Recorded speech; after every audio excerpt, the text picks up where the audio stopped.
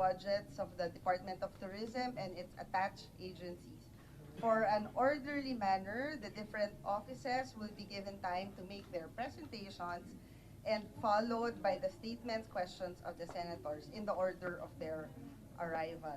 May I call on the COMSEC to acknowledge for the record our resource persons for this afternoon. Of the legal and special concerns and also chief of staff. From the administration and finance, we have Yusek Shereen Gail U. Pamintuan. From the office of the secretary, we have Yusek Ferdinand Humapao, Yusek Myra Paz Valderosa Abubakar, Director Ronald Conopio, Mr. Roberto Alabado III. From the tourism development planning, we have OIC Yusek Verna Esmeralda Buensuceso. From the Human Capital Development and Industry Manpower Development, we have ASEC Maria Rica A. Bueno. From the Regional Monitoring Service, we have ASEC Christopher V. Morales. From the Tourism Development and Office of Tourism Development Planning, Research, and Information Management, we have OIC ASEC Warner Andrada. For its attached agencies, from the Intramuros Administration, we have Administrator Attorney Joan M. Padilla.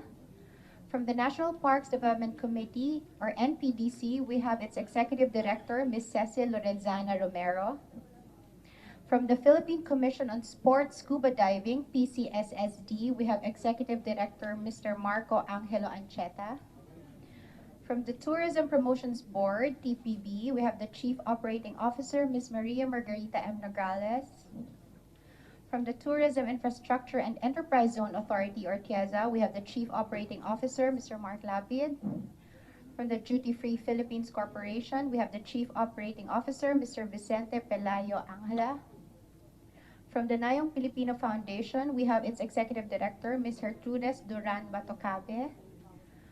From the Philippine Retirement Authority, we have Mr. Philip John Romero. We also have the Ms. Milagros Say from the Planning Service and Financial Management Service. From the Office of Special Concerns, we have Attorney Ana V. Bacomo Lapitan. From the Office of the Public Affairs and Advocacy, we have Ms. Zarina Zara Loyola. From the Tourism Regulation, Coordination, and Resource Generation, we have Ms. Judilyn Kiachon. From the Office of Product and Market Development, we have Mr. Paulo Benito Tugbang.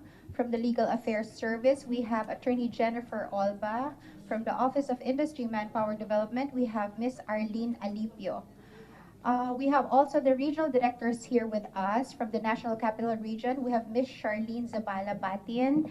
From the Cordillera Administrative Region, we have Ms. Jovita Ganongan. From Region 1, we have Mr. Joseph Francisco Ortega.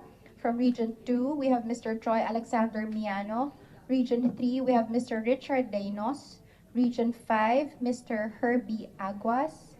From Region 6, Ms. Crisanta Marlene Rodriguez.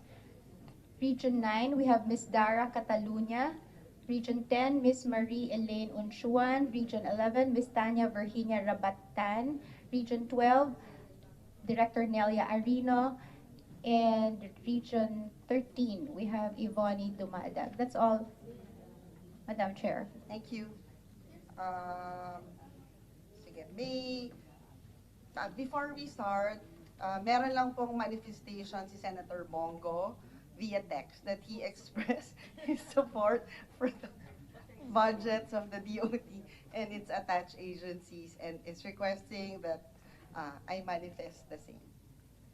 So let us begin. May I now recognize the Department of Tourism Secretary for their presentation, followed by Intramuros Administration, NPDC, PCSSD, DFPC, NPF, PRA, TIEZA, and TPP. Thank you. Please proceed, Secretary. Mabuhay. Magandang hapon. Maayong hapon to our Honorable Chairperson, Senator Maria Lourdes Nancy Binay, Senator Lauren Lagarda, and this August committee. I am accompanied today by the officials of the Department of Tourism and our attached agencies. And I have the honor to propose the budget of the Department of Tourism for fiscal year 2024. Tourism is our collective source of national pride that has been a vital pillar of our economy. After the pandemic, as the world woke up to countries opening up to travel and tourism once again, the landscape variably changed, which necessitated taking on a developmental approach towards tourism, as well as a recognition of the necessity for innovation in corresponding to global trends. Our President, Ferdinand Bongbong Marcos Jr., has long recognized since the beginning of his administration the immense potential of tourism as a socio-economic tool for development to provide livelihood and employment opportunities to our fellow Filipinos. Capitalizing on the phenomenon of revenge travel, the Department of Tourism has engaged in various plans and programs to ensure that we are able to uplift the quality of tourism in the Philippines, as well as to compete shoulder to shoulder with our direct competitors in the ASEAN.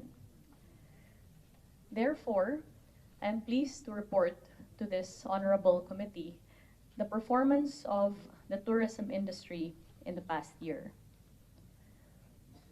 Tourism has been identified by our economic managers as the second top driver of the Philippine economy in the first half of this year. Despite global trends, tourism's massive impact seen in the Philippines with anticipation of faster recovery due to policies under the Marcos administration, collaboration in tourism development, and private sector investment has seen the Philippines progress even higher in terms of percentage of recovery vis-a-vis its ASEAN neighbors. The recovery of Philippine tourism vis-a-vis the ASEAN is well seen, with 66.33% year-on-year from January to July 2023 to January to July 2019 versus the 54% average recovery rate of the ASEAN in 2022.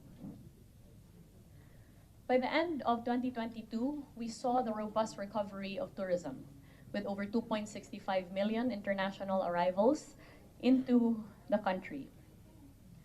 This resulted in tourism's contribution to our economy amounting to no less than 1.87 trillion pesos, which reflected a phenomenal 67.18% recovery in visitor receipts vis-a-vis 2019 versus the average 28% recovery of ASEAN tourism receipts. As far as domestic tourism is concerned, and which has been the foundation of Philippine tourism, we saw 102.9 million domestic trips taken in 2022, marking a recovery of 84% in domestic travel vis-a-vis 2019. Thus far, tourism has contributed 6.2% of our gross domestic product, and as mentioned earlier, our national economic managers have attested to the strong contribution of tourism as far as our economic growth is concerned. All of these numbers have resulted in employment for our fellow Filipinos, with over 5.35 million employed in the tourism sector in 2022, reflecting a 93% recovery rate from our tourism employment in 2019. As of October 3, 2023, I am pleased to report to this honorable committee that the Philippines has received over 4 million international arrivals into the Philippines, constituting over 84.7% of our target for this year. Thus far, the revenues contributed by tourism to our economy as of September 30, 2023, numbers 344 billion pesos. Very briefly, I will take you through the big wins that we have had in tourism under the Marcos administration. our President has approved the revised National Tourism Development Plan for 2023 to 2028 that seeks to reposition the Philippines on the strength of its culture, heritage, and identity, and focused on the principles of sustainability, resilience, and global competitiveness. The vision of the President being one of transformation of the Philippines into a tourism powerhouse in Asia. Early on in the Marcos administration, we made the effort to study the developmental pillars of tourism around the world, and which revealed that the Philippines has been plagued with challenges in terms of the basic pillars of tourism involving infrastructure, connectivity, and the like. Therefore, the National Tourism Development Plan sets forth 7 strategic goals and objectives that seeks to improve the developmental challenges of tourism in the Philippines. These objectives are distilled into 3 key strategies, namely connectivity, convenience, and equality. First, on the aspect of connectivity, we continued our collaboration with the Department of Public Works and Highways, recognizing the necessity of ensuring that our destinations, whether key, emerging, or lesser known, are accessible by way of quality tourism roads. Therefore, in 2023, this convergence resulted in the continuation of the construction of no less than 158 kilometers of tourism roads. Recognizing our gateways as the first and last impression of our tourists, we have also enhanced connectivity in partnership with the Department of Transportation. If you've had the opportunity to pass through NAIA Terminal 2 lately, our collaboration with the Department of Transportation, as well as our attached agency, the TIEZA, has resulted in the enhancement of NAIA Terminal 2 with Filipino-themed amenities and improvements to the interiors of the entire tourism experience in this airport. The Philippines has the unique challenge of only being accessible by air unless you take a cruise to the Philippines, and that is why important to us is to study the connectivity challenges of the country.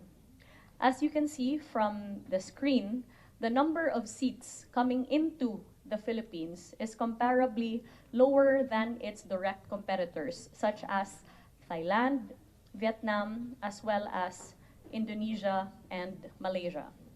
However, the effort to converge with our aviation partners has resulted in a 90% recovery as far as the seats coming into the Philippines this year. We have also seen incoming flight frequencies increase vis-a-vis June 2022 and June 2023. And you can see from the screen the high rate of increase in the number of flights coming into our key gateways in the country, and which has greatly helped tourism into and around the Philippines. We have also sought to elevate the quality of tourism offerings of the country, because the effort of the Marcos administration is not only to recover, but to transcend. And that is why we now have the very first Philippines hop-on, hop-off bus tours for Metro Manila, where we first launched in Makati, followed by the City of Manila, and in other key cities. The hop-on, hop-off offers tourists an opportunity to get to know the heritage sites and other touristic destinations in the metro with the convenience of obtaining a ticket via a mobile application. Recognizing the necessity for improved internet connectivity, we partnered with the Department of Information and Communications Technology in order to improve internet and Wi-Fi connectivity in 94 Philippine destinations this year. Initially, this partnership has resulted in the forthcoming improvement of at least 47 tourist destinations across Palawan, Cebu, as well as Baguio. The good news is that cruise tourism has come back in a very big way into the Philippines, with over 100 ports of call across 30 island destinations across the country. bringing in more than 110,000 tourists and some 50,000 crew. Under the National Tourism Development Plan, the effort is to expand our cruise tourism portfolio further to other island destinations in the country. In a study conducted among domestic tourists, it was found that the #1 concern of Filipinos going around the country as they visit one tourism destination to the next is the need for the provision and improvement of public toilets, requiring government priority intervention. During our listening tours conducted across the tourism value chain all over the Philippines and all over the world, the lack of public facilities such as toilets, lounge, information center for tourists was also of grave concern. Therefore, we wasted no time in breaking ground on 10 tourist rest areas across the Philippines that spans the vast expanse of our country, including Luzon, Visayas, and Mindanao. So popular has the reception been from our tourism stakeholders and our tourists that we're expanding this program to build 15 more tourist rest areas across the country. I would like to invite your attention to the screen that gives you a view into our tourist rest area, which is constructed in partnership with our attached agency, the TIEZA, as well as our partner local government units that provides a comfortable information center and lounge for tourists, as well as clean and decent restrooms with showers and even a lactation room for breastfeeding mothers. And importantly, it supports local economies by providing a pasalubong and souvenir center for our micro, small, and medium enterprises. Just yesterday, on the aspect of convenience, we have launched the very first tourist assistance call center in the country that provides our tourists the convenience and the comfort of having a unified number to call that consolidates the assistance from national government agencies, regional offices, as well as local government units, and even law enforcement and health and safety. Should you be a foreign or domestic tourist and you require assistance, you can have a landline number to call or a mobile number, as well as a web interface, either via our website or a chat mechanism that can reply to any and all requests for assistance by our tourists.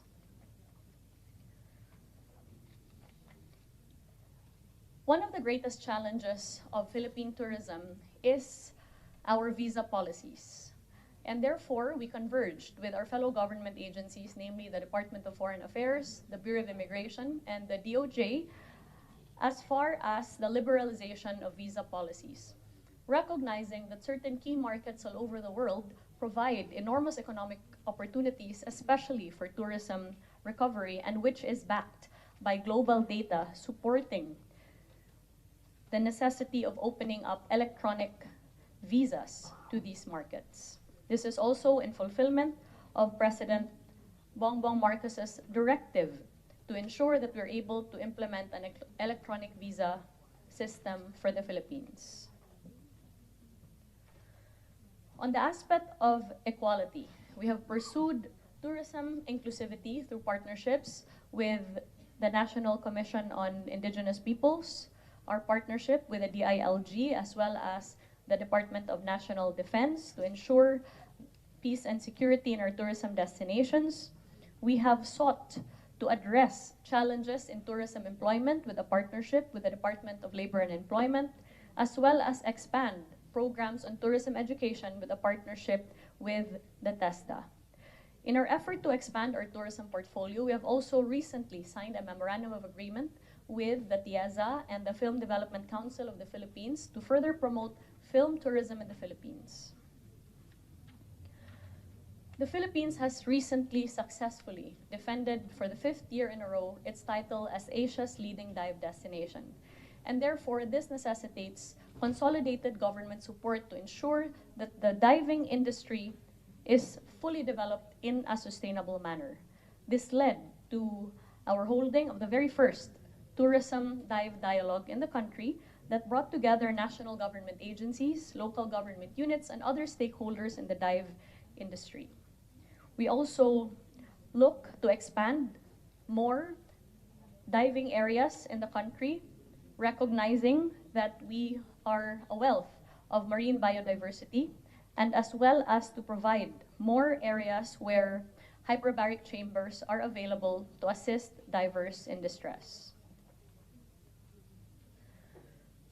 Undoubtedly, the best asset of Philippine tourism is the Filipino people.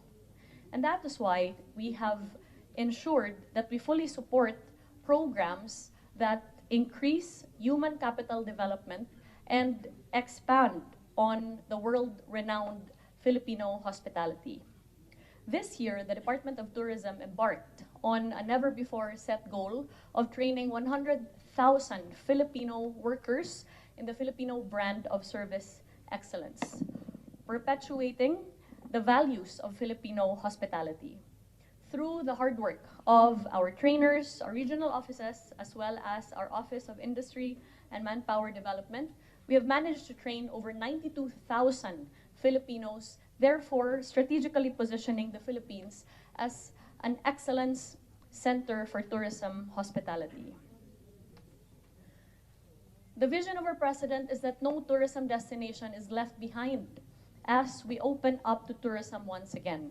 And that is why we have recently launched the Philippine Experience, a heritage, culture, and arts caravan that seeks to give opportunities to our key destinations as well as our emerging and lesser-known destinations to introduce the best of their destinations to the world. And that includes not only a visit to their nature-based destinations, but also an introduction into their culture, their heritage, their history, their identity, and importantly, the product of their local makers. We foresee that the Philippine Experience will foster national unity and national pride.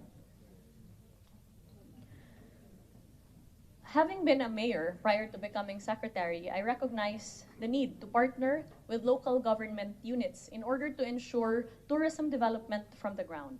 And that is why, in partnership with the TIEZA, we launched the Tourism Champions Challenge for cities and municipalities that aims to give financial grants to LGUs all over the country that would propose tourism infrastructure projects that are in conformity with the National Tourism Development Plan.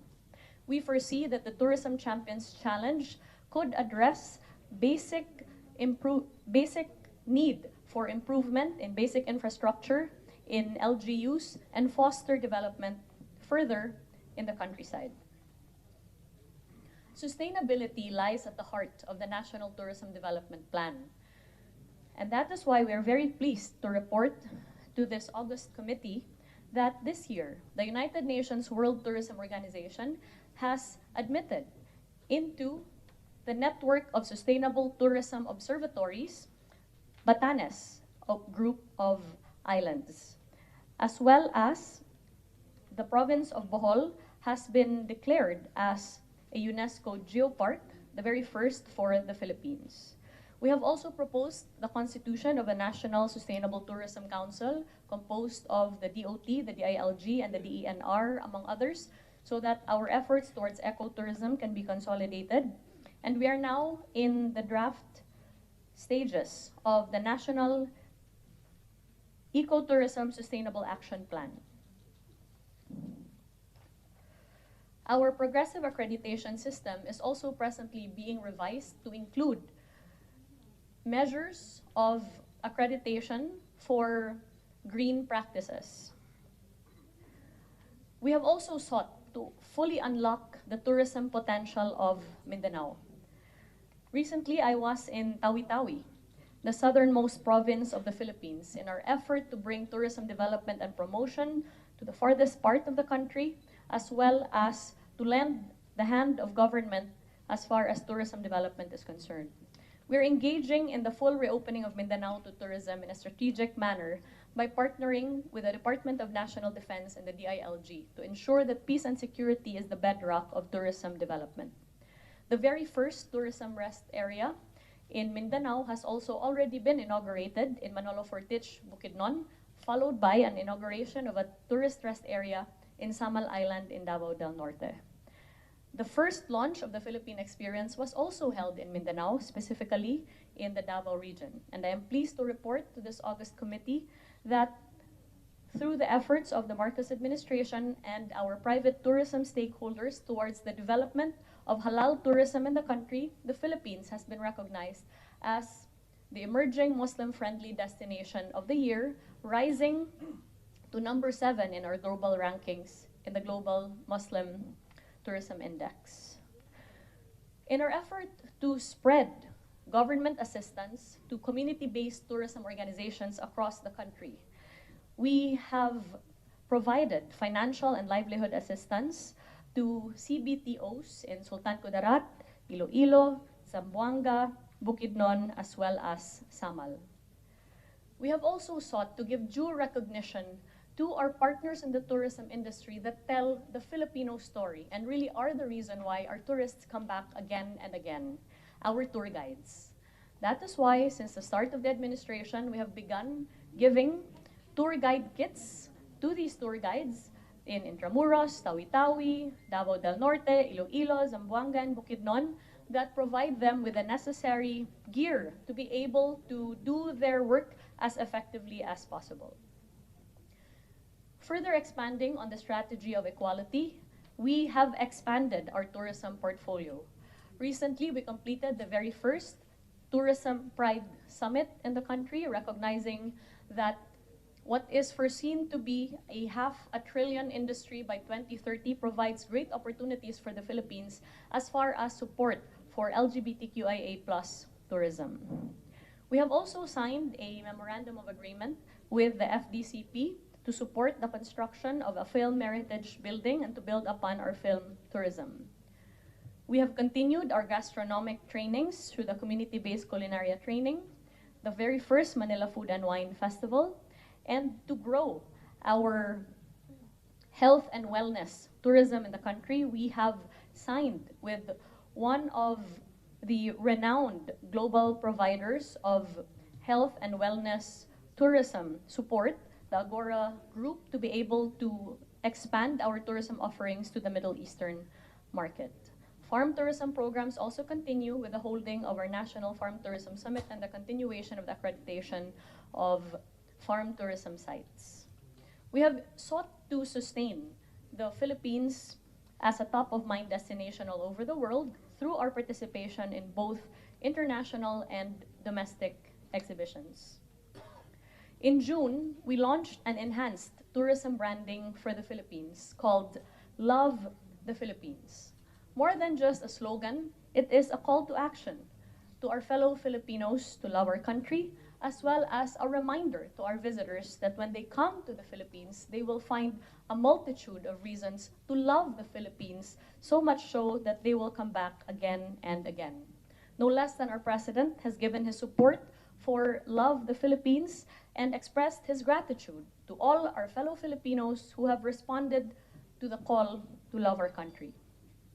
There are many iterations for Love the Philippines that can be applied across the entire tourism portfolio, from our gastronomy to our culture, to our marine biodiversity, health and wellness, adventure, our sports tourism offerings, as well as our islands, and including, of course, our heritage. Thus far, a total of 972 local government units, officials, hotels, attractions, malls, associations, and other personalities have expressed their support for Love the Philippines, evincing acceptance of the enhanced tourism branding campaign. Needless to say, there are many reasons to love the Philippines, and the world has told us such. As mentioned earlier, we have managed to defend our title as Asia's leading dive destination, and the Uzakrota Global Travel Awards has also chosen the Philippines as the world's leading country destination for tourism. Recognizing the Philippines' repositioning, as well as lending its support to our country's approach towards tourism development under the Marcos administration, our fellow nations that are members of the United Nations World Tourism Organization have affirmed their support for our country through the election of the Philippines as the Vice President of the United Nations World Tourism Organization 25th General Assembly and Chair of the Commission for East Asia and the Pacific. The last time the Philippines held this position was in 1999, or 24 years ago. Our fellow tourism nations have also expressed their confidence in the country's hosting of the Joint Commission meetings of the UNWTO East Asia and the Pacific and South Asia in Cebu next year. As we usher in the golden era of tourism, we foresee that with the support of the Senate and as well as this August committee, there are several projects down the road that we foresee would further elevate the quality of Philippine tourism. First is the continuation of our tourism road infrastructure projects with budget lodged under the DPWH. We have sought for funding to be given to new tourism roads so as to give opportunities to new destinations in the country. We will continue the enhancement of the tourist experience in our gateways.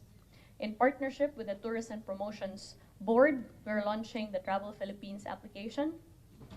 We have also already made the DRRM operations manual that will guide all our regional offices in case of calamities and disasters, as well as expand on our cruise tourism portfolio. With your kind support, Madam Chair, next year, we hope to be able to build tourist emergency centers across our densely populated tourist destinations to lend safety and health to our tourists.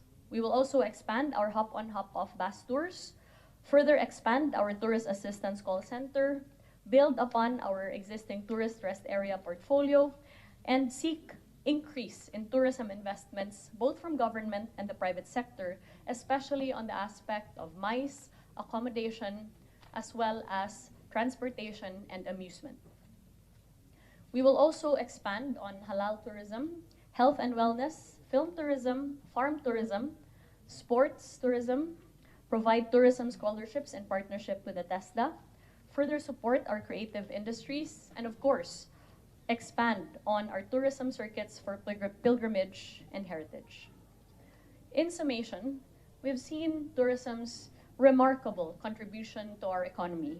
And if what we seek is an expansion rather than a contraction, we seek the kind indulgence of this August committee as well as the Senate for support for the Department of Tourism's budget, as it can only inure to the benefit of our economy. As a matter of fact, only 2 days ago, the Secretary of Finance has reported that domestic and international tourism is seen to drive trade, transportation, storage, accommodation, and the food services sector this month. Having reported on the industry performance of tourism in the past year, I now present to you the 2024 budget proposal of the DOT, which will be followed by our attached agencies. As a preface to that, we have sought to ensure that we're fully compliant with all government regulations pertaining to the disbursement of government funds. That is why I'm pleased to inform the Honorable Chair that the Department of Tourism was able to receive an unmodified opinion from the Commission on Audit for fiscal year 2022. As far as DOT's financial performance is concerned, reflected on the screen is the utilization as of June 30, 2023, and our projected utilization, which will stand at 63% by the end of October this year.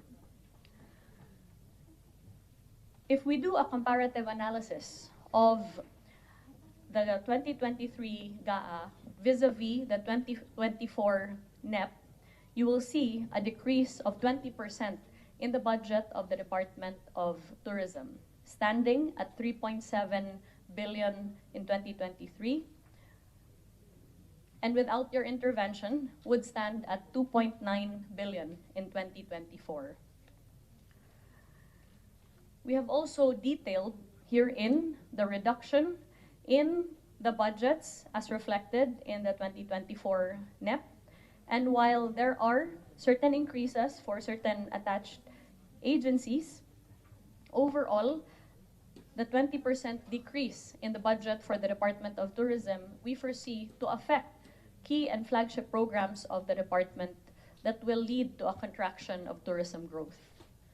Particularly for the OSEC, DOT OSEC NEP, we have detailed herein that across nearly all of the operating units and expense accounts of the DOT OSEC, there is a decrease in our budget. The allocation is notably 82% lower than the DOT's initial proposal. The DOT therefore appeals for a reevaluation of the budget as well as the necessary resources in order to effectively fulfill its mandate, especially that we all know how crucial the tourism sector is to our economy that employs millions of Filipinos.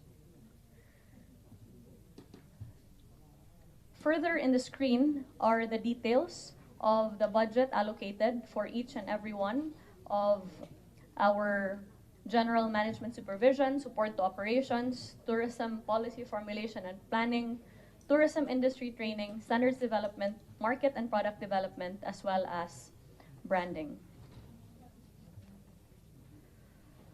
The Department of Tourism is committed to continue the gains that have been made in this sector under the Marcos administration by taking a developmental and innovative approach towards tourism development.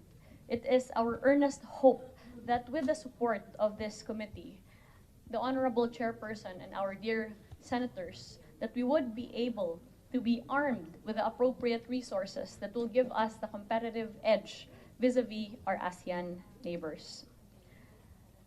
Daghang salamat kaninyong tanan. Love the Philippines.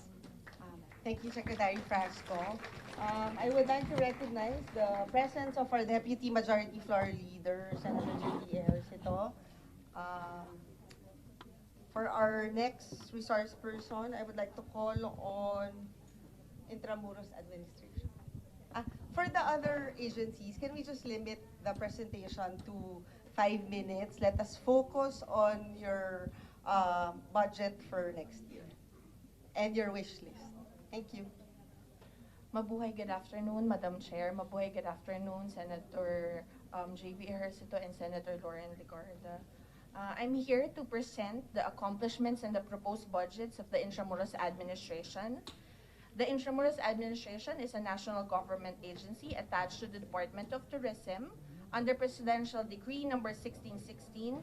IA is responsible for the orderly restoration and development of Intramuros as a monument to the Hispanic period of Philippine history. The following slides will show our accomplishments for our Prexy targets for the first half of this year. For the percentage of existing site structures maintained, conserved, and restored, it's about 100%. For the artifacts maintained, 74.48%. For commercial properties, it's 100%. For events facilities, it's 84.62%. For a revenue generation, we have already collected, as of August 31, 83 million pesos, which goes to our revolving fund. For the percentage for use of event facilities acted within 24 hours, it's 100%. For promotional activities, it's also 195.45%.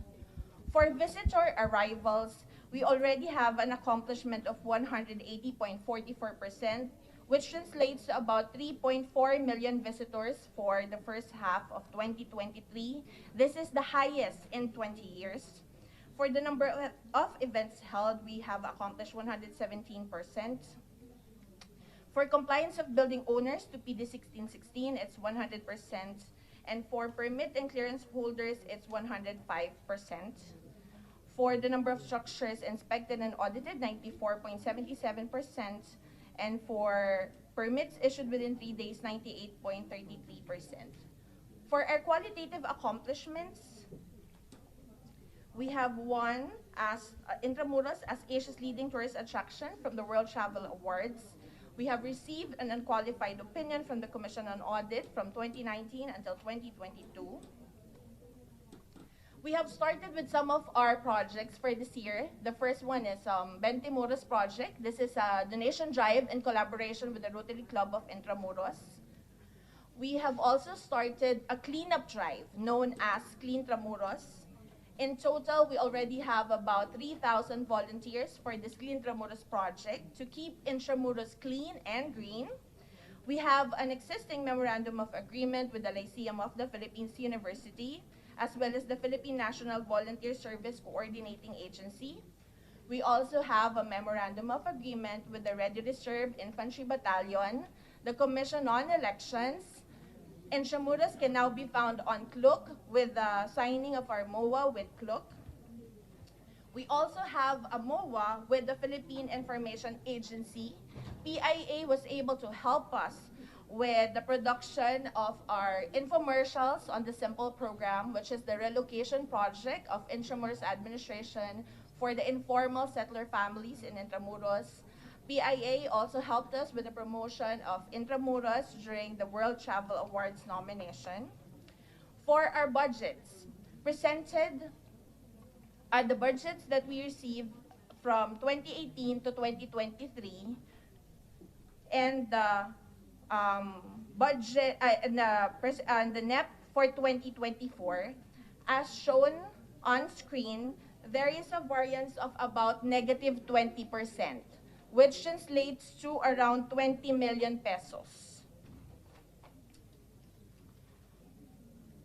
For the submitted proposals, we have submitted a total of around 212 million pesos. But under the 2024 NEP, we are only given 75 million pesos, or a variance of around 136 million pesos.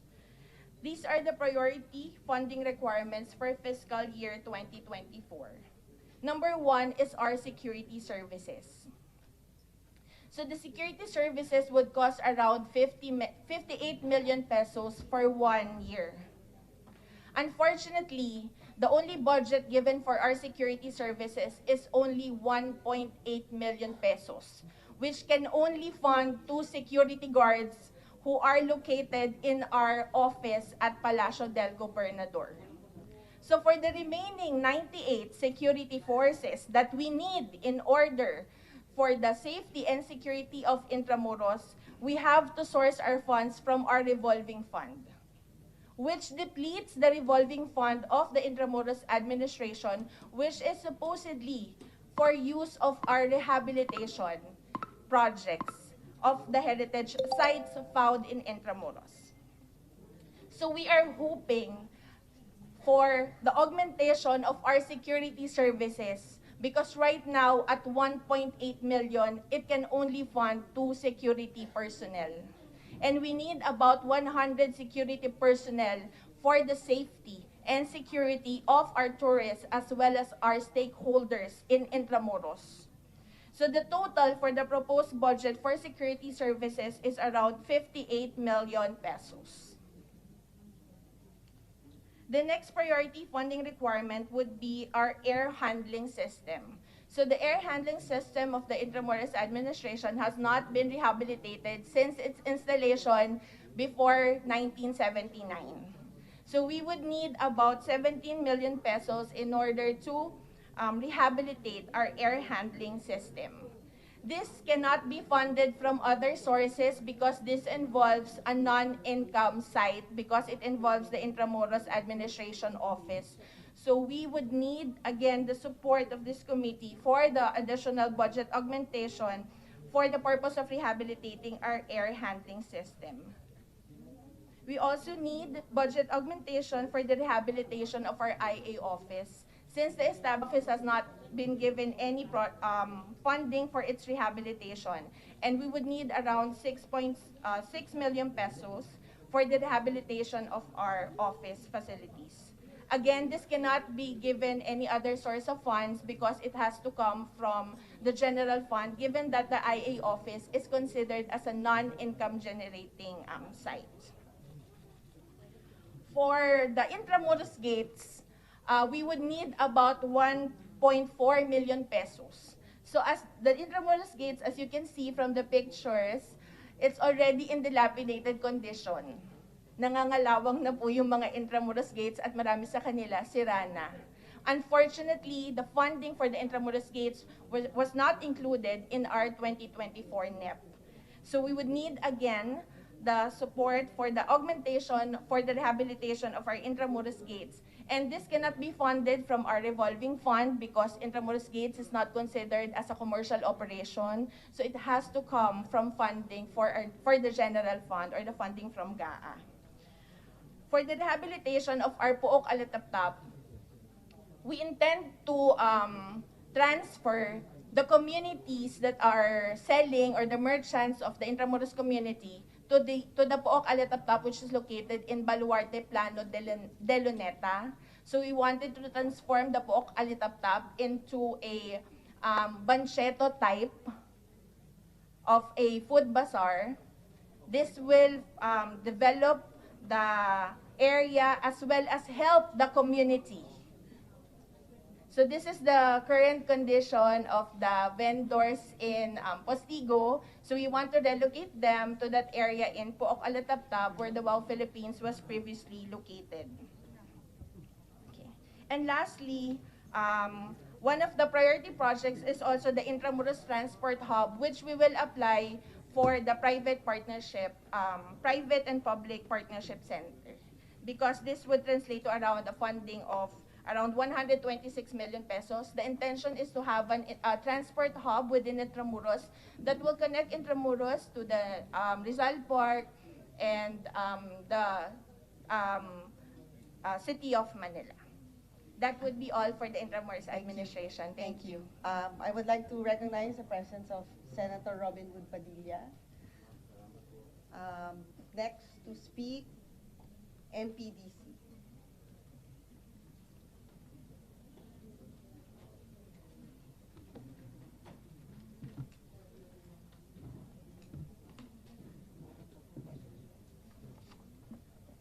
Good afternoon, Madam Chairman, Senator Nancy Binay, Senator Lauren Regarda, Senator J.B. Hercito, and Senator Robin Padilla. Okay. I was advised to go straight to the National 2024 National Expenditure Program for the NPDC.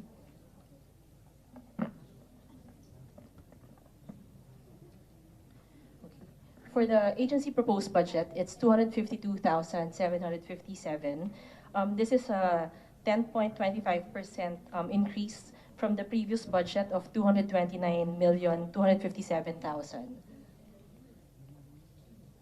Okay, next slide. Okay, so this is the breakdown for the agency proposed budget for NPDC as compared with the 2023 budget.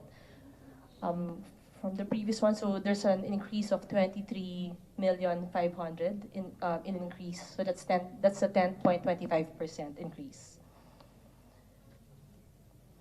Okay, next slide.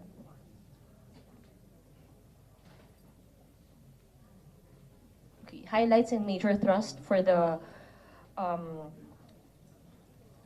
NPDC is the development and maintenance of the assigned parks. Right now, we're managing Rizal Park and Paco Park. So this is for the general upkeep and maintenance of assigned parks, the implementation of the Rizal Park Master Plan, specifically in the open-air auditorium, the enhancement of our gender-responsive restrooms for the western section and the northern comfort rooms, the facade enhancement of the Gender and Development Center, the supply and installation of electrical tapping points at park facilities, the rehabilitation of the wiring system at the main powerhouse building, and the refleeting of the NPDC motor vehicles and park and ICT equipment. The second one is the promotion of recreational, social, cultural, and educational programs and activities. For our regular programs, that's Concert at the Park, Paco Park presents Stop and Salute Flag Ceremony, the Martyrdom of Dr. Jose P. Rizal, a light and sound presentation, and park conversations. We've also started to include the changing of the guard ceremony, the silent drill exhibition, parkumentaries, cinema in the open air, and the Rizal Park and Paco Park walking tours. Some of our special programs include the NPDC anniversary, Chinese New Year, the usual other events like Earth Hour, National Heritage Month, Flores de Mayo, down to during the Burmas for the holiday season. This is in coordination with other concerned organizing committees for the conduct of the following activities. Another one is the improvement of our financial viability in support of the NPDC mission. This is to intensify the linkages with the NGOs and the other government organizations for donations to support NPDC special projects. This is for the publication of our brochures, the conduct of business affairs, representations, and networking with various public and private groups and individuals. And lastly, maintenance of peace and order in the assigned parks. The augmentation of the present security forces of the agency, including the deployment of tourist-oriented police for community order and protection, that's a Top Cop program, strengthening linkages with law enforcement agencies like the MPD and also the MMDA, then maximization of the use of our CCTV for park security. The proposed budget that is not included in the National Expenditure Program is, our Tier 1 is 212,511,000. For the Tier 2, there's an additional, we're asking for additional 341,697, which is actually composed mostly of the capital outlay since we haven't been receiving any capital outlay for the past 3 years. Maybe this year we do have one for our NPDC offices, which is going to be built, which will start building within the year also. So the budget not considered for NPDC is amounts to 301,451,000. The following are the top 10 proposals under the MOE and the capital outlay that were not considered. Okay, so this is for the conduct of the Philippine Parks Congress. We've conducted the first one last year, so we're continuing with the second one this year. So we hope to continue this so that we can start the conversations really about the development of more parks here in the Philippines.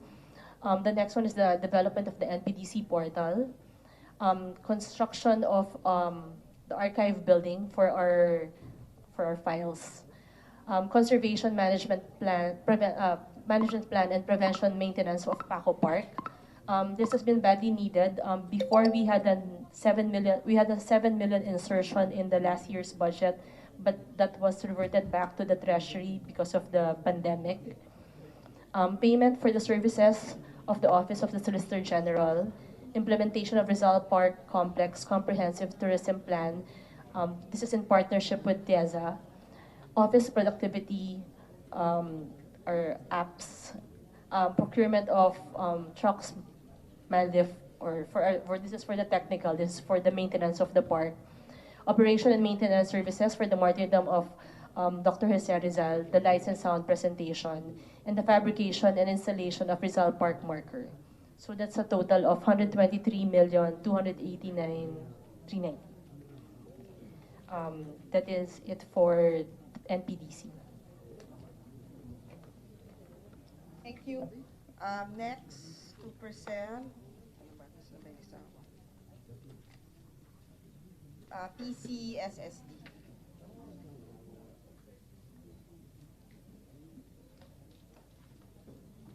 Honorable Chair, Senator Maria Lourdes Nancy Binay, Senators Robin Hood Padilla, Senator J.V. Ercito, Senator Lauren Legarda, good afternoon po. I'm representing the Philippine Commission on Sports Scuba Diving.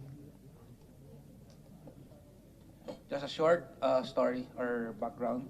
The Philippine Commission on Sports Scuba Diving was created in 1978 by virtue of Letter of Instruction 745 by then President Ferdinand Marcos Sr., with the vision that the Philippines becomes the leading dive destination in Asia. Its mandates include promulgation of programs and projects geared towards the development of the country as the premier diving area in Asia, formulate rules and regulations safety standards and operating procedures for the development of the sports in the Philippines, undertake studies, researches, and surveys for possible incentives to private sectors, and formulate and implement programs on marine conservation, particularly those in areas of high touristic value. In 2007, the Commission was directed and authorized to exercise the power and function of regulating the operation of dive establishments and activities of dive professionals in the country.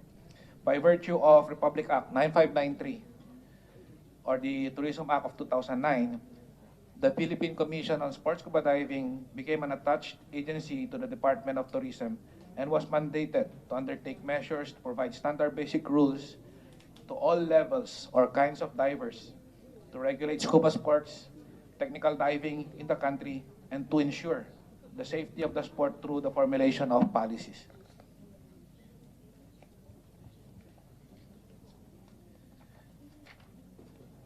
I shall proceed with the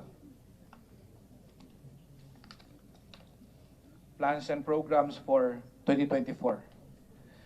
Currently, the Philippine Commission on Sports Scuba Diving is transitioning into a fully attached agency, whereas previously an integrated office inside the Department of Tourism. For this year, the PCSSD received its first budget, which is directed directly to the PCSSD's account. For the plans and programs for 2024, we have in line in-depth policy and mandate review. We have stakeholders mapping and symposiums, accreditation of recreational sports scuba divers and dive professionals, accreditation of dive establishments and lipaboard dive boats. And while we are transitioning into an attached agency, we're going to be focusing a lot on the capacity and capability building of our personnel. So we will be focusing a lot on trainings and seminars for personnel and for the members of the stakeholders. Our proposed budget for 2024 is 14 million for a national agency. Our budget is 14,575,000. This includes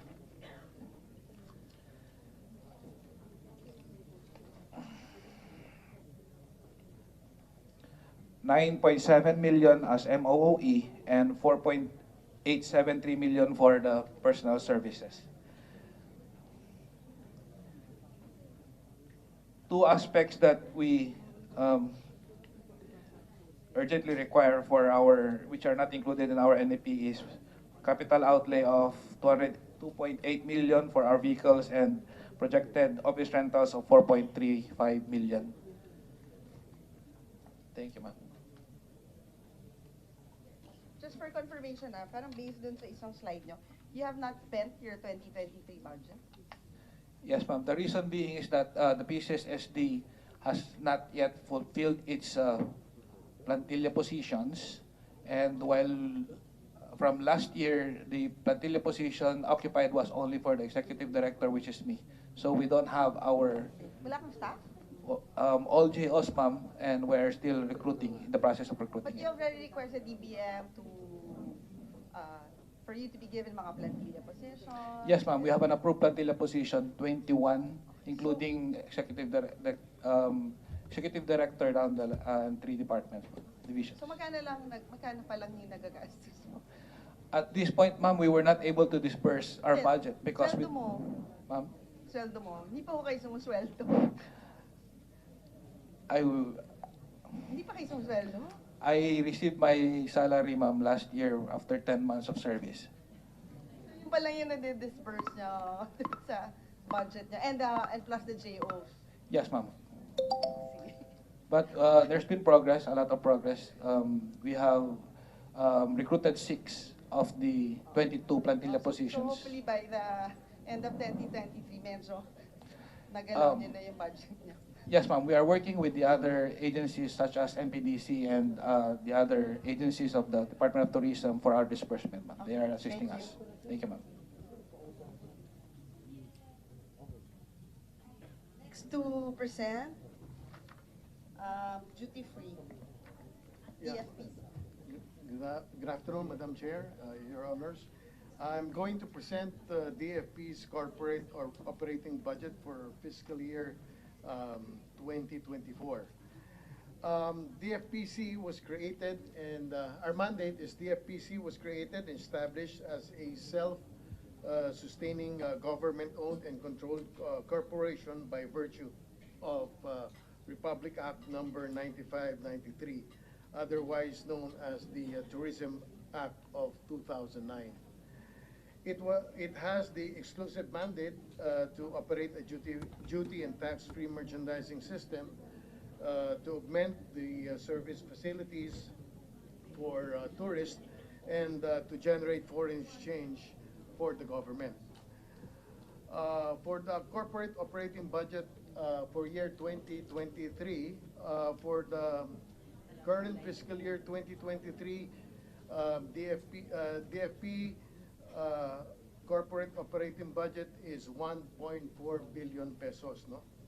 And the total sources of funds is 1.427 billion pesos, which comes from our sales target of 123.5 million US dollars. The total uses of funds is 1.402 billion. This comprises of the following. Well, one is personal services of 544 million pesos. Number two is MOOE amounting to 842 million pesos. And the for capital outlay, we have 16.4 million pesos. This will equate to a surplus of 24 million pesos. For DFPC 2023 projected accomplishments, we have 2023 monthly marketing thematic promotions. We opened the Bacolod store last September 18, 2023. And the DTI Fiesta Corner project, showcasing local products. This is in collaboration with the DTI. Partnership with the airlines, PAL and AirAsia, and the hotel,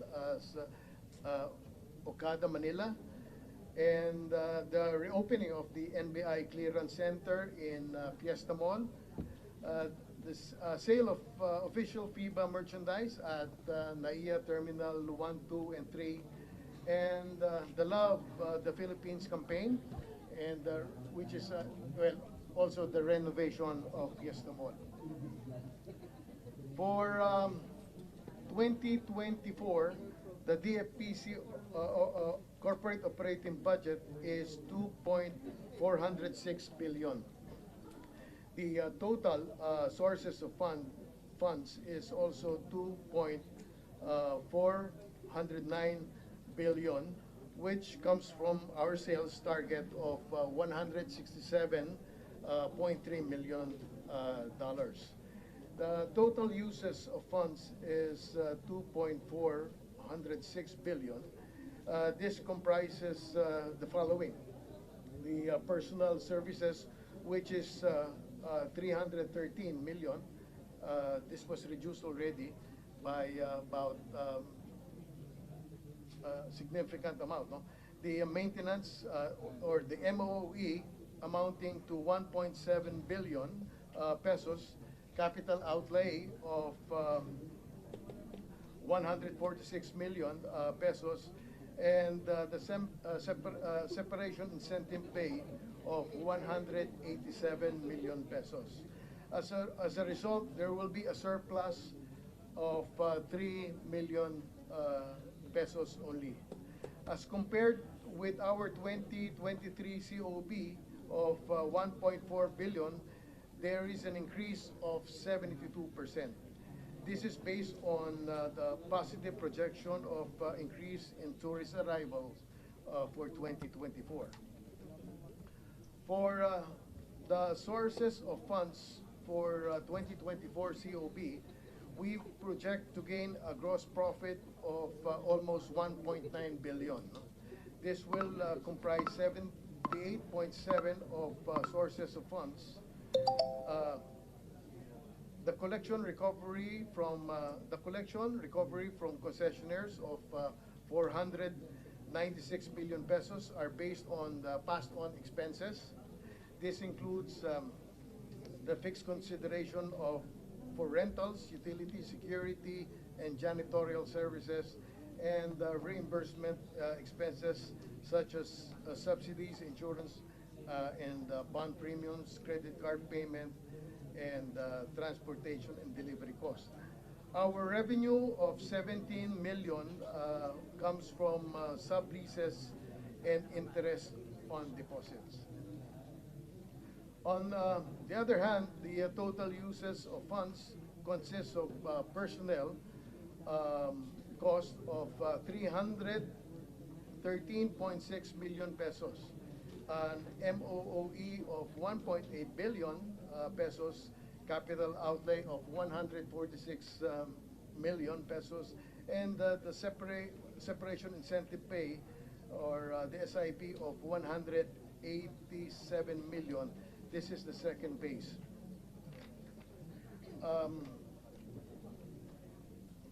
Okay, last slide, please. Okay, for the last slide, DFPC as a self-sustaining JOCC does not have any budget included in the National Expenditure Program. That's all. Thank you, Madam Chair. Thank you. Next to present, Nayon Filipino Foundation.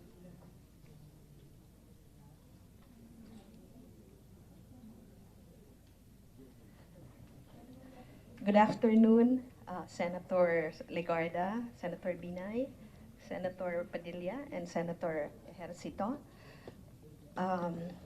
The closure of the Nayon Filipino Park in Clark has led us to explore new avenues and opportunities to fulfill our mandates.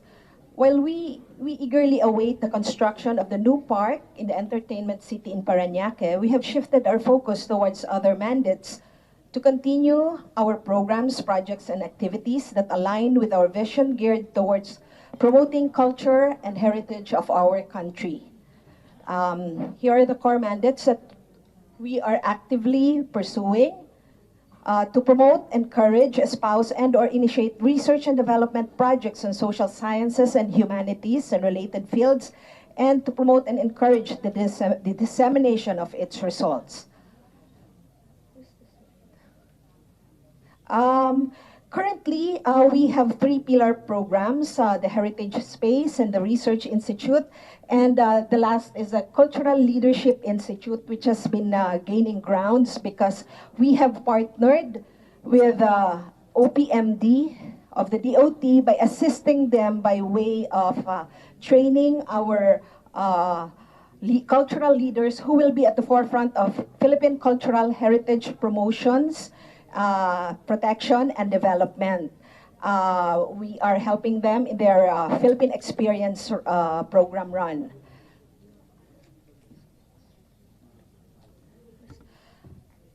As for the budget for 2023, the DBM approved budget of NPF is 79.8 million. We have been experiencing a low utilization rate. Yes, I would like to recognize Senator Legarda. I wanted to finish, Madam Chair, thank you. I wanted to finish all the agencies, but I was just asking the lawyers, and in my 25 years experience, I don't see how a foundation can be funded by government funds. We're not allowed to do that. And I see that it's a foundation. And I had the impression that there was no government allocation. But there's an allocation, 79 million. Is it from your income? No. But then, of course, the one fund concept, it should go back to Treasury because Yes. government agencies are not allowed to keep their funds.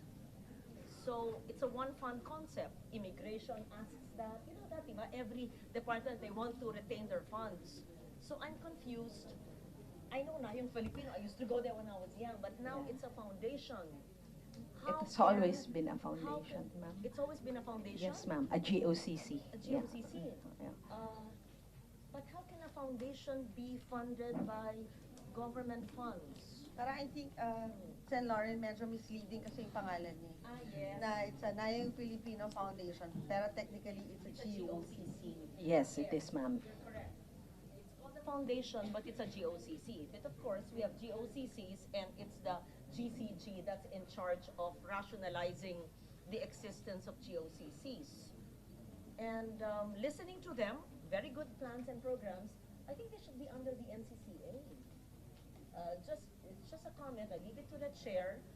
But, and I don't see Nayon Filipino anymore the way I used to see it when I was a child. Anyway, please proceed. I'm just wondering why it's called the foundation, and then you're granted GAA funds of 79.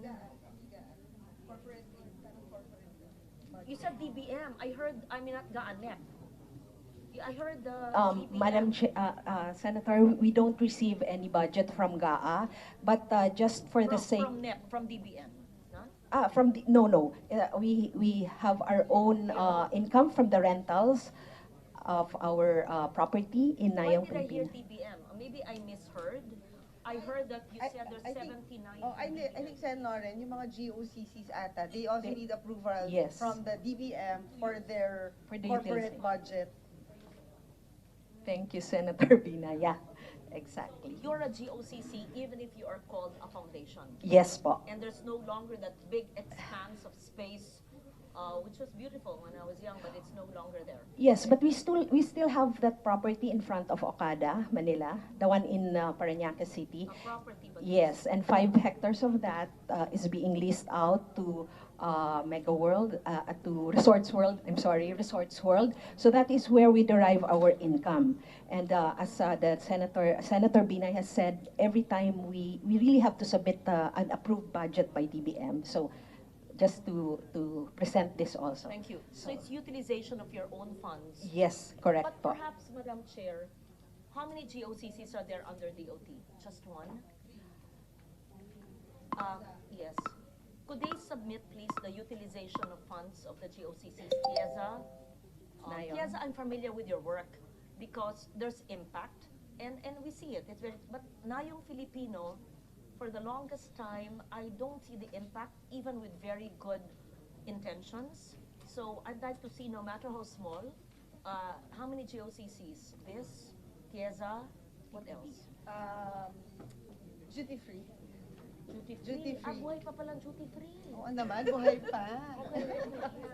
Sige. Oo. Buhay pa. Perhaps they should submit because their utilization of funds. Oh, but Thank you. I think, Sen. Lauren, I don't know kasi bata pa ako noon. Nung nasara ata yung Nayong Pilipino near the airport, ang intention ata was to rebuild it in another location. Yes. And I think that is the existing The one property in front now. of Okada. The Yeah. one, yun yung Yeah, the vacant lot, entertainment diba? city. But for some reason, hindi nagte-take off at hindi nare-rebuild yung dating Nayong Pilipino. For the information po of our honorable senator, Di the ba parang ones in naiyak front na of, yun? yes, that land is not anymore in our possession. By executive order, it was given to the Manila International Airport. So that's it. Okay. Yes. So, can I continue with the budget? So, yes, we have the DBM approved budget is 79.8 million, and we have a quite low utilization rate, and most of this is because of the payment of the real property tax, which amounts to 22 million annually, which were earmarked for the last quarter of the year. And of course, also our perennial problem of hiring plantilla employees. It's been very difficult for us to constitute our own HRMPSB. Okay, the next slide. For the proposed budget, we stayed with the last year's budget of 79.8 million, but we're praying if we could add 50 million more for the project feasibility study. If we be granted, we were thinking, because we were planning that just in case the national government is ready to fund us, we would be able, to present a carefully prepared feasibility study. So for personal expenses, that's just personal services, 29 million, MOOO, 97 million, because 50 million of that would be for our feasibility study of the park, and a capital outlay of almost more than 3 million, a total of 129 million. That's it. Thank you very much. Thank you. Next to present, PRA. Okay. Madam Chair, lest we forget what we wanted to ask, do you still have a collection of antiquity and artifacts and textiles? You still do? Yes, Where we is it do have. stored, or where is it exhibited? Right now, it's being stored in our office in Intramuros, but recently we have signed a MOA with the Tarlac LGU, where they will house all our artifacts, our material culture, for from March to 3 years. So until we have the park, so it will be with Chair, siguro maganda, baka Tarlac NCCA LGU. or attached agency from NCCA can also look at the collection Yes. and check on it kasi sila Yes. yung may parang core competence. You're correct. that's it. I move, Madam Chair, that this GOCC will give to the chair, this committee, the inventory of all artifacts and textiles and collection, and see the process or the way it is being conserved. Do you have conservators? Do you have the competence? A National Museum has a storage and art, and we have the whole National Museum. Why are we forcing it to stay in an office when there's a National Museum? And this is really a whole of government thing. You know, dapat walang turf, with all due Yeah, respect we to do. everybody. Except that I'm shocked that we have so much beautiful collections and they're in a small agency that lies in an office. In National Museum, we fund them and they even acquire, right? Because they've been expanding. So my motion, and at the proper time, well, first they submit their inventory, and then it can be on loan. I know it's government and government, right? It's a GOCC. And we tell Jen. And maybe they can sign a MOA with National Yes, Museum correct. or... In fact, I've been suggesting that from the time of Ana Labrador when she was curating the National Museum. I'm not certain what happened. Maybe it was another head. But for DG Barnes to deal with Miss Duran, Matikabe, yes, so that it can be on loan or give it or on loan, whichever is the best. And if there would be space in the National Museum or in the regional museums, yeah, with the permission, of course, because you're all under the DOT, so there could be a MOA. While we respect the MOA with Tarlac LG, of course, the governor's a good friend, it would be good to be in Region 3, but after whatever MOAs you sign, so that this possibility of it being under the National Museum, under the NCCA, can be looked into. Madam Senator, if I may just manifest, the previous executive director has already reached out, and even during my time with Mr. Jeremy Barnes, and I'm not, why it was not, because there were many duplications, like the textiles and all. So we were thinking during the time when we were, I was instructed by the previous executive director that if ever we have to donate our artifacts, we have to donate everything to the museum, to the National Museum. But apparently, he was informed that she was informed that Mr. Barnes would want only to select a few pieces, and those are our prized collection. So we'd rather save all our collection and give it to one, to lend it to Tarlac than giving our prized possession to NCCA when to the Metropolitan, to the National Museum, when they have already what we have. The textiles now are mostly duplications. So we will seek the better judgment from NN. Just so that Okay, it's clear, yes. because- Yes, madam. Thank you for that information. Okay. But they have regional museums.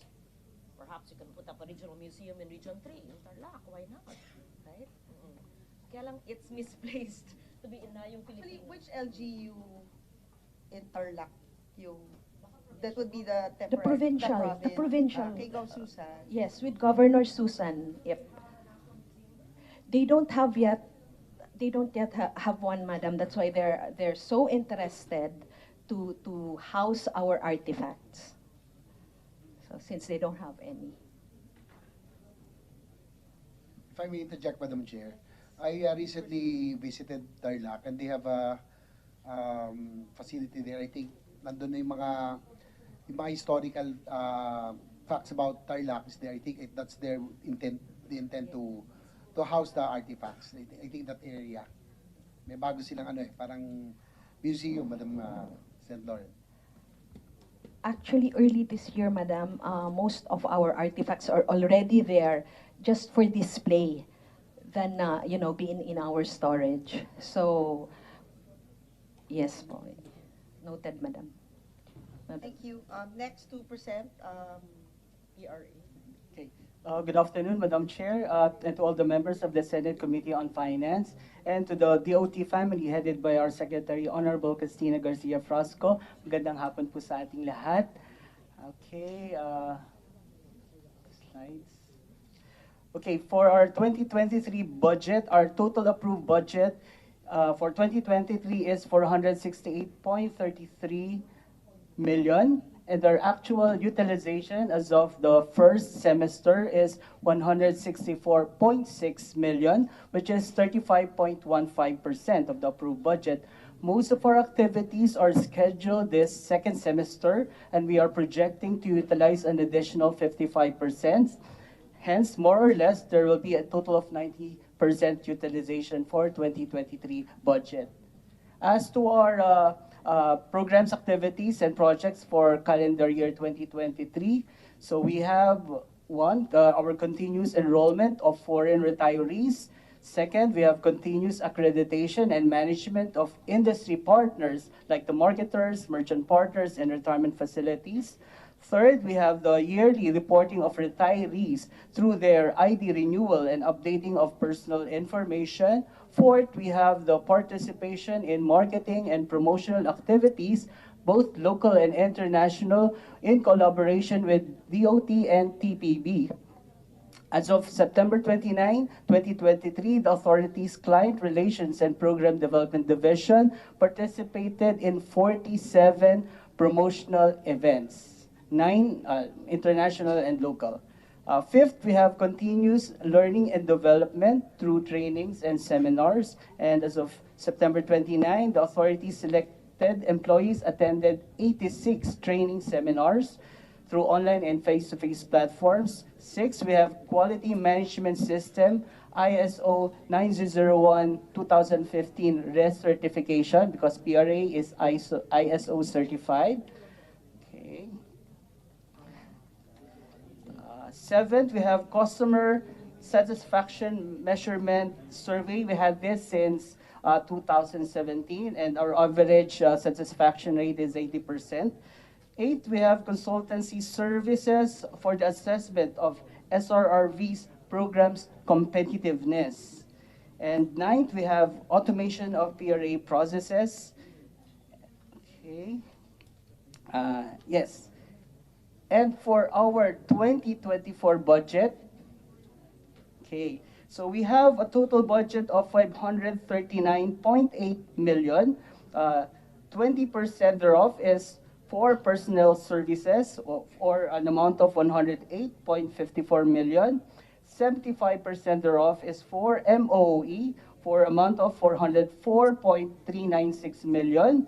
And for the 5%, it's for the capital outlay, which is 26.877 million. Madam Chairperson, may I just mention that our budget is not included in the National Expenditure Program, as we do not receive any budgetary support from the government since the early 1990s. And we actually remit annually dividend to the government. Okay. So this ends our presentation. Thank you very much po, Madam Chair. Oh, I forgot na GOCC din pala. GOCC din pala sila, Yes po. Senator Lord. Po, PRA po, GOCC. Next, Keza. And then last na yung TPP. Good afternoon, Madam Chair. Good afternoon, Senator Lauren. Good afternoon, Senator JV. For the part of CHESA, our mandate is we are the infrastructure development arm of the Department of Tourism. We develop, manage, and supervise tourism infrastructure project nationwide. And apart from acting as the infrastructure arm of the Department of Tourism, CHESA was given the additional mandate under RA 9593 to designate, regulate, and supervise tourism enterprise zones and provide fiscal incentives under CREATE law. Moreover, CHESA is designated as an investment promotion agency with the objective of encouraging investments that will result in generation of revenues and employment, especially in the tourism sector. The main source of funding of CHESA is the travel tax, as such as CHESA is a sole agency tasked to collect travel taxes. CHESA gets the 50% out of the WAT 620, and then CHED gets 40%, and then NCCA gets 10%. As I was advised, I will go directly to the budget. Good afternoon, Senator Robin. Also. Sources of fund for CHESA. For 2024, we projected around 3,665,525,000. And this is breakdown to our projection of 2,741,594,000 for our travel tax collection. And then from our operations, we're expecting around 181,727,000. And then our fees and other charges coming from the TEC is 357,000. Concession fee 68,686,000. Other sources of fund 35,801,000. For our national government subsidy, Madam Chair, it's 0. We will not be requesting, and thank you for the support for the 2022-2023 support for CHESA. For our travel tax collection, Madam Chair, we are expecting to collect around for 2024, we're expecting to collect around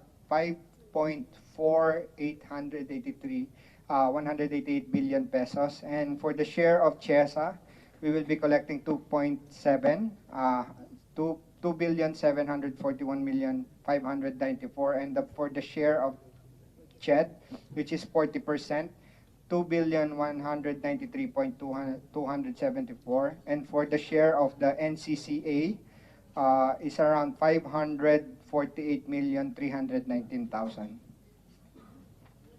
So our uses of fund for 2024, for our personal services, we have 573,520,000. And then our MOE, 786,890,000. Equipment outlay, 85,803,000. For our infrastructure projects for 2024, we allocated 1.552,676 billion pesos. And then for our investment outlay, 33,700,000. Together with our debt services under JICA loan, which is 32,937,000. A total of 3,065,526,000 pesos. For our financial performance for 2023, right now we're already at 65.30% on our utilization rate, Madam Chair. So that's it po. Thank you very much and good afternoon. Thank you. Last to present, TPB. Maayong hapon, Madam Chair. Good afternoon, Senator Nancy, Senator Lauren, Senator JV, and Senator Robin. I'm Marga Nograles, the Chief Operating Officer of the Philippine Tourism Promotions Board. Under RA 9593, the TPP is mandated to promote the Philippines as a premier leisure, MICE, and investment destination. So we at the TPB handle domestic promotions as well as international promotions in key markets. These markets are defined as source markets that have reached the threshold of at least 100,000 arrivals per year. To date, we have 13 markets as presented on the screen that is under the Tourism Promotions Board. We also take care of overall promotions for MICE, meetings, incentives, incentive travel conventions, and exhibitions.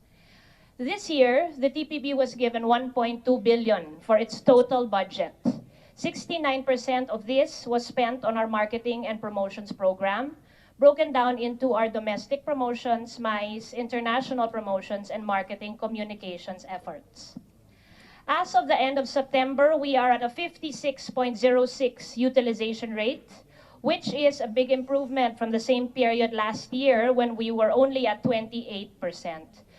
So because of this, we are confident that we will fully utilize our budget by the year end, and most of our bigger events are slated towards the end of the year. So with the current budget given to us, we are only allowed to do our keep our presence and maintain our relationships with key strategic partners via our institutional programs only. The current allocation does not provide us any room for expansion of our presence or for development of new tactical campaigns or to further enhance our presence around the world. Overall, we have mounted, participated in, and supported 198 events, programs, and tours throughout the year. We will not go through that one by one, but I would like to share some highlights. First is the Arabian Travel Mart. To mount this event in Dubai, we had to spend a little over 16 million pesos. We brought 16 private sector participants who reported over 1 billion in sales leads for this event with just a small booth. So there's much room for improvement and enhancement in events like this. Next is our Philippine motorcycle tourism. As part of our domestic promotion campaigns, we continue to strengthen and support our Philippine motorcycle tourism program, where we support thousands of motorcycle riders who not only serve as direct domestic tourism clientele, but they also advocate and partner with us in promoting the newly developed motorcycle circuits across the country. Next, one of the key tools we are able to bring is the upgraded Travel Philippines app, which will launch already on October 26.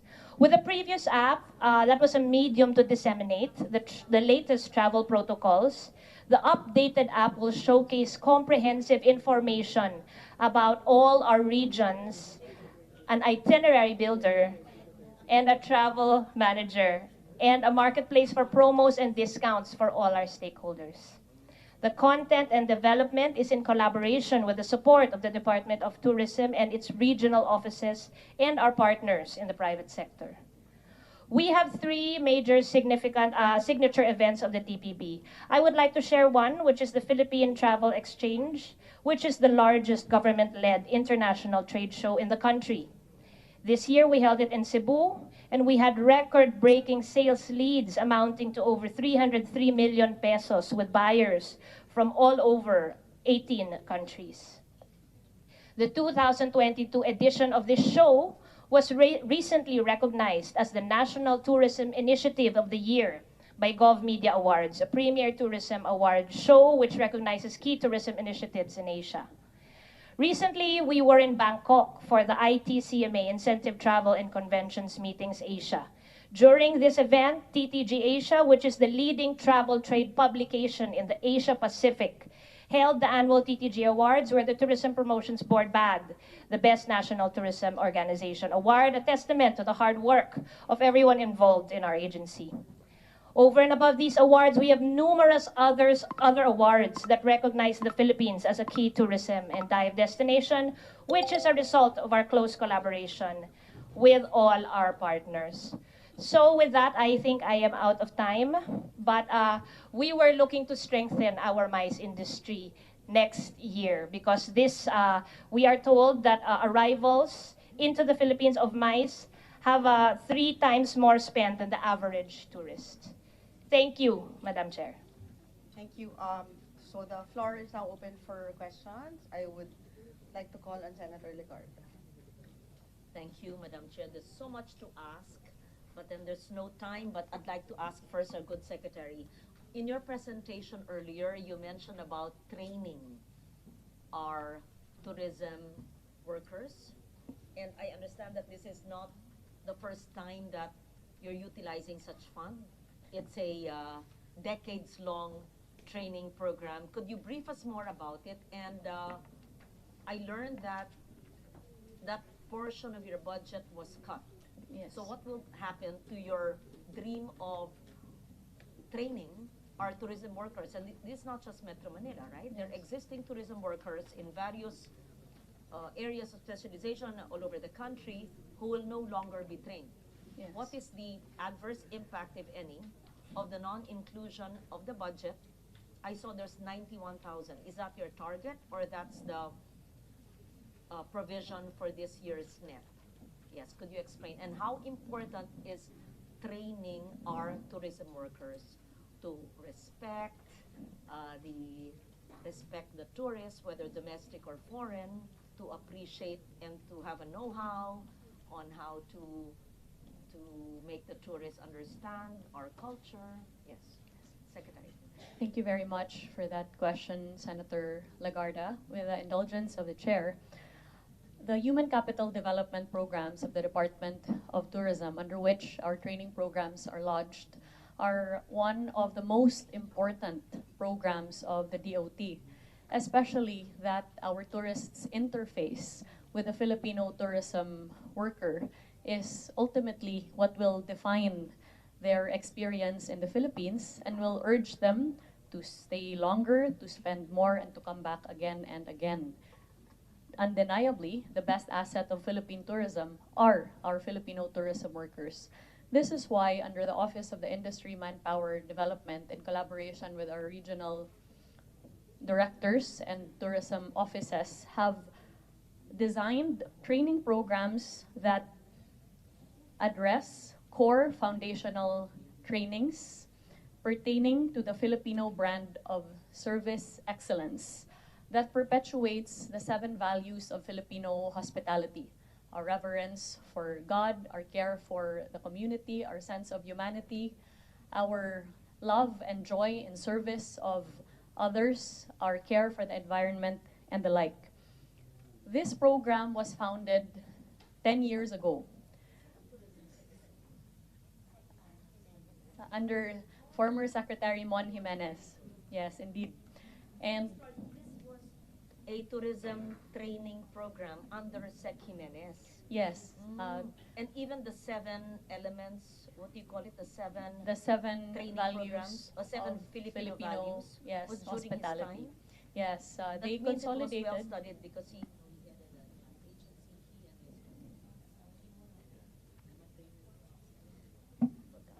Anyway. So it was carried through. Yes, they all the- consolidated the input of experts across the services, accommodation, and the academe of tourism in order to come up with this particular module. Prior to the Marcos administration, there were around 13,000 trained in 10 years. And since we found great potential in the capitalization of this program in order to strategically position the Philippines as a center for hospitality excellence in Asia, which would serve 2 things.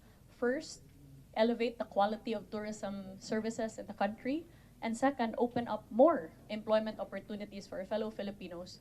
This year, we set the goal of 100,000 Filipino tourism workers. Only 13,000 in 10 years. Yes. And then your target is 100,000 in 1 year. Yes. Baka that's why you were cut, because, so it's 1,000, Madam, 13,000 in 10 Or- years, only 1,300 Pero per year? Pero Sen. Loren, baka meron din redundancy in another agency because I think, di ba, TESDA meron din silang mga... There must be a reason. Yeah. And these are the same questions I asked this morning in DTI, when there were very good programs, and I asked Pascual, why are you zero? There must be a reason why BBM would put zero funding. Maybe there's redundancy, maybe there was low utilization. That's why I'm wondering. If I may, Senator, of the 100,000 goal, we have already managed to train over 91,000 Filipino tourism workers this year across all the regions of the country. In 2023, the trainings were allocated 114 million. But for 2024, it looks to have a budget of only 91.3 million. And you have used the 114 million?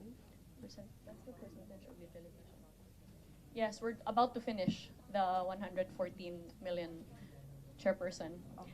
And in addition to the flagship, or rather the Filipino brand of service excellence, the trainings also include gateway trainings, especially for our frontline tourism workers, barrier-free tourism training to handle persons with disabilities and special needs, advocacy programs that further the interests and protection of women and children in tourism, language trainings, tour guiding, skills trainings, training for MICE professionals, culinaria training, training for small and medium enterprises and community-based tourism organizations, trainings for tourism operators, and so on and so forth, and even including... Also trained for emergency response, first aid, or disaster response, biglang, wag naman, biglang may magka-landslides, ganon, or biglang may waves. Yes, we confirm. You saw it in social media. Yes. They were in a beachside area, not here. Biglang ang laki ng waves. I'm sure you saw We it. confirm, Senator, that So meron ganon, emergency training. preparedness is part of their training, and how we have tried to capacitate our regional offices also is that we have now come up with a disaster risk reduction manual for preparedness of our regional offices in case of disasters that affect our tourism stakeholders. Actually, Secretary, yung mga tinitrain nyo, do they go through a testing to confirm and validate kung talagang na-absorb nila yung training nyo? Do they undergo? Yes, there is an assessment mechanism. Okay, and then anong passing rate nyo? What's the passing rate? And who conducts the exam? Kasi di ba sa TESDA may ganun meron silang module wherein they train. For example, si Senator Joel Villanueva, isa siyang barista, so he had to go through certain levels of exam para ma-accredit siya as a barista. Yes. The passing rate is around 99%, and there is a designated pool of evaluators that assess both the absorptive capacity and as well as the performance So from the industry. From the industry. From the industry. So Yes. meron kayong parang partnership with, and may coordination kayo with TESDA to be part of the... We have an existing memorandum of agreement with TESDA, and we also have partnerships with the academe as well as the various organizations in the tourism sector. But this training is your own in-house training, or are they absorbed by TESDA accredited training centers? Yes, it is an internal and in-house training. DOT. Yes, From we're experts in the field, and the experts are also mentored by experts. Is that correct? correct. Is my understanding Not correct? only do Yeah. we train Filipino workers in the Trainers, tourism value chain, we also have a trainers training. Can you give us an example of a field where there's a trainer's training? Just any field that you can think of. At Sino, give us a name of a trainer. Siguro, maalala namin kasi, training a trainer. And what field? Let's say in Boracay, yan, in Region 6. What kind of tourism workers are being trained? Give us an example of the field, or who's the trainer. Yes. Senator, initially, the coverage of the Filipino Brand of Service Excellence Training Program was the Filipino frontline tourism worker. So, essentially, those in the accommodation and services sector, the transport sector, and the like. But considering the wide popularity of the program and the results which the private sector saw in terms of increasing the quality of their own offerings at the front lines, the training has now expanded even to the peripheral services of tourism. A core example, actually, was that was it around 500 volunteers of the FIBA World Basketball, 700 rather, volunteers of the FIBA World Cup basketball event that was held in the Philippines were trained under the Filipino brand of service excellence. In the National Capital Region, we have master trainers that have perpetuated this program over the course of the past decade, namely Ma'am Miriam Palabrica and Ma'am Annabel Moreno, and they're both involved in the private tourism industry. And the other trainers involve hotel managers, tourism and hospitality teachers, members of the academe, and other such skills professionals. Just for clarification and confirmation from the Secretary. In fact, in your Tier 1 request for this program, you only requested 121 million. So, ang nabawas lang is only 1 million. Tier 1 request nila was 121 million. In a way, it was granted kasi yun lang naman yung hiningi nila. If I may, Madam Chair, under the 2023 GAA, the total budget specifically for tourism industry training was 152 million. But and your in the request, 2024, but your request for next year, you only requested 121 million, and then you were given 120 million. those are actually the forward estimates provided to us by the DBM. No, but hindi, our pero request, diba, meron kayong submission sa DBM, diba, where you submit Tier 1, Tier 2, yung sa Tier 1 nyo, please confirm if you asked for 121 million. The question of the chair is, were you granted what you requested for so that you may continue the training of service workers? Kasi, Madam Chair, kung minimal din naman pala yung was not requested, di ba? Kasi ang dami ring nanghihingi sa atin, so as much as possible,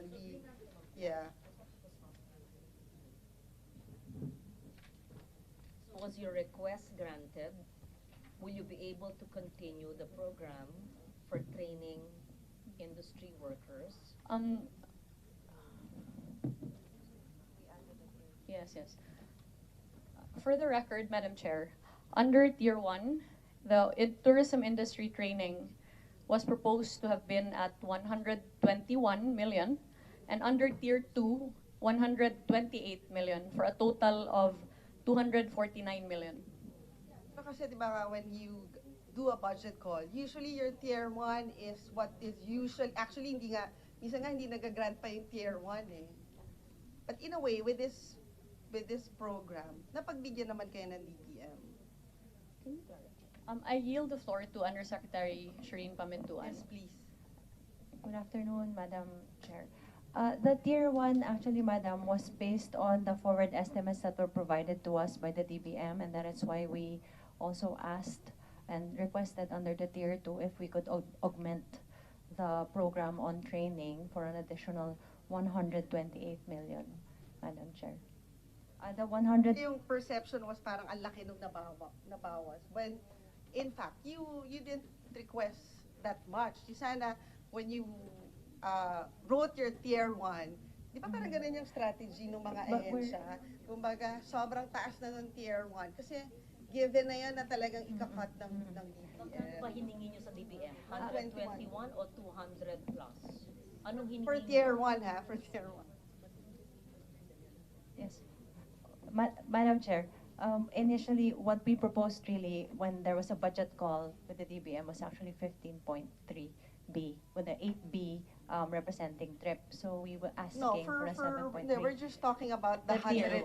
Yes, but the 121, ma'am, there was a 20% decrease, and that 121 also includes the PS. Yeah, but you, di ba, parang you already mentioned that you just requested for 121.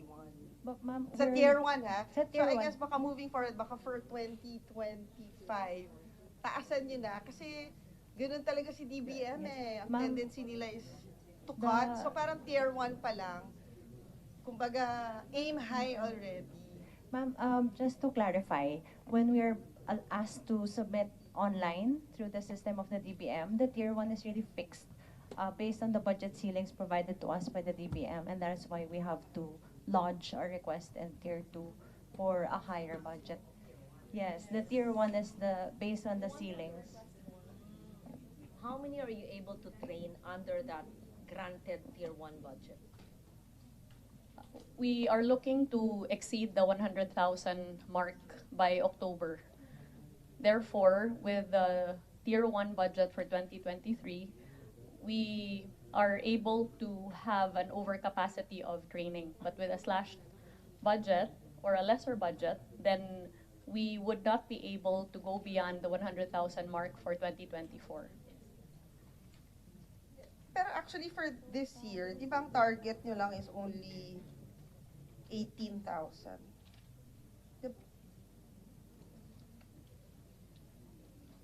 Yan, di ba? For LGUs, 3,963. For industry personnel, 15,727. For the Filipino brand of service excellence, our target is 100,000. Yeah, parang Madam under Chair. the tourism industry training program. Oh, that is a different program from the Filipino brand of service excellence, Madam Chair. No, but the budget is from this program.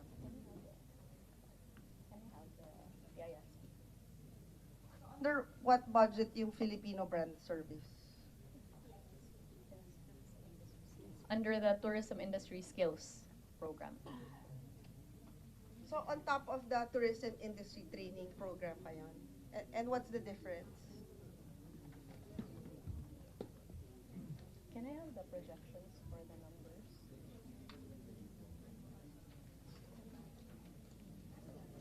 Parang for this year, you have 160,957,000 for the tourism industry training program.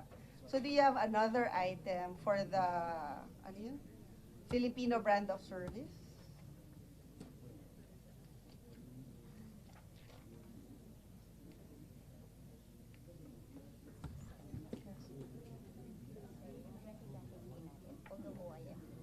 Madam Chair, to provide some more clarity on the training programs and the projections and goals for this, I'd like to yield to Assistant Secretary Rica Bueno. Okay, please.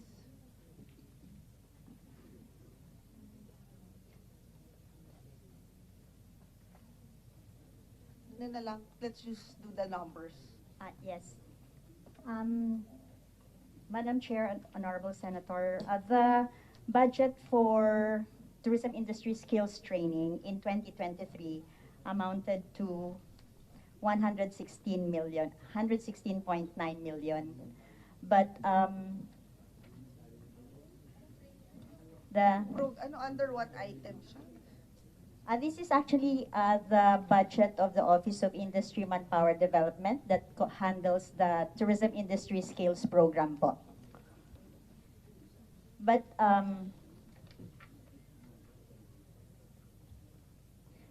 the regional offices din kasi, but the tourism industry skills program. Question. Yes. So dun sa budget niya kasi may 4 items, yung tourism policy formation and planning program. Yes. Tapos you have the tourism industry training program, and then you have the standards development and enforcement program, and then market and product development program. The tourism industry skills program po would fall under the second item, the tourism industry training program, which also covers yung the other trainings po of the other offices. Hindi, kaya nga, so that is the 160 million. It would be Current. over po the 116 million. Hindi, so talaga, kasi so, yung brand of service is still part of the Yes, of the that. second. Kasi parang kanina sinabi niyo na it's not part, it's on another It's still function. part of the number 2 po, Yeah, tourism so, industry so babalik training. tayo na technically what you asked for was given to you, the 121. Hindi sila nabawasan. And I mean, you have to commend the DOT also kasi way above the target yung na-reach nila considering yun yung given budget. Parang ang target nila was only 15,000, na-reach nila is more than 20. So siguro baka naisip ng DBM, baka with a smaller amount, mari-reach nyo pa rin yung target nyo. Kasi nga, with that budget, you exceeded the target na parang 15 lang, 20 plus yung na-achieve nyo. It might be Di ba tama challenging. naman na you way exceeded your target when it comes to training? For this year po, like the Secretary mentioned, because we have given the target of 100,000 tourism workers to be trained under the Filipino brand of service excellence, that would be achieved po. But next Yung year, 100,000 ba, nakaspread to the 6 years? Hindi siya 1 year, 1 year lang po. 1 year lang, 1 which year. we started January. So, and this, of course, because of yung in-demand nature ng Filipino brand of service excellence, we are really expecting requests even outside of the tourism industry. So, I just go back to my question to Secretary. Yes, you're able to utilize a 10-year-old but useful program of the DOT to train tourism workers. This year, you're able to train 91,000 already, yes, to date, and you will exceed the 100,000 target. In next year's proposal under the NEP, how many will you be able to train considering the budget that was approved in the NEP? Will you be able to meet the 100,000 target? Or if it's not sufficient, let us know, so let's see how we can help. But if you requested for the 121 million and it was granted, will that be sufficient to train over 100,000 workers in different regions of the country? Ganun lang yung question.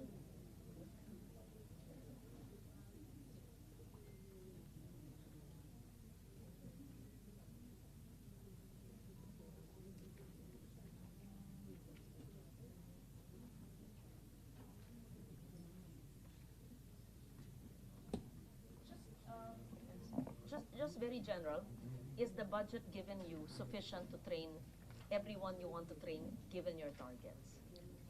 No, it is not, Madam Chair. And the goal of the Department of Tourism is not to contract, but rather to expand, considering the value that we see in this program. So we're hopeful that the baseline for the number of trained personnel next year would no longer be the 13,000 prior to the Marcos administration, but the 100,000 done this year. So we hope to be able to train more than 100,000 this year, but with the budget that we are provided, we are looking to either just do the baseline and not be able to exceed the same. 121 million can train how many? Just an estimate. Yes.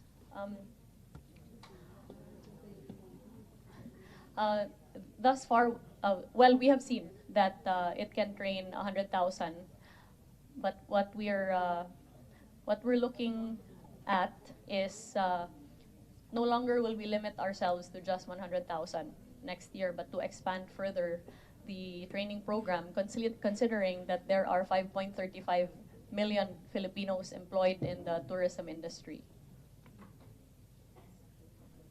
So maybe just state your ask so that the chair can study it, because we're allowed as chair of various committees to augment, to delete or augment and enhance the budget. Yeah, so that it's clear. And all these questions are meant to assist, because you're correct, we want to increase our tourism arrivals. We have to train the Filipino people, I mean the workers, and generate more jobs in tourism, and to improve also the knowledge, expertise of our trainers and our experts. So we want to do that. So perhaps the DOT can present in writing, just send to the committee, because the numbers cannot explain the kind of programs that you have. So the 100,000, in my understanding, you can only meet the target of 100,000 if the present budget for the NEP is not increased, right? And then you want to do more, perhaps double with your absorptive capacity, you can do that. And so there's a request for a higher budget which is lodged under tier 2, right? That's what you mean. It's under tier 2. Okay. Okay. Yes, that's indeed, clear. Senator, which is why we were only able to propose within the budgetary ceiling that was given That's to the us, ceiling they gave. and we addressed this perceived lack in the tier 2, which unfortunately was not carried in its entirety. Okay. How else, Secretary, are we able to rev up the tourism industry to promote more sites? We know it's not just the DOT, it's really a whole of government approach. The safety of our tourists, the safety of Filipinos in our own homes, in our own tourist spots, the cleanliness of rest areas, and good that you're doing rest areas, the way the Filipinos treat each other and treat foreigners. Ang dami, no?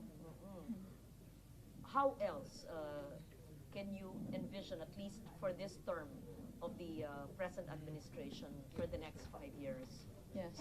That's already contained in your PDP. Are you also working with other agencies of government, including the DNR, for example? I know you have a regional director who used to work with the Biodiversity Management Bureau, at least in our region, in Region 6, so that you can have a partnership for the protected areas, for those in ecotourism, or there's another law that established farm schools, so maybe agritourism tours as well. Do you also have collaboration with the NCCA so that cultural sites, heritage sites, which you're doing, no, in your caravan? Yeah, just so that we have an idea of what your plans are for the next couple of years. Thank you. Thank you very much for that question, Senator. And with the indulgence of the chair, the approach of the Marcos administration is developmental and transformative. And therefore, it necessitated a long, hard look at the institutional pillars of tourism development, which places the Philippines 75th in the world in terms of infrastructure and very low in terms of the other essential pillars of tourism. And so at the start of the administration, we made the effort first of doing a due diligence on the institutional pillars of the tourism industry in the country. Second, studying the national tourism development plans of our direct competitors to try to understand what is the competitive edge that the Philippines can have in comparison with the advantages that our neighbors enjoy. And third, especially post-pandemic, it has necessitated innovation in tourism development to correspond to global trends, which are supported by data according to the United Nations World Tourism Organization. The biggest challenge that Philippine tourism faces fall within the spheres of infrastructure and connectivity. So on the aspect of infrastructure, we continued our partnership with the Department of Public Works and Highways. And this has resulted in the cementing of around 158 kilometers of tourism road infrastructure projects for 2023. Yes, indeed. As well as forthcoming budget, not only for continuing tourism roads, but also for new tourism roads to emerging destinations in the amount of at least 5 billion pesos for 2024. Second, we recognized the necessity of enhancing the overall tourist experience, as this is backed by both domestic and international data as far as the demand of tourists for clean and decent restrooms, rest area, and the like.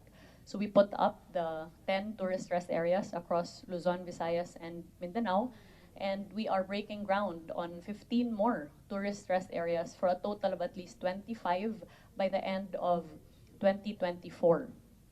In addition to this, since the Philippines has the unique challenge of being only accessible by air, mostly, unless you take a cruise, connectivity remains a massive challenge vis-a-vis our neighbors in the ASEAN who are landlocked with their neighbors.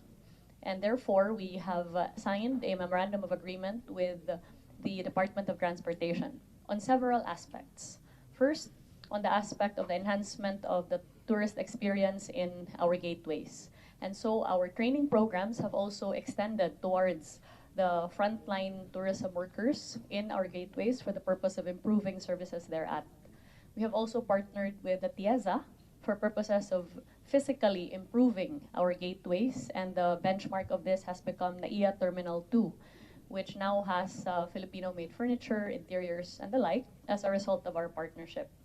We also have a routes development team in the Department of Tourism that is focused on negotiating with both the DOTR as well as our partners in the domestic and international sphere in aviation to mount pre-pandemic flights that were halted, as well as to add more flights from international destinations, whether they be commercial or chartered, as well as add more flights within our domestic destinations. Notably, the efforts have resulted in flights being mounted to Cebu to Bangkok, for example. And we are also very pleased to know that there is now a flight from Cebu to Baguio, and flights have opened up as well from international carriers under Philippine Airlines, yes.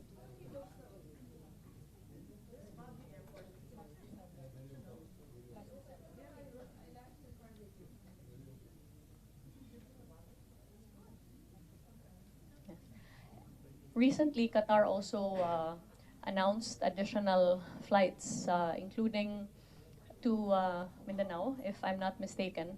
And we continue to negotiate with international airlines as far as the implementation of air services agreements to open up more routes to the country. In addition to this, Madam Chair, we recognize that connectivity is an absolute necessity in terms of digitalization. So we've partnered with the ICT to improve internet connectivity in 94 tourism destinations in the country. Yesterday, we managed to launch the very first tourist assistance call center. While before, if you're a tourist in the Philippines and you encounter a problem or an issue, you don't know what number to call or where to go. Now you can call 151 Tour, 151 Tour, TOUR. For SMART and PLDT. And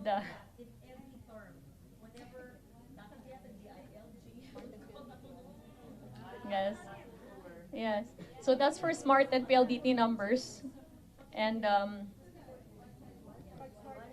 yeah, for SMART and PLDT. And then for Globe, there's a different number that you can call.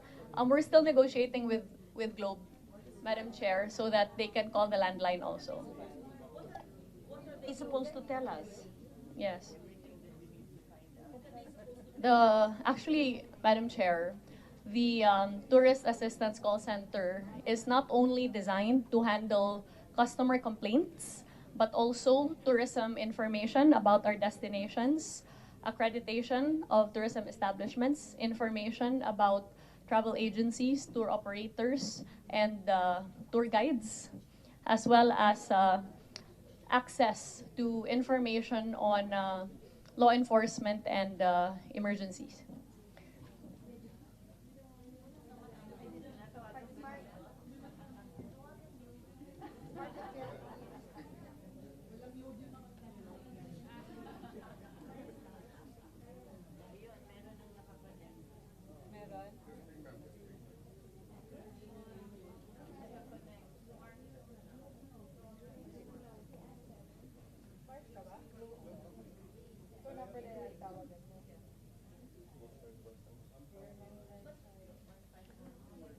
I think all the information that the call center can communicate on the phone can also be available, easily navigable in your website, whatever platform you have, I'm sure. Yes, although this is the first time that a consolidated effort has been made to have a call center handle customer complaints and concerns as far as tourism is concerned. And while they're trying to, yes.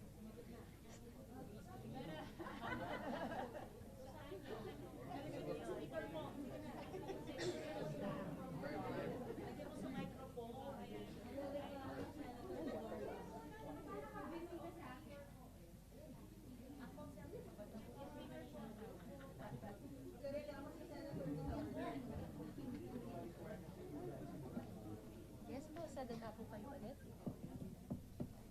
Hindi Hi, yes, ma'am. This is Kaizen po, mabuhay. Good afternoon po. Yan. Yes, then. Mabuhay din.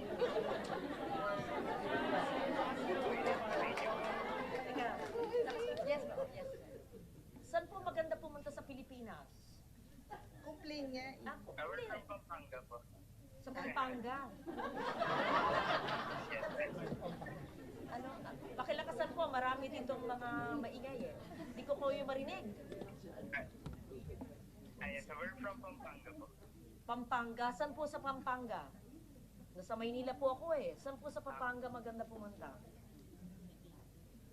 Sa Pampanga, ma'am, there's a lot of beauty, beautiful destinations that you can, through our website po, deliberations.com, and we can recommend po about it. So, pupuntahan namin sa pupuntahan niyo po sa Pampanga. Tingnan mo daw yung website. Po, ma'am. Kaya ka tinatawagan kita eh.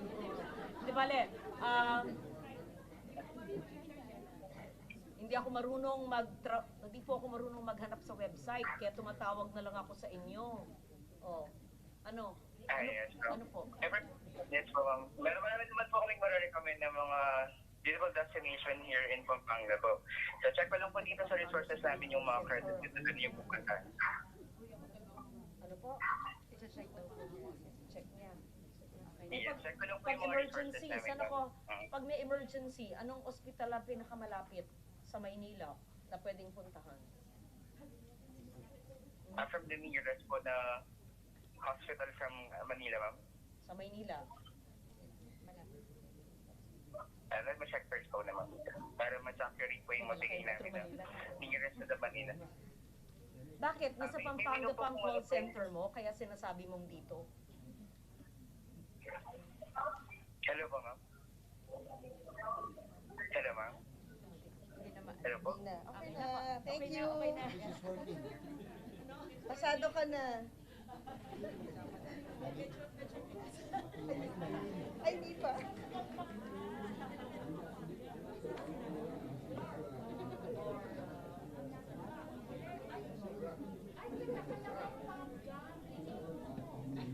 Nabigyan ko po ng sisig, ma'am. Kaya, nabigyan ko po ng Bigyan ng sisig. balot kanina. Tsaka balot. Kaya Pampanga po.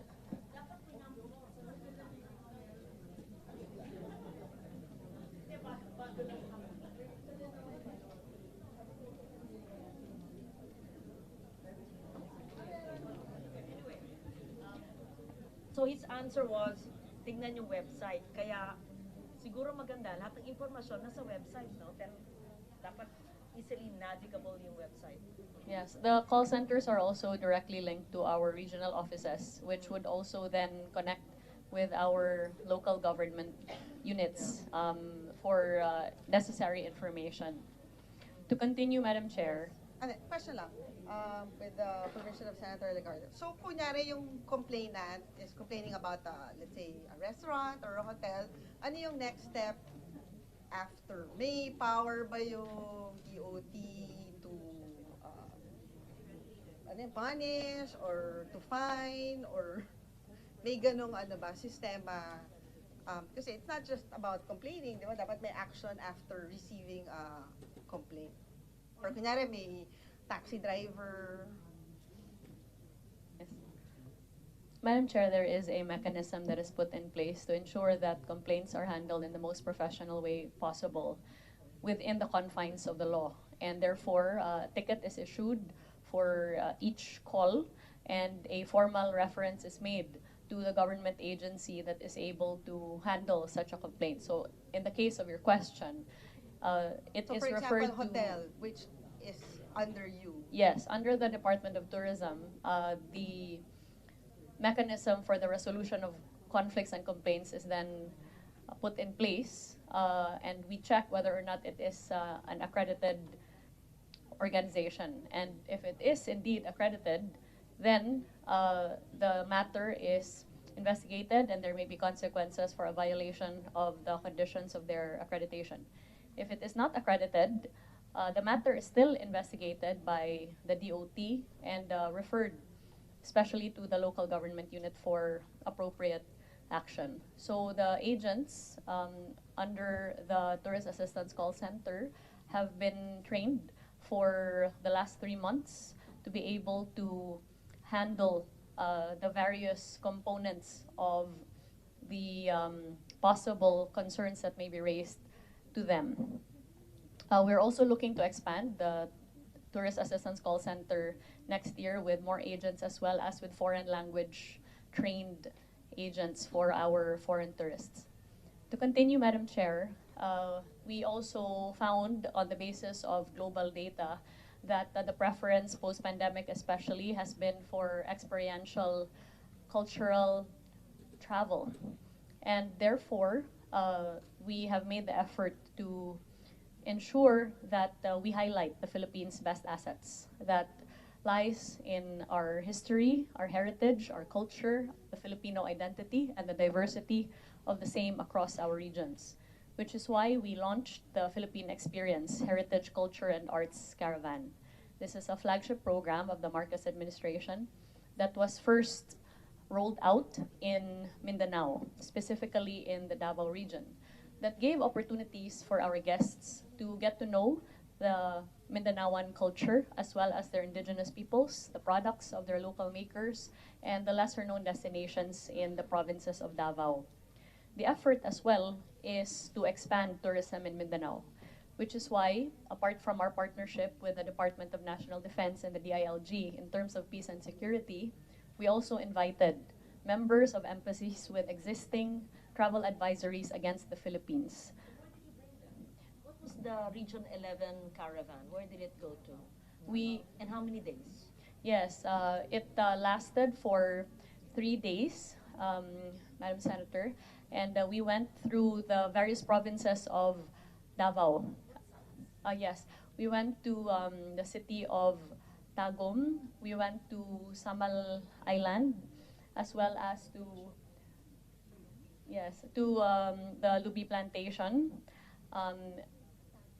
the Malagos Chocolate Farm, the Eagle Sanctuary, to include as well the banana plantation, as well as Davao City, and what else? Yeah, and we immersed our tourists, especially our foreign dignitaries, in the culture of Mindanao and let them get to know the local indigenous communities. Were your guests curated, meaning the DOT invited them? Were the ambassadors or staff of foreign embassies, local media, foreign media? How was it like? Yes. So it's like a test case, or you brought them so that they would write about it or talk about it in the respective countries, or did you bring local operators? Yes. Or was it a mix of all that? It was a mix of dignitaries of embassies with existing travel advisories against the Philippines, Actually, as well ilang as countries ba ngayon yung may travel advisories? in total. Yes. In total. Yes. Okay. Per our data, Madam Chair, most of them are actually European countries, although there are still countries in Asia that have travel advisories in the Philippines, including Japan. And most recently, in the Philippine experience that we mounted in Calabarzon a couple of days ago, and which ended yesterday, the Consul General Minister of Japan also joined us. Question, but most of the travel advisories, Mindanao lang naman ata yung coverage, di ba? Hindi kasama yung Luzon, and I would assume Visayas. Most of the travel advisories do affect Mindanao, but the singular purpose is not focused only on the lifting of the travel advisories, although we hope that it serves such a purpose, but also to continue our goodwill relationships with But I think these it's countries. very crucial na malift yung travel advisory. I'll just siguro cite an example, Sen. Lauren. For example, dun sa diving, we could accept more sa Tubataha, but apparently, since Tubataha is, may part doon na Sulusi yung nakalagay, even if it's not part of Mindanao. Kaso lang kasi may Sulusi doon. So, nandun siya sa red zone. So, if you're a diver, hindi ka makakakuha ng insurance. So, parang travel at your own risk. Dahil may Sulusi ngayon. So, I think, very critical, maybe in coordination with DFA, na talagang for us to work, even kami sa Senate, na when we do our parliamentary visit, di ba, we should also make an effort na to explain to them na hindi ganon in certain areas in Mindanao. We're in complete agreement with you, Madam Chair, and we appreciate your efforts towards this end, and we fully support. Siguro can you just inform The same. the committee kung ano yung mga countries na may travel advisory at the moment, and what level yung advisory nila. Para on our end, we can also do our part. And since I share the DFA budget, I could also help you. Then you can go straight secretary to secretary. But we could also, so give us a memo on these are the countries still with advisories and what are the problems and what are the misconceptions and what's the way forward. Then we can ask the embassies abroad or consulates to really explain, no, it's not that way, And more than that, siguro, Lucy, it's not siguro nga, Lucy, Senator, but to even add, Lucy. even our president, di ba, President Marcos, when he travels and when he meets other all heads of of us. state, di ba, he can also, baka pwede niya ibulong na, And even diba? your online promotions. I did not see this Philippine Experience caravans online. Or maybe I'm just not online. I'd like to see it better. Maybe you can share with us, not now, your 3-day experience in Region 11. That's your region, right? And then Calabarzon. I would like to see, like Calabarzon, where did you go? Our Calabarzon Philippine Our Calabarzon Philippine experience, Senator, began in the ancestral home of our very first Philippine President, General Emilio Aguinaldo, where our guests got to know the beginnings of the revolution as well as the independence of the Philippines. This then proceeded to the musical culture of Bacoor City in Cavite, with us having witnessed the Bacood Festival, marching bands of Cavite. Subsequent to that, we visited the heritage town of Taal, which gave us the opportunity to visit the biggest Roman Catholic church in Asia, as well as various ancestral homes that have stood the test of time and attest to the Filipino faith and culture. We also witnessed balisong baking, as well as the Taal, the Bordang Taal embroidery and the like, as well as Barong Tagalog and the same. Subsequent to that, we were treated to the gastronomic delights and the dances of the province of Batangas, which we fully appreciate also for its assets, especially in diving. We were in, subsequent to that, Senator, the next day took us to get to know the journey of coconut in the Philippines, in San Pablo, Laguna. And after that, we then visited Villa Escudero, where our guests were treated to the genteel plantation living as well as lunch by the waterfall.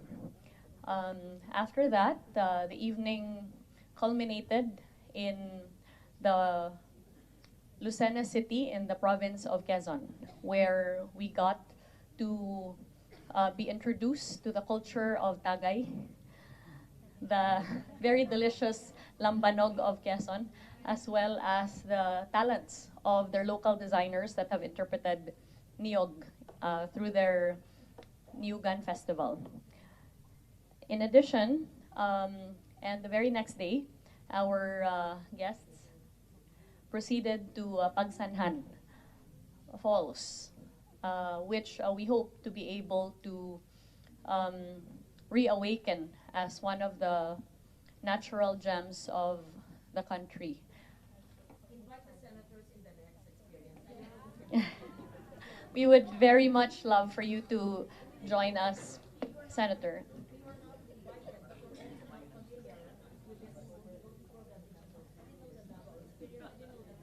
Yes, we're still in our launching stages, Madam Senator, but we are very happy to extend an invitation, especially that the Philippine experience will also cover the following areas in the months to come.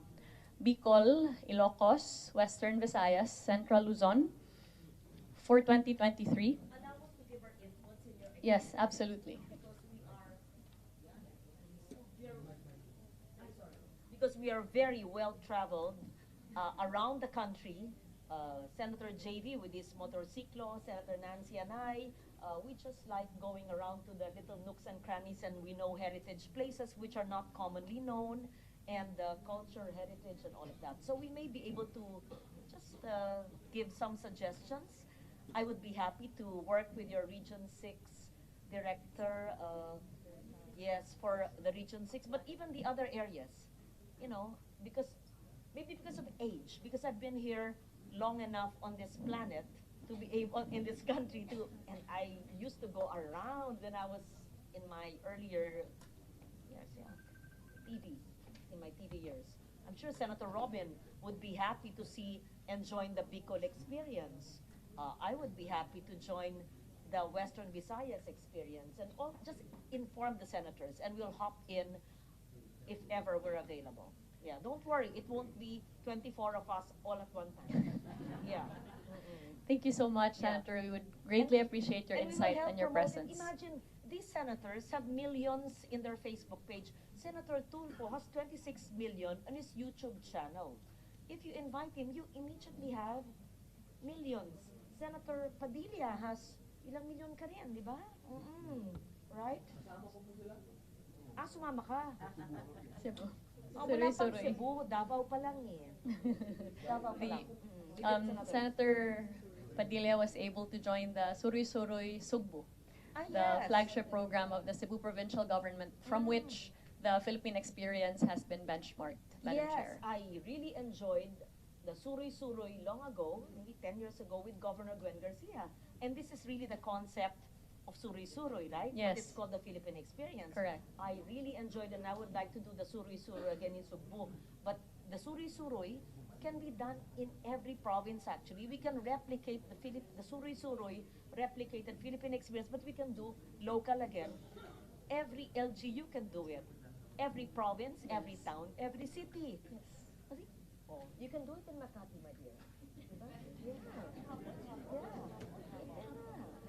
Sa, yung mga historical sites din sa San Juan, sa amin din sa Malabon. Anyway, marami. So it's a good concept. We just need to know the areas. We may suggest areas you may not know, or the food in Cavite. It's so interesting, culinary heritage. There's someone from DOT who guided me 8 years ago for a culinary tour of Cavite. Sino kaya yun? Meron kayong magaling, siyang nag-host sa akin, siya nag-curate ng aking visits in Cavite. Saan kaya siya? Retired na kaya yun? Ryan Sebastian, I'm told. Senator. He's still with us. He's still with us, yes. I don't remember people based on their size. So I'm sorry, I will not say. No, I don't like to judge people kung, diba, mataba o hindi. Hindi ganon. I just remember he was an expert in culinary heritage, and I tasted the sinaunang mga recipes sa Cavite. Anyway, I've taken up too much of my time, Madam Chair. I'm so sorry. I yield to Senator JV and the Chair. Thank you. Thank you, Sen. Lauren. Please proceed, Senator Harrison. Thank you, Madam Chair. Anyway, there's a tough task ahead, no? But as you mentioned, Secretary, tourism is a low-hanging fruit. I think it will really help stimulate economic growth, but there's still a lot of challenges. And I think you are doing well in promoting the country, the tourism sites, but probably that's half of it. The other half is convenience, the connectivity, seamless, and it's a whole of government approach. It's not only DOT. That's why I'm during the DOTR hearing last week, Madam Chair. I asked also the DOTR what their plans are to improve the airports. No, for one, NAIA is really over capacity, over its capacity. I'm hoping that they would make use of Clark. It's a very beautiful terminal, just like Cebu, but we need to improve the connectivity around.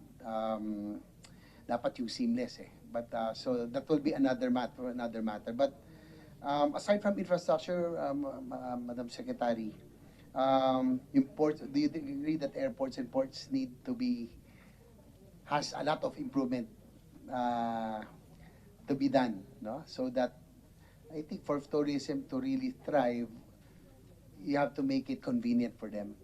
No, it's not just the marketing. So medyo marami pa tayong gagawin. We have a lot of things to do. But be rest assured that we are one with you. And I personally would like to thank you in your efforts to really promote tourism in the country. But then again, we still have a lot of things to do, like yung airport connectivity and the rest. As for tourism infrastructure, what do you think, what do you still need aside from the tourism stops that you are, which is really commendable that you are putting up in different parts of the country? So we are here to hear you so that we can augment, supplement if needed, the budget so that, again, we have to make the country attractive and convenient for tourists. So what other infrastructure, if I may ask, would be in your wish list? Thank you very much for that, Senator Ejercito. We absolutely agree with you on the necessity of improving infrastructure and connectivity. First of all, on the aspect of tourism roads, our collaboration with the DPWH has resulted in the cementing of 158 kilometers this year. Although this is not within our budget, we would very much want to ensure that there is budget for new tourism roads next year, as well as a continuation of these existing tourism roads rehabilitation under the DPWH. Under the DOT, next year we propose to build tourist emergency centers in our densely populated key tourism destinations in the country. And the cost of this would be anywhere from around 8 to 10 million pesos. That is definitely very high on our wish list, apart from our continued construction of tourist rest areas.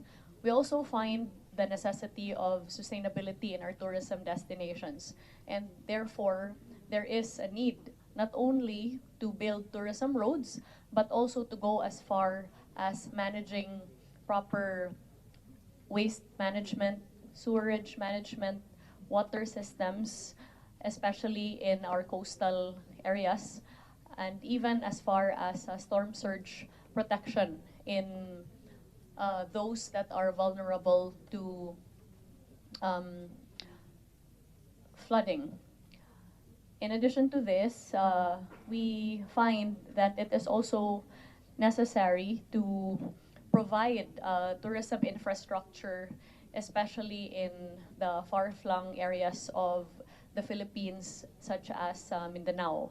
The building of more ports we find to be of absolute necessity considering the archipelagic nature of our country as we look to expand our cruise tourism portfolio, not only on the international but also in the domestic sphere. We feel as well that there is indeed a need to enhance our existing gateways. First, to decongest NAIA, and to take a look at Clark, especially that it is heavily underutilized as an 8 million capacity airport. Through our convergence with the Department of Transportation, we recently held a technical working group meeting with the CAAP in Clark in the hopes of building up their flight portfolio. We also hope for the improvement of the Tagbilaran Airport, the Laguindingan Airport, even and including the Legazpi Airport, which we perceive that with these improvements, it can only increase the number of flights to these destinations. That also includes the improvement of the Davao International Airport. Thank you for that also, and I think it will really help a lot if the CAAP can open and the aviation can open up the other international airports directly, so they don't pass Metro Manila. I think that would help a lot, no? Because you know for a fact that because of the capacity of NAIA, talaga nagkakaproblema. There really is a problem with connectivity. Again, NAIA 1, 2, and 3 is not connected. No, you have to go out kahit na may shuttle, you have to go out. So it's very inconvenient. And I would like to suggest that to the DOTR that if they can probably do something if it's within the airport, yung talagang transfer lang. It's really, ano, di ba? It's such a hassle. If you imagine if you're a tourist, you have a connecting flight in NAIA, and you arrive in NAIA 1, connecting to NAIA 3. You have to go out, di ba? And then go to the same procedure again, security procedure. So, these are the things, small things that we really have to iron out. So, we make it convenient for the tourists so that they will come back again. Sad to say, but that our airport, because of the condition, is the first and last impression. Mostly, it's not a good impression, no? But I'm hoping that with the improvements that we will be doing right now, and I'm glad that Secretary, Madam Chair, has pointed out that Clark is underutilized. You are correct. It's a 12 billion peso facility. I knew it because I defended that, and it's not utilized. I think it's almost as beautiful, almost as Cebu Terminal. It's just that the problem is yung point-to-point and other transportation is lacking in Clark.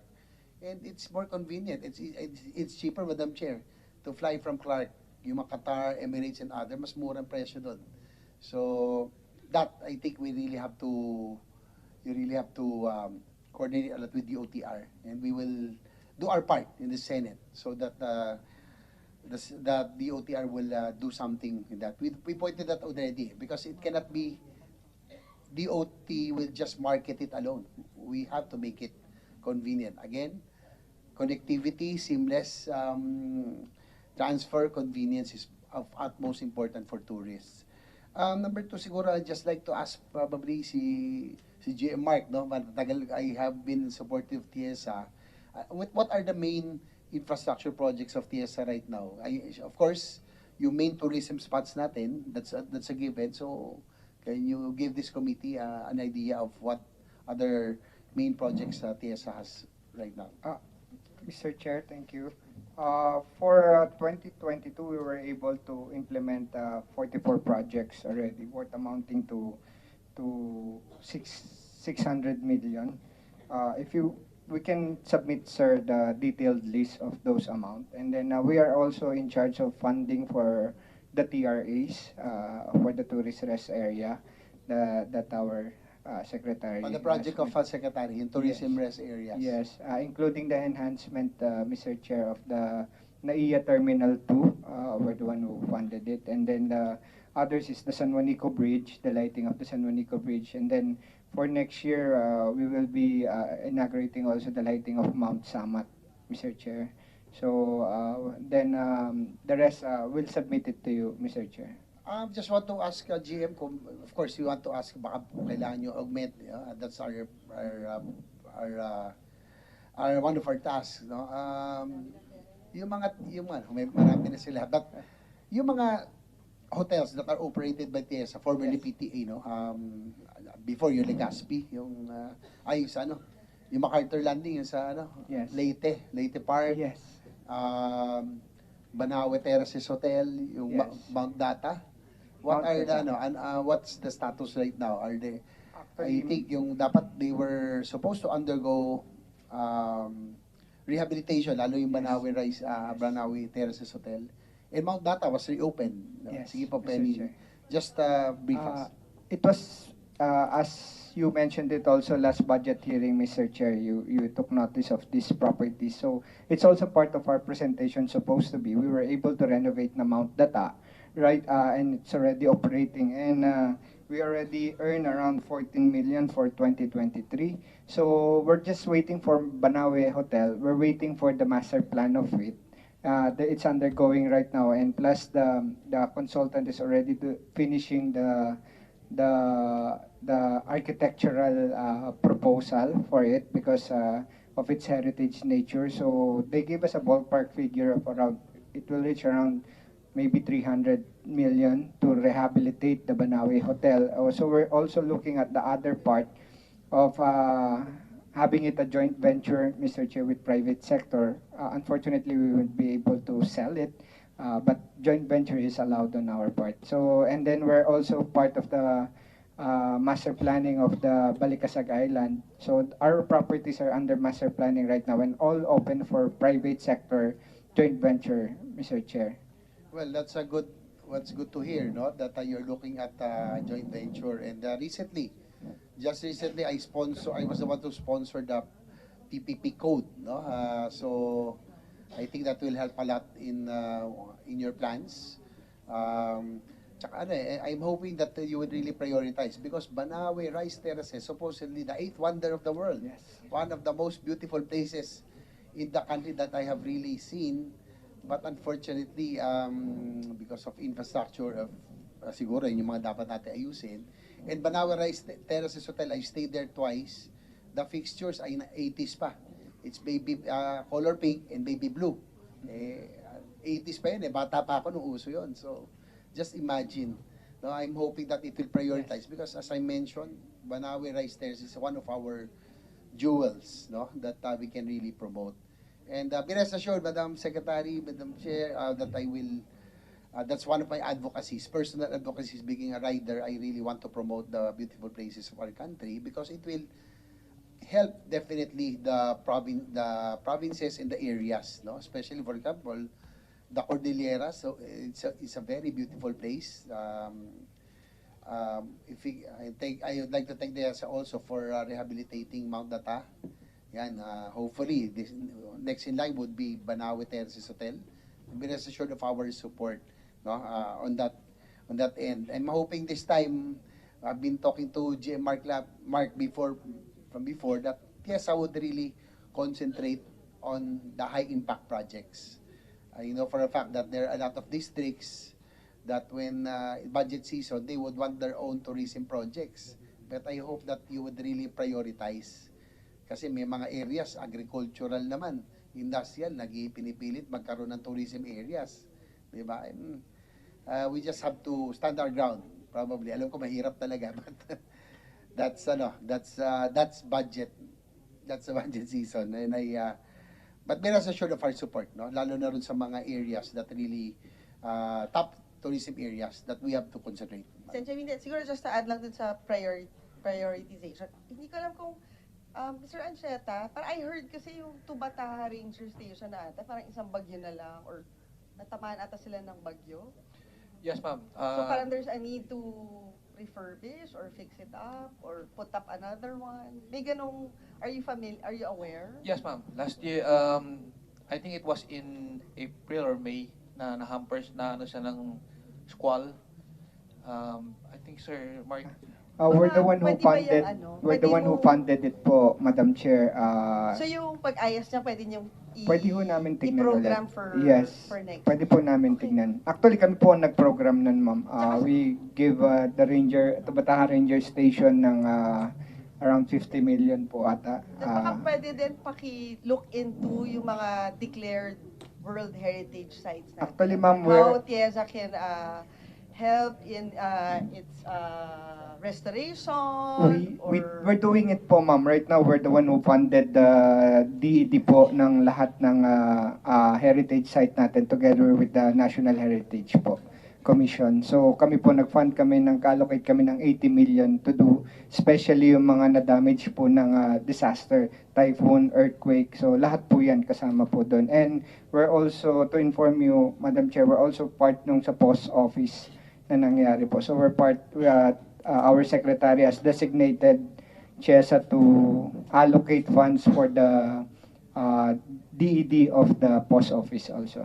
So may offer, what's your ano bang offer nyo for the post office? Actually, detailed engineering lang po. Scanning ang tinas sa amin ng National Historical Commission, Madam Chair. May move ba to na hindi na siya post office, make it into a tourist destination or museum or joint venture to put up a mixed use na parang hotel or may ganong ano bang pinag-aaralan? Yes. Madam Chair, after the fire that affected the Manila Post Office, the Department of Tourism reached out to PhilPost as well as the NCCA, the NHCP, and included the National Museum.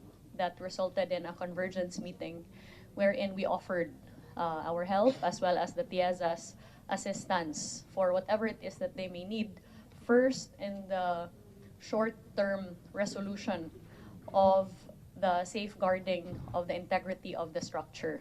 And this has resulted in TIEZA now funding the detailed engineering design for the immediate interventions needed to ensure that there is no further damage that would ensue from the fire. Second, we also discussed the utilization of the Manila Post Office. And there it was agreed that according to the PhilPost, they are open to the utilization of the property, not purely anymore as a post office, but as a mixed-use facility that would result in the creation of a cultural corridor within the city of Manila, especially considering its proximity to other heritage sites such as Intramuros.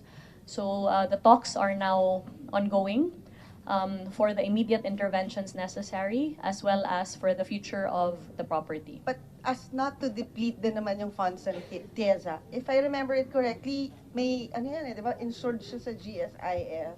And in fact, there was already an offer from GSIS to, I'm not sure, to give out 200 million ba or 600 million yung nabanggit nilang amount. But Senator Lauren Legarda, we created the committee, so in... No, the Senate President created a committee and he assigned me as chair. Would you like to chair it? I still have to convene that. Yes, yes. So we'll take into consideration everything that you're saying. Yes. But definitely we want it to be a cultural center. We definitely not. And it should not be demolished. It just has to be retrofitted, adaptive reuse, by professionals and experts who would know how to do it. But not demolition to build a high-rise or no. That's the historic quarters of Manila. Okay. But we're not sure how much it would cost. I still have to convene. Thank you. Okay, thank you, Madam Chair. If I'd like to continue. Also, I'd like to thank Secretary Frasco. No, this is personal to me because for promoting the tourism sites, no, yung mga historical sites, I mean. I recently saw you went to San Juan and you saw the El Deposito. We started that, no, because San Juan is a historical town. It was where the first battle of the revolution occurred, Battle of San Juan del Monte. In fact, yung Museo ng Katipunan was our dedication. Project started during the time I was still mayor. Not so long ago, maybe 20 years ago.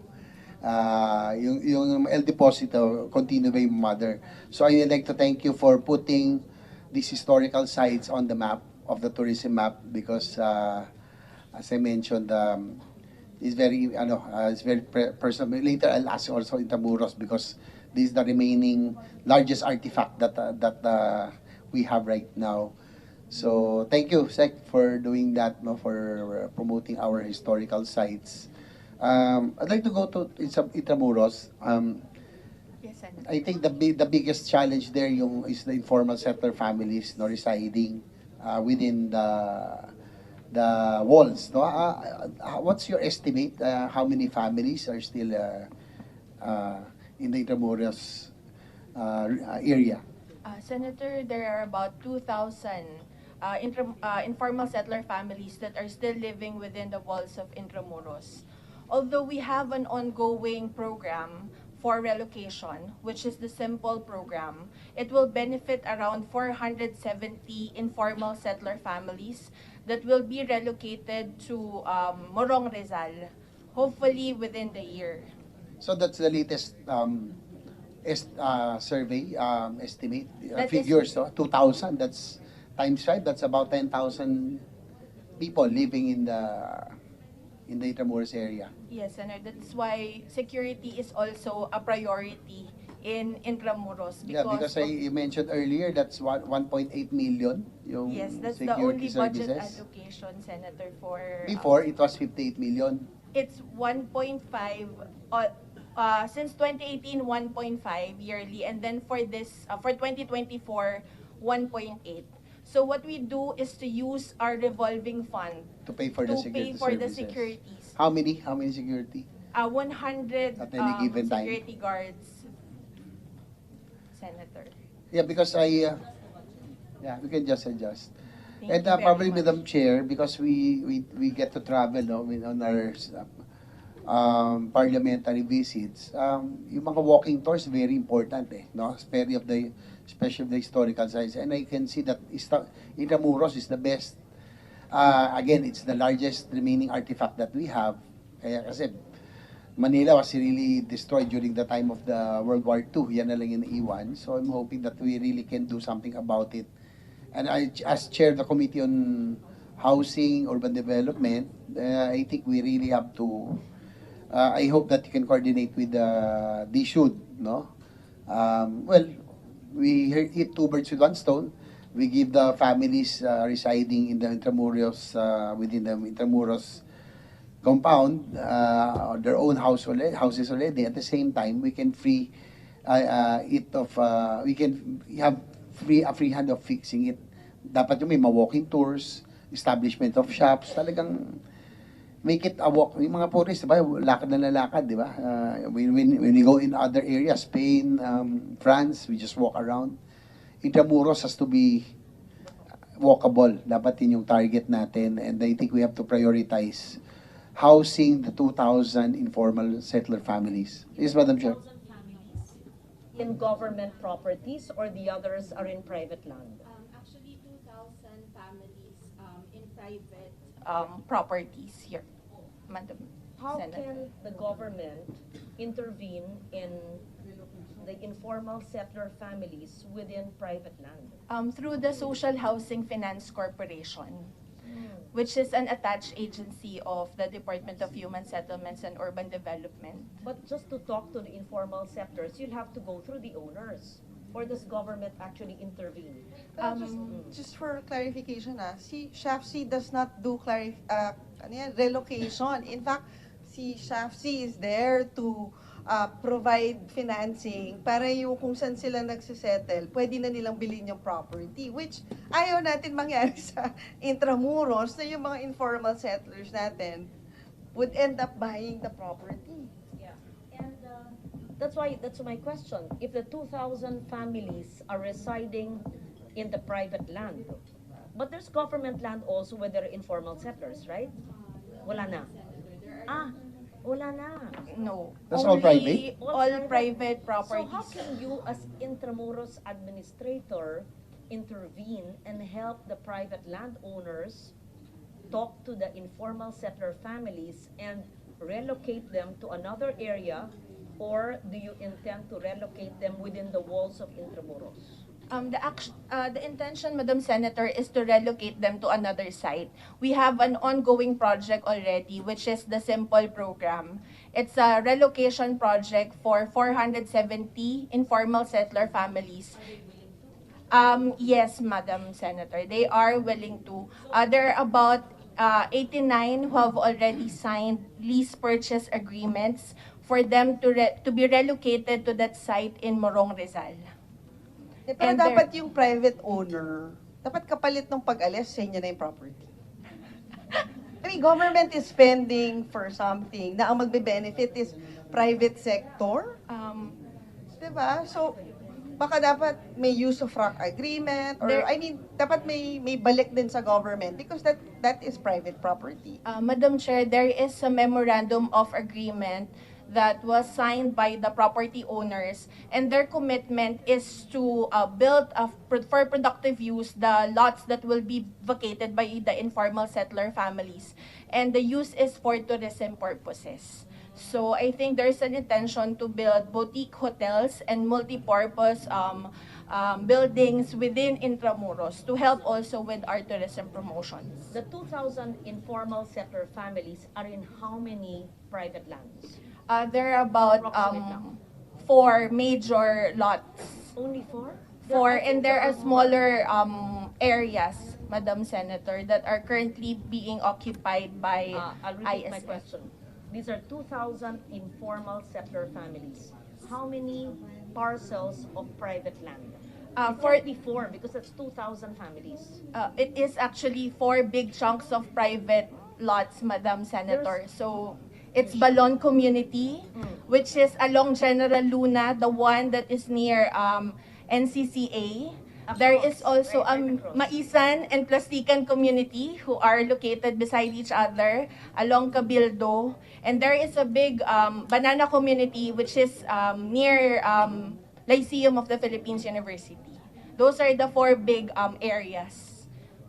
4 big areas, but there are small areas also? Yes. How many small ones? Big or small? Just how many?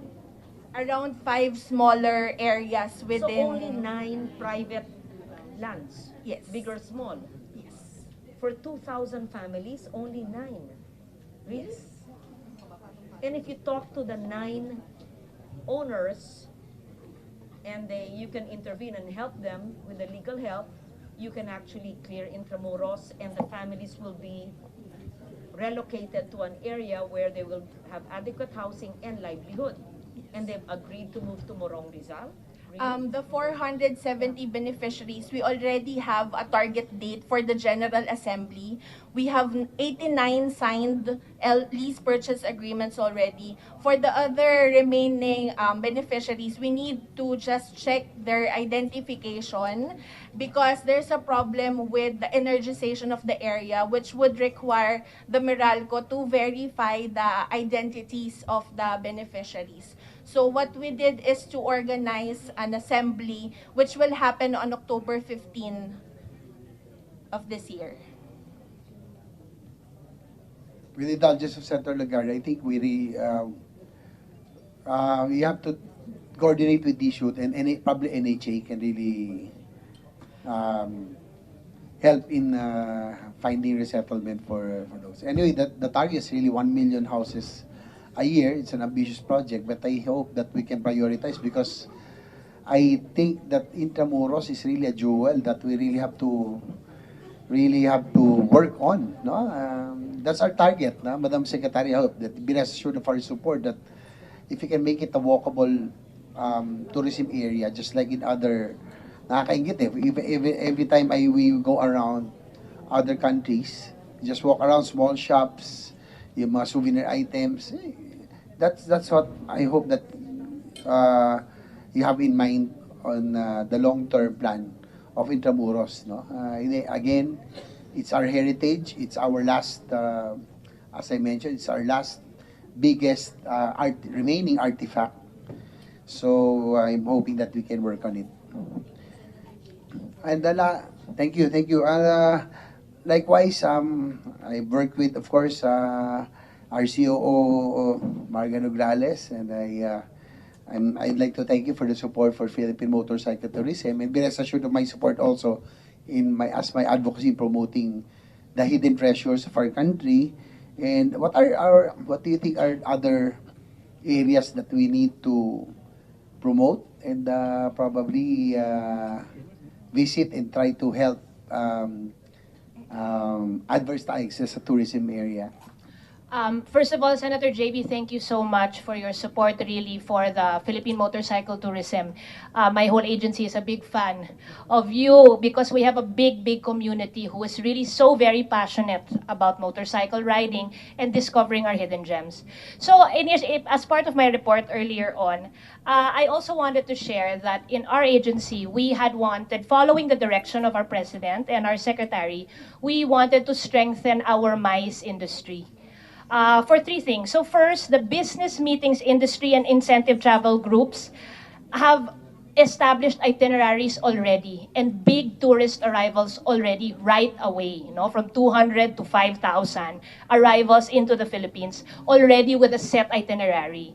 So what we had wanted to do, so to share also that the MICE tourist spends 3 times more than an average tourist. So data shows that an average tourist spends $169 per day while in the Philippines. But data shows that a MICE tourist spends $553 per day on average. Yeah.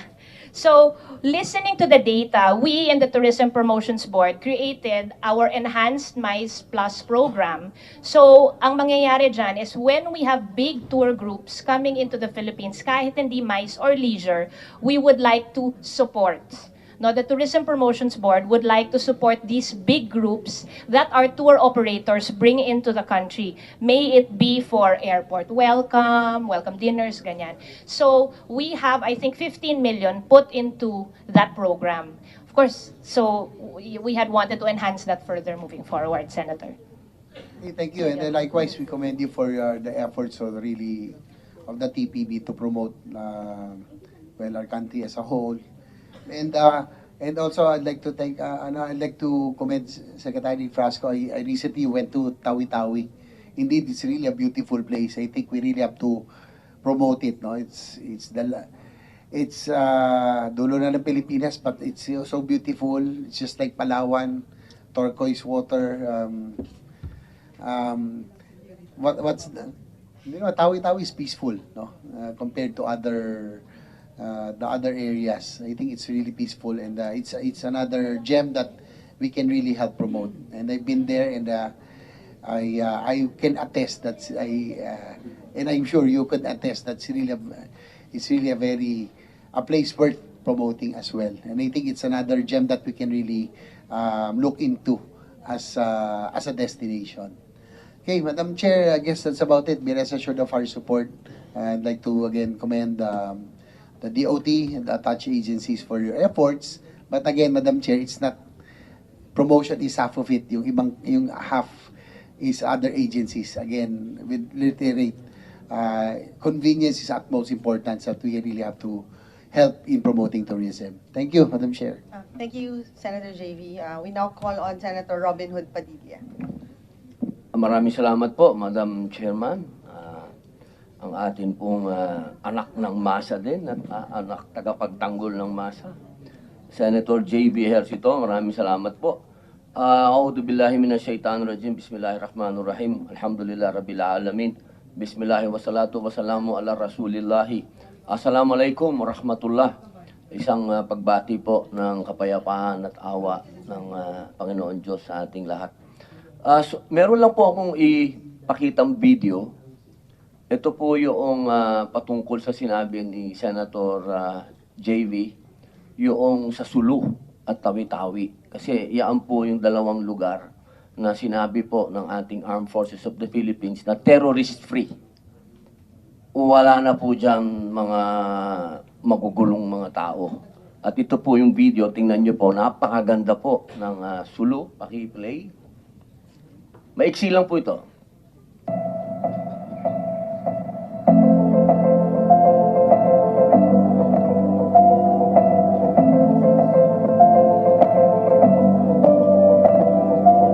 Yun lang po yun. Napakaiksi.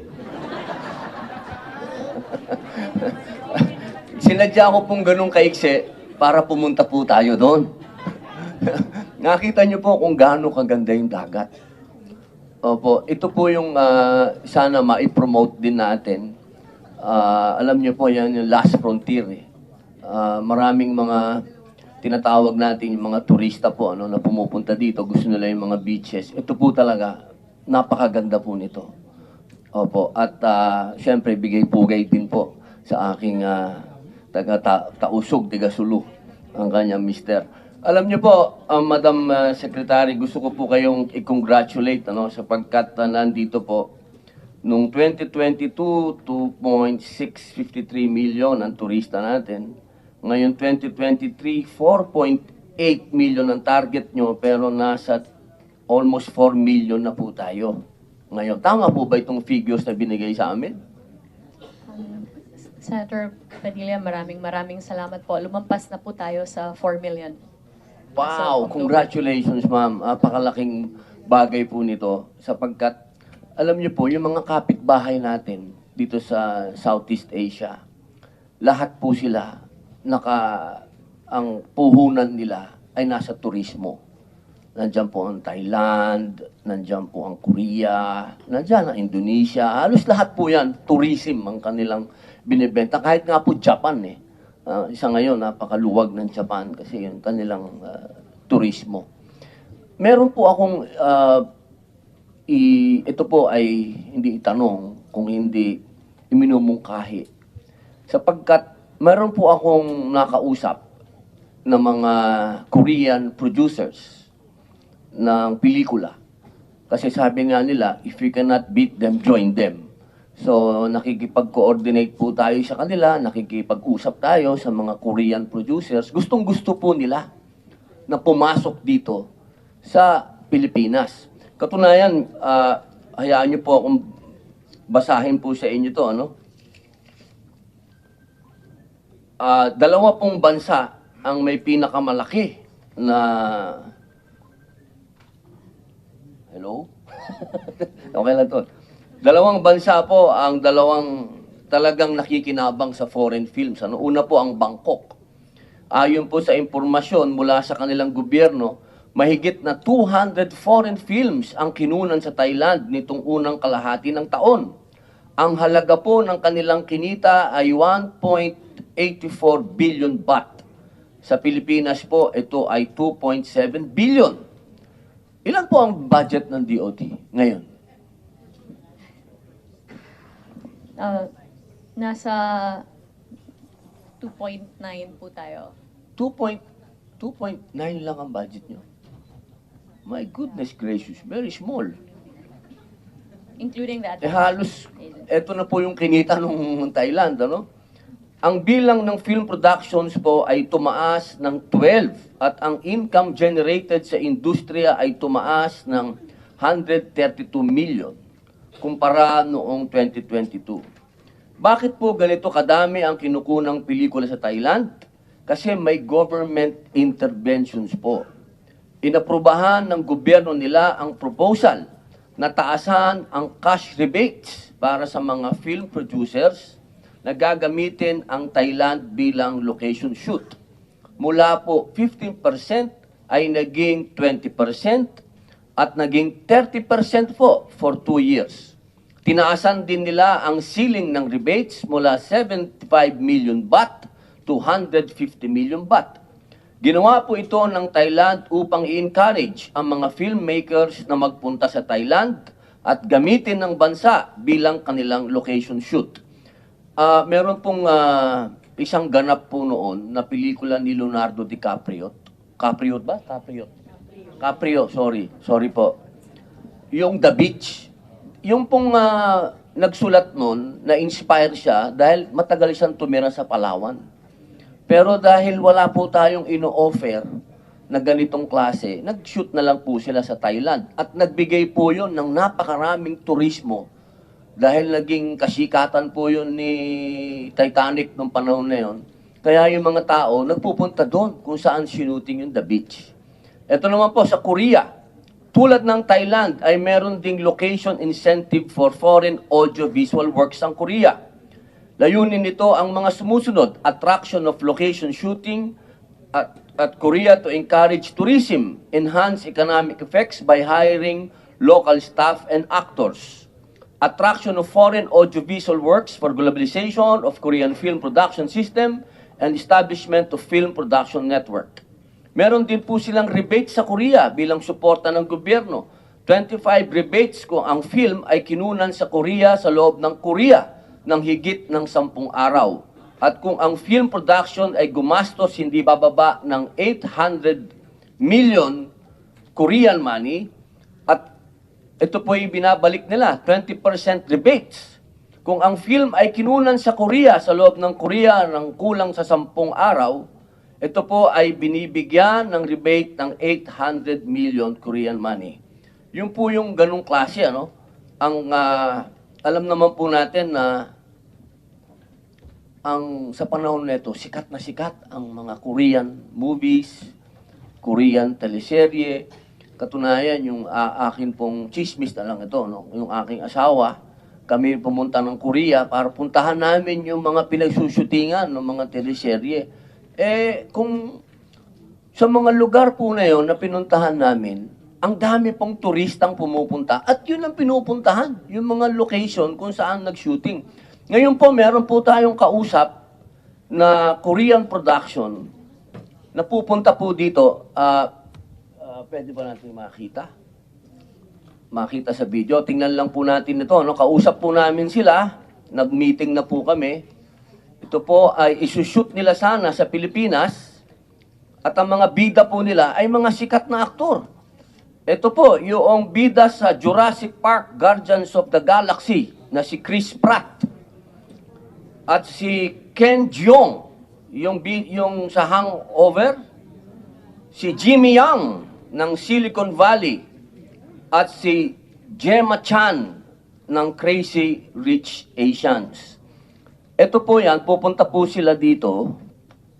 At nais po nilang, kasi na-inspire din po uli yung writer nito at producer dahil nakapunta po sila sa magagandang lugar sa Pilipinas.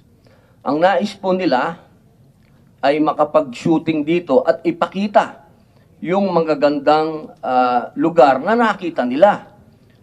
Ang hinihingi lang po nila, sana sa ating gobyerno, ay mabigyan po sila ng ganitong klaseng rebate. Kasi ito po, naku, English ito. Pasensya na kayo, wala, kailangan kong basahin eh. Ito po.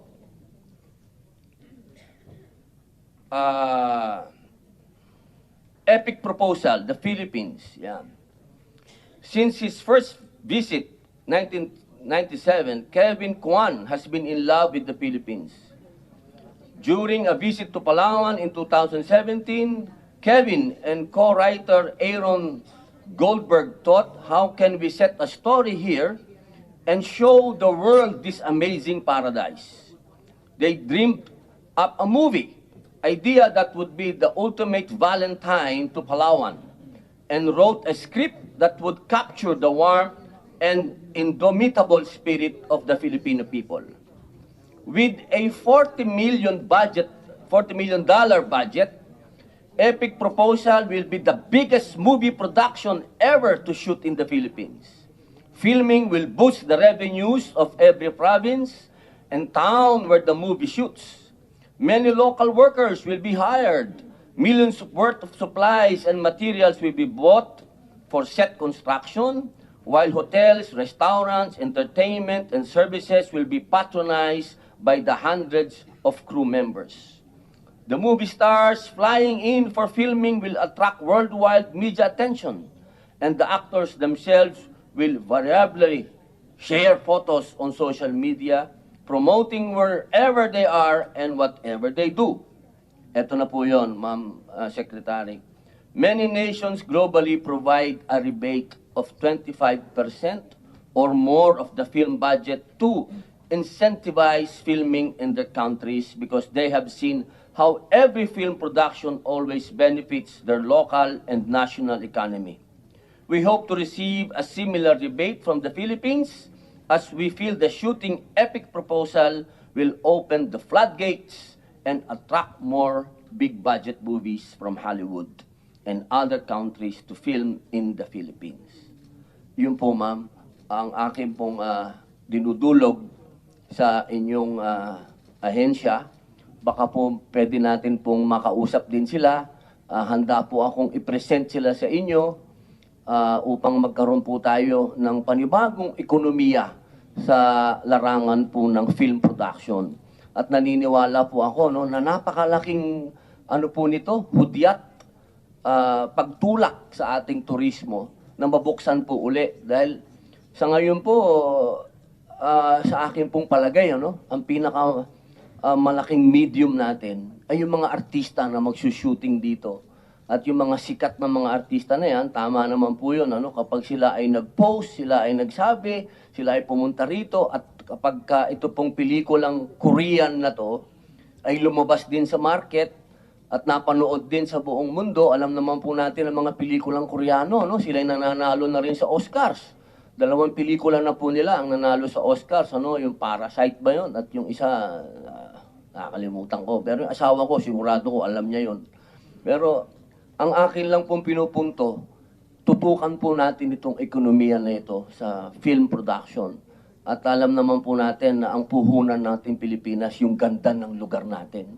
At naniniwala po ako sa pamamagitan po ng inyong ahensya, magagawa po natin ito. Handa po akong dalhin sila sa inyo, itong grupo na to, dahil sila po ay talagang ready na po na mag-shooting dito.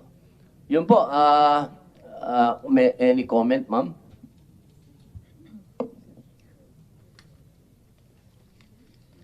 Maraming salamat po, Senator Robin Hood Padilla.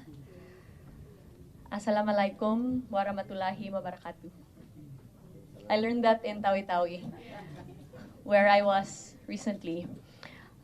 Totoo po, napakaganda po ng Tawi-Tawi at pumunta po tayo kasama na yung ating mga officials ng Department of Tourism para naman po mabigyan ng oportunidad yung Tawi-Tawi na ma-develop talaga at saka ma-promote. Nakapunta ako sa kanilang napakagandang mga beaches, nakain ko po yung kanilang agal-agal kasi celebration yun ng Agal-Agal Festival at nakapunta din po tayo doon sa foot of the Budbongao Mountain. Yung Tawi-Tawi tsaka Sulu po, nasa top of mind ng tourism development of the Department of Tourism. And we are actually in the stages of planning for a visit to Tawi-Tawi to do a product audit of what we would be able to do in terms of developing their tourism portfolio. Nagpapasalamat po tayo sa inyo, Senator, dahil sa inyong napakahalagang suporta sa film tourism industry ng Pilipinas. As a matter of fact, nakaka-sign lang po natin ng Memorandum of Agreement kasama ang Film Development Council of the Philippines, chaired by Chairman Tirso Cruz, pati na rin po yung TIEZA. Nag-sign tayo ng MOA na ito dahil po sa inyo. Kasi sabi po ni Chairman Tirso Cruz na napakalaki ng suporta ninyo for the putting up of a film heritage building that will house the archives of Philippine cinema, pati na rin po magiging one-stop shop siya for all of these international producers to come to the Philippines and get consolidated information in coordination with the Department of Tourism on possible film tourism sites. And sa pamamagitan ng Memorandum of Agreement na ito, we hit two birds with one stone. Una po, pumayag na po yung Department of Finance sa paggamit ng kanilang property, which is under the administration of the Department of Tourism, para groundbreaking na po natin yung Film Heritage Building po ninyo. Pangalawa, magsisimula na po yung ating technical working group meetings with the FDCP. First, para po gumawa tayo ng due diligence on the comparative data of incentives of the Philippines vis-a-vis the ASEAN countries. Yun talaga yung major disadvantage ng Pilipinas in terms of the attractiveness of its incentives, considering that yung na-offer lang po ng Pilipinas is a maximum of $200,000 for filming, last that I'm aware, comparative to the rebates that are offered by other countries. Nagpapasalamat din po tayo sa inyong suporta for the possible filming of what is anticipated to be one of the biggest Hollywood films in the country. Noong February po this year, nagkaroon po tayo ng opportunity na makipag-meeting kay Mr. Kevin Kwan, pati na rin po ni Mr. Lawrence Bender at Chairman Tirso Cruz. At doon, pinahayag po natin yung ating suporta in terms of the logistical assistance na pwedeng mabigay ng DOT, pati na rin po yung ating mga regional offices to exhaust all the means of government to ensure that they make the decision to film here. But we recognize na malaking bagay yung financial considerations. That is why we have also explored seeking assistance from the private sector on the assistance in terms of the rebates that they're looking to have and incentives that cannot be provided by government at the moment, limited by the present mandate of the Film Development Council of the Philippines. Ngayong October 6 po, meron din po tayong pangalawang meeting kasama si Mr. Kevin Kwan, pati na rin po si Mr. Lawrence Bender. Because from our end, we agree with you na napaka-importante po na ma-convince natin sila na dito gawin yung pelikula sa Pilipinas. The film tourism development of the Philippines is a portfolio that we wish to grow under the Marcos administration. Kasi nakita na po natin in countries like Korea how they have been able to mold and exercise their soft power through their culture that is very much transmitted through film. And so you have our assurances, dear Senator, na patuloy po yung growth and expansion of this particular tourism product portfolio. Patuloy din po yung ating collaboration with the Film Development Council of the Philippines. And when the time comes, and hopefully pag natapos na po natin yung ating close coordination in terms of proposed revisions to the incentives that can be offered by the FDCP, that we can seek your help should any legislation be necessary to increase these incentives. Maraming salamat po. Permission of Senator Robin. Nakipag-coordinate na ba kayo with DOF when it comes to giving more incentives? Kasi the policy direction would come from them kung agreeable ba sila to give incentives. Siguro share ko lang, for example, Sen. Robin, sa Hungary, ang ganda nung binibigay nilang incentives para para mag-shoot ng mga pelikula doon. Kaya, di ba yung mga I Am Robot ni Will Smith and other films, makikita mo na ang daming scenes from, lalong-lalo na from Budapest. So, may ganong na ba kayo pag-uusap? Madam Chair, I can confirm that the matter of looking at the expansion of incentives for film tourism has already been taken up in Cabinet. Kasi gusto din po ng ating presidente na mas maging attractive talaga yung ating incentives. And so subsequent po ng technical working group between the DOT and the FDCP, we are going to be able to present a clear-cut proposal on the amount of incentives that we wish to increase. But yes, the DOF is aware of our desire to have the incentives increase. Are they open to the idea?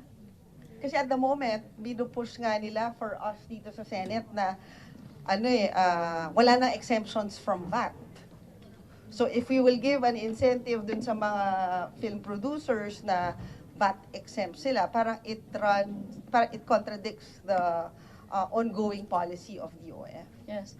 I cannot speak for the Secretary of the Department of Finance, although I am very grateful to him for two things, Madam Chair. First, for giving us the authorization to support the growth of film tourism in the Philippines by allowing us to use the DOF property in Intramuros for the construction of the Film Heritage Building. And second, for releasing a statement 2 days ago that he perceives the tourism services sector, specifically the domestic and international tourism contributions, to drive trade, transportation, storage, accommodations, and food services. And perhaps then, when the time comes, it will be incumbent upon the Department of Tourism and the FDCP to present a business case for the increase in incentives and leave it to their discretion.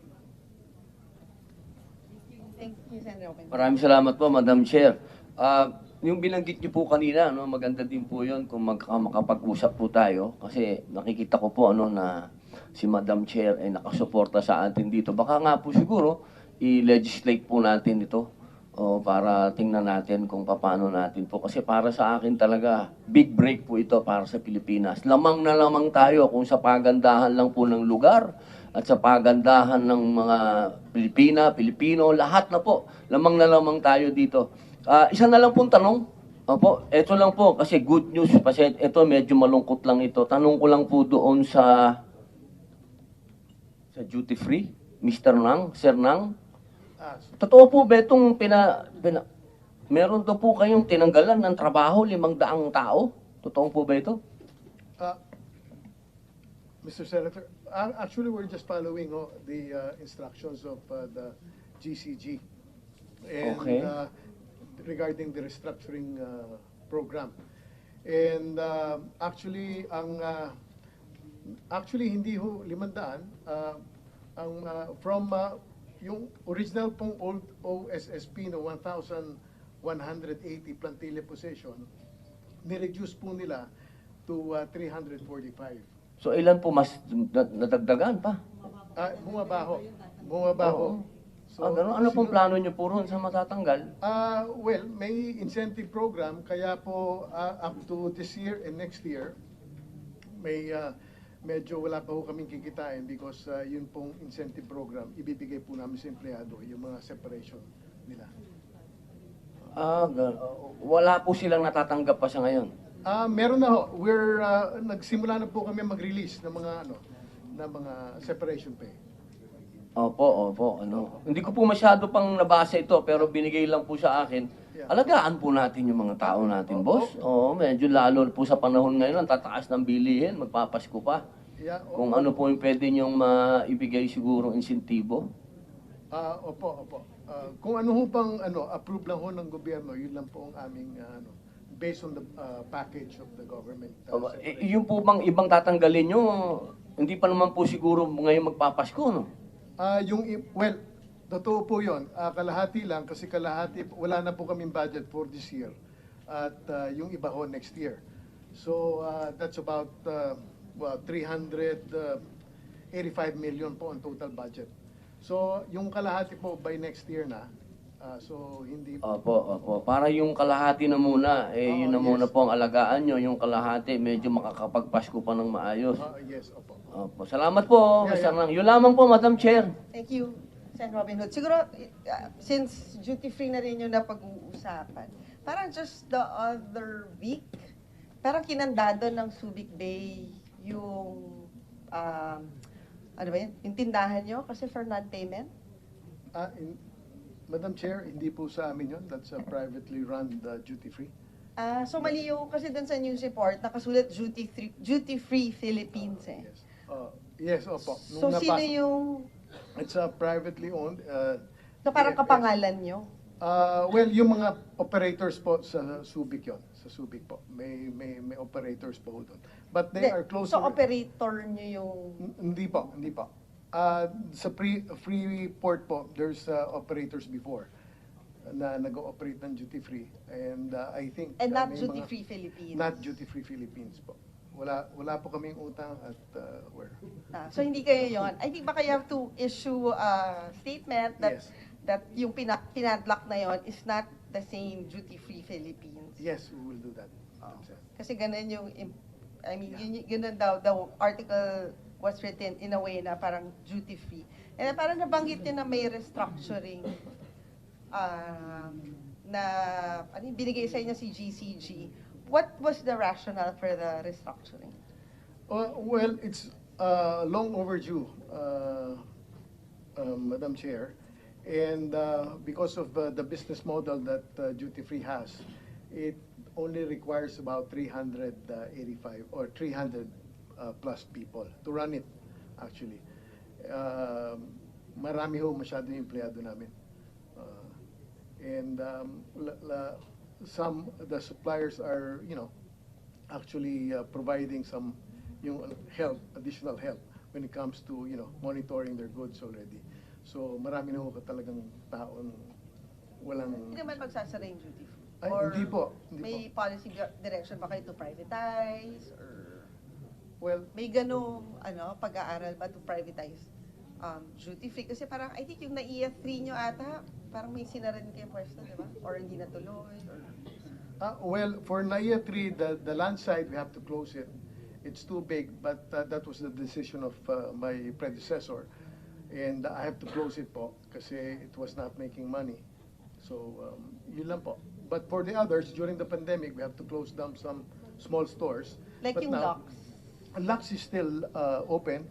We have new stocks po of different brands. And Fiesta Mall, which is the downtown store, we're renovating it and we're adding new stocks and brands.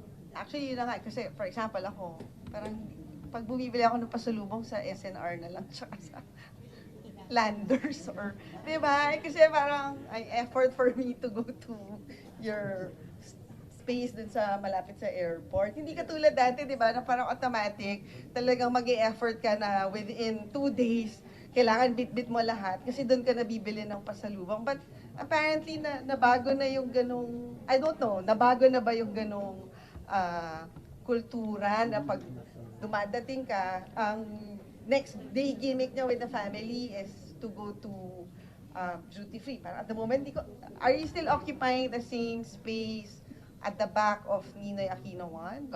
Doon pa rin ba kayo? Yes, Madam Chair, we're still occupying the Fiesta Mall. We renewed it for another 3 years. So, well, may undergoing renovation. Parang nabago na nga yung ganong kultura? Or Hindi po na, well, actually, for Fiesta Mall in Parañaque, ang ano ho namin doon, ang market ho namin are the OFWs and balikbayans. So yung mga OFW, they still buy still food go. there. Yes. That's 60% or 65% of our Kasi ganda nga ng promo nyo ngayon sa Chivas Regalata. Di ba? Nag-plug pa. Parang meron kang buy 3, ganun promo. Hindi, so at least may ganong reassurance na tuloy-tuloy pa rin yung yes, duty free. tuloy-tuloy. But are you studying nga yung konsepto of privatization? Kasi in other countries, parang I think duty free is privatized already. I yield this to the secretary for comments. If I may, Madam Chair, unang-una po, with regard to the employees of the DOT that look to be affected by the decision of the GCG, for the record, on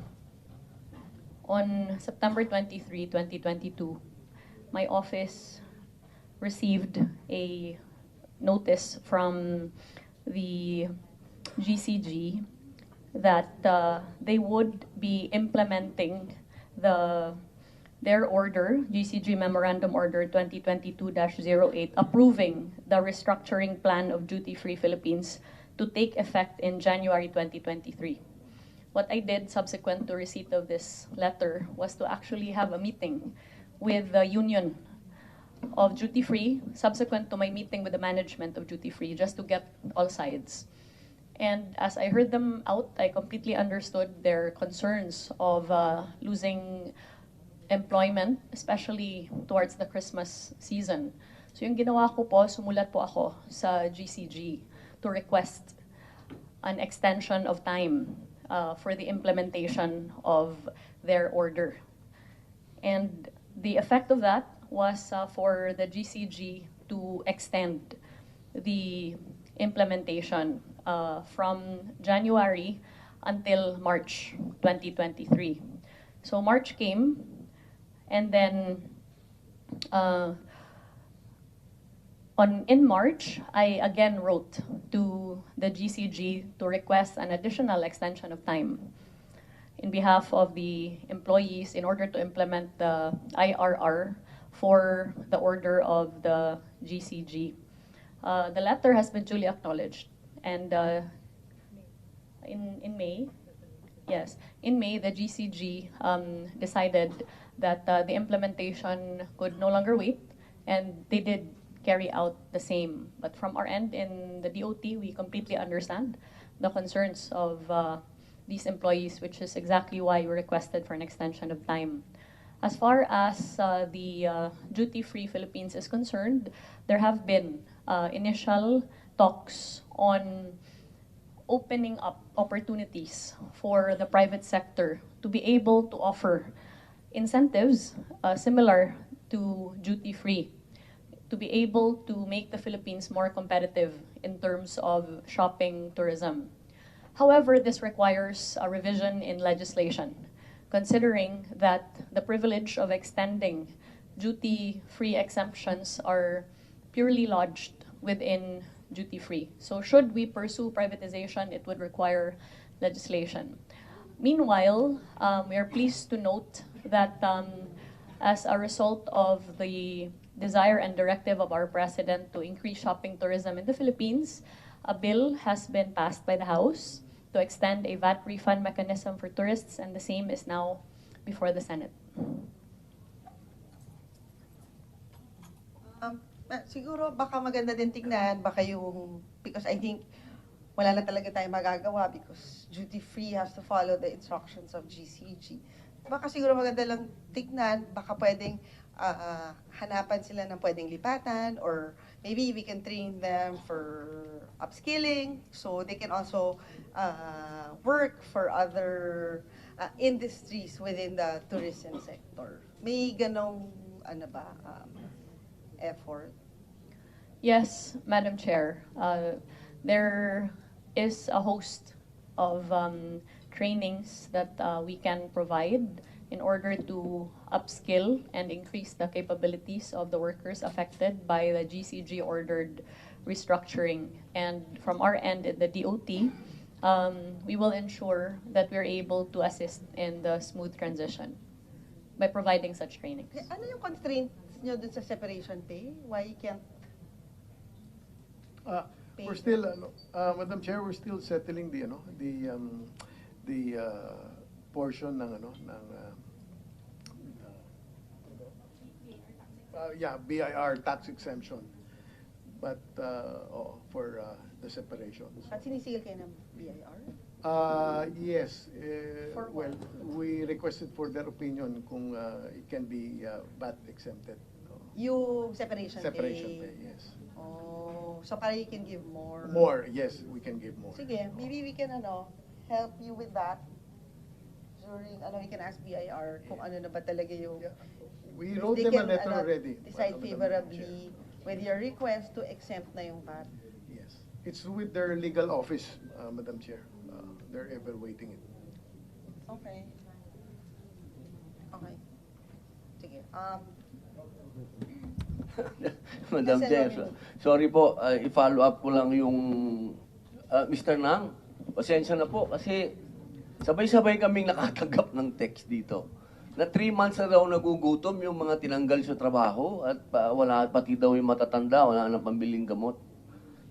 Medyo may text brigade sila, ha? Yes. Mr. Senator, actually ang doon sa implementing rules and regulation, we are given 90 days bago kung 90 days para ma-claim nila yung check. So 3 months na po yun. So may makukuha na po sila? Nag-start na po kami nagre-release. Actually marami na akong napirma na check na na-release na check. Opo, pakiano lang po, sir. Ayoko naman po kayong dahil tayo po magkakasama dyan sa DOT. Ano lang po, paalala lang sir, kawawa yung mga natanggal sa trabaho. Salamat po, salamat. Yeah, noted po.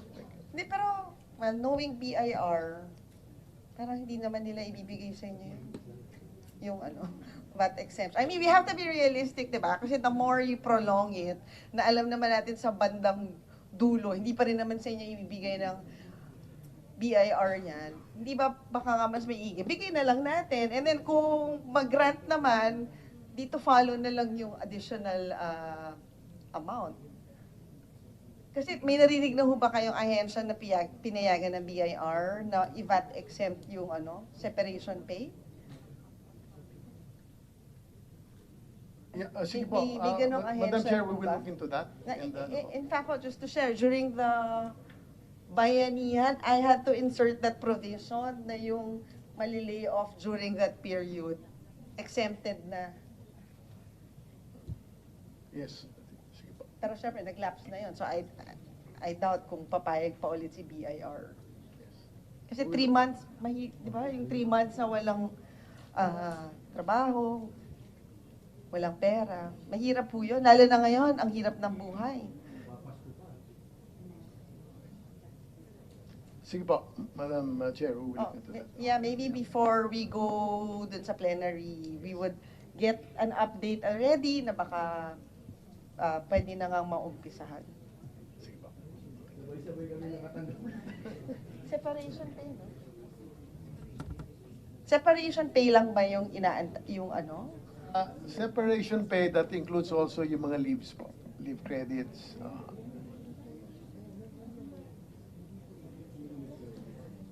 Leave credits daw hindi subject to VAT.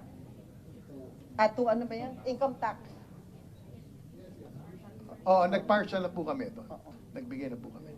So yung mga leave credits, Leave nabigyan credits nyo po, na yun, that was advanced already. Yung SIP na lang po ang kulang. So meron na naman kayong initial. Yeah, meron na po. Meron na po.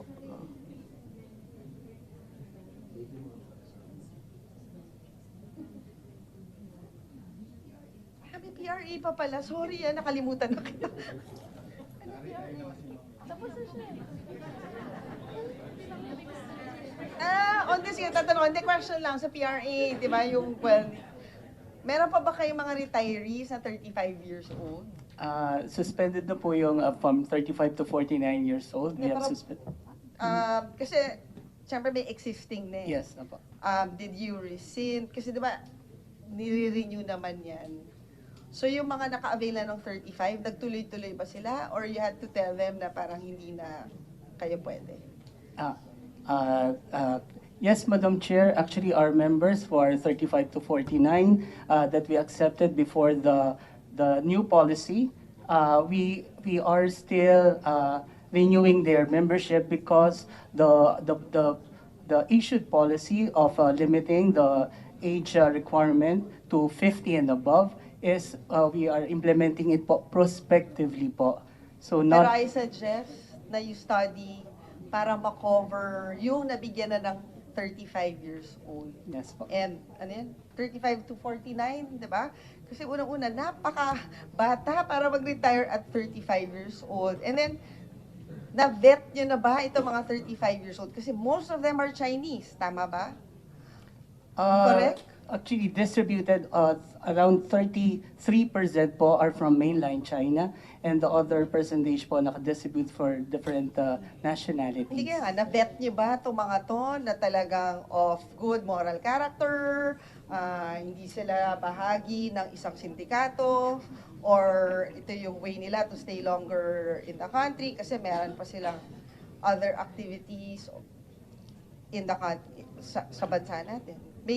Kasi parang ano yung total number nung retirees na 35 to 49? To answer first po yung the concern on national security, actually PRA applicants and retiring members are strictly evaluated po and monitored by PRA and the Bureau of Immigration po. So for example, PRA applicants are required to submit police clearance or certificate of no criminal records, as well as submit NBI clearance po if they stayed more than 30 days. So, May coordination ba kayo with NICA? Yeah, we have Interpol database access po. So, NICA mismo. Yung National Security Council natin, yung those type of agencies. Considering na parang meron tayong sitwasyon ngayon na hindi masyadong maganda at the moment, di ba? Yes. But to address po yung security concerns, yung Interpol database po, yun po may access kami. When there are hits po for applicants, of course, we do not accept them. And actually, we recommend for the deportation because PRA applicants are already in the Philippines. So ilan na yung napapatiport nyo? Okay, as of now po, I don't have the numbers, but we can submit po. Ayun. Huli nga kayo na talagang May hindi ka nais dun sa nag-avail ng Ah, retirement program natin. Madam Chair, hindi po. They are tourist visa holders because before applying to PRA, they have to have a valid Philippine visa. So they have tourist visas, then they apply to PRA, then we screen them po. Yun po. Kanina you had to deport. Yes po, because they are already in the Philippines with tourist visas. Tapos hindi sila naging qualified. Yes po. Pero yes hindi po, Madam naman Chair. yung naka-enroll na dun sa program natin. Yes, Madam Chair. Not yet enrolled. Still applying for a PRA visa po. Oh, and then, ano yung potential market na tinitignan nyo? Kasi ang laking opportunity to encourage more foreigners para dito mag-retire, lalong-lalo na yung mga countries na aging yung population like Japan. So may mga ganong programa ba tayo to entice more retirees to come to the Philippines? Kasi parang din yan one way to encourage our health workers na imbis na sila yung pupunta dun sa ibang bansa, pwedeng dito na lang kasi meron nga tayong retirement community na maganda yung salary para sa ating mga health workers. So dito na lang sila magtatrabaho. May ganong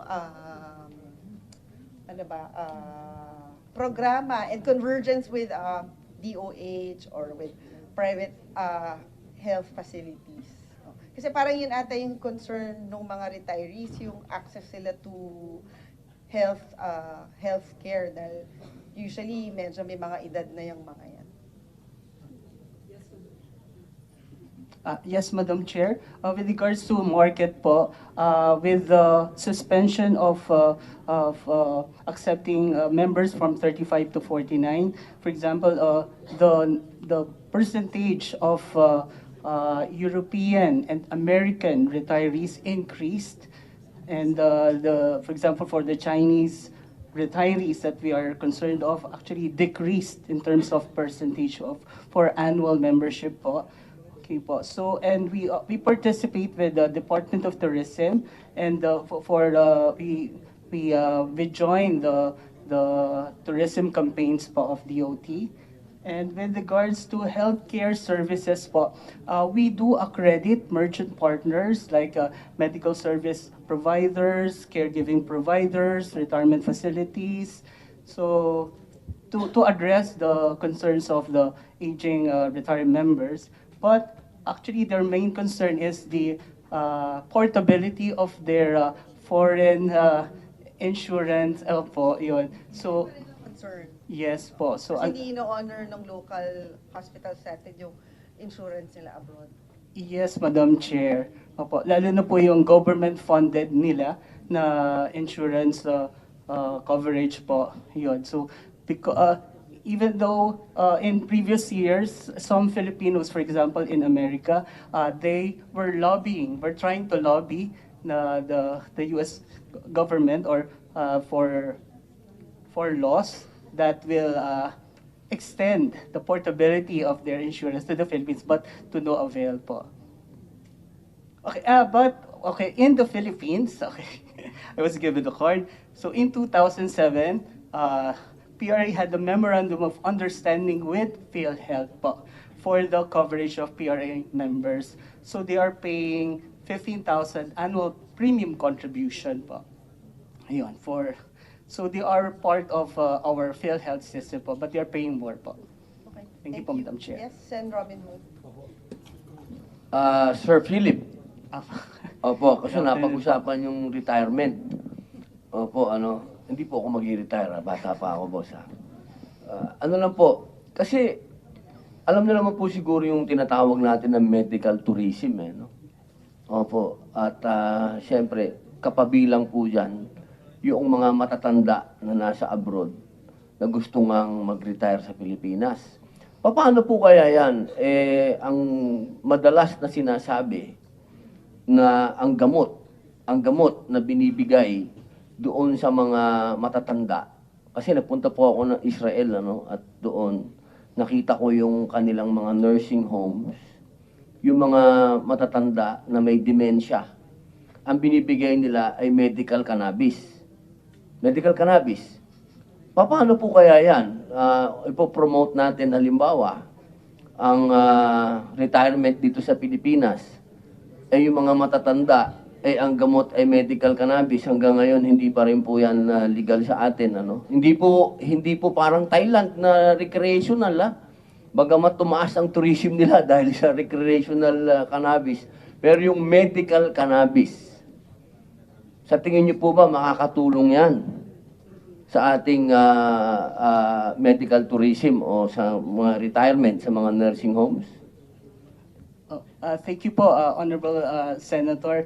Actually po, medical tourism, although it is related to retirement tourism, medical tourism is not handled by our agency po.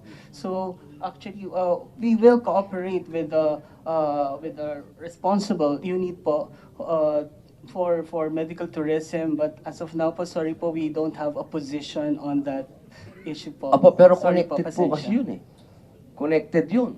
Pagka gusto natin dito na mag-retire, lalo na yung mga Europeans kasi bukas sa kanila yun Ang medical cannabis sa kanila, that is natural. Sa kanila parang walang problema yun.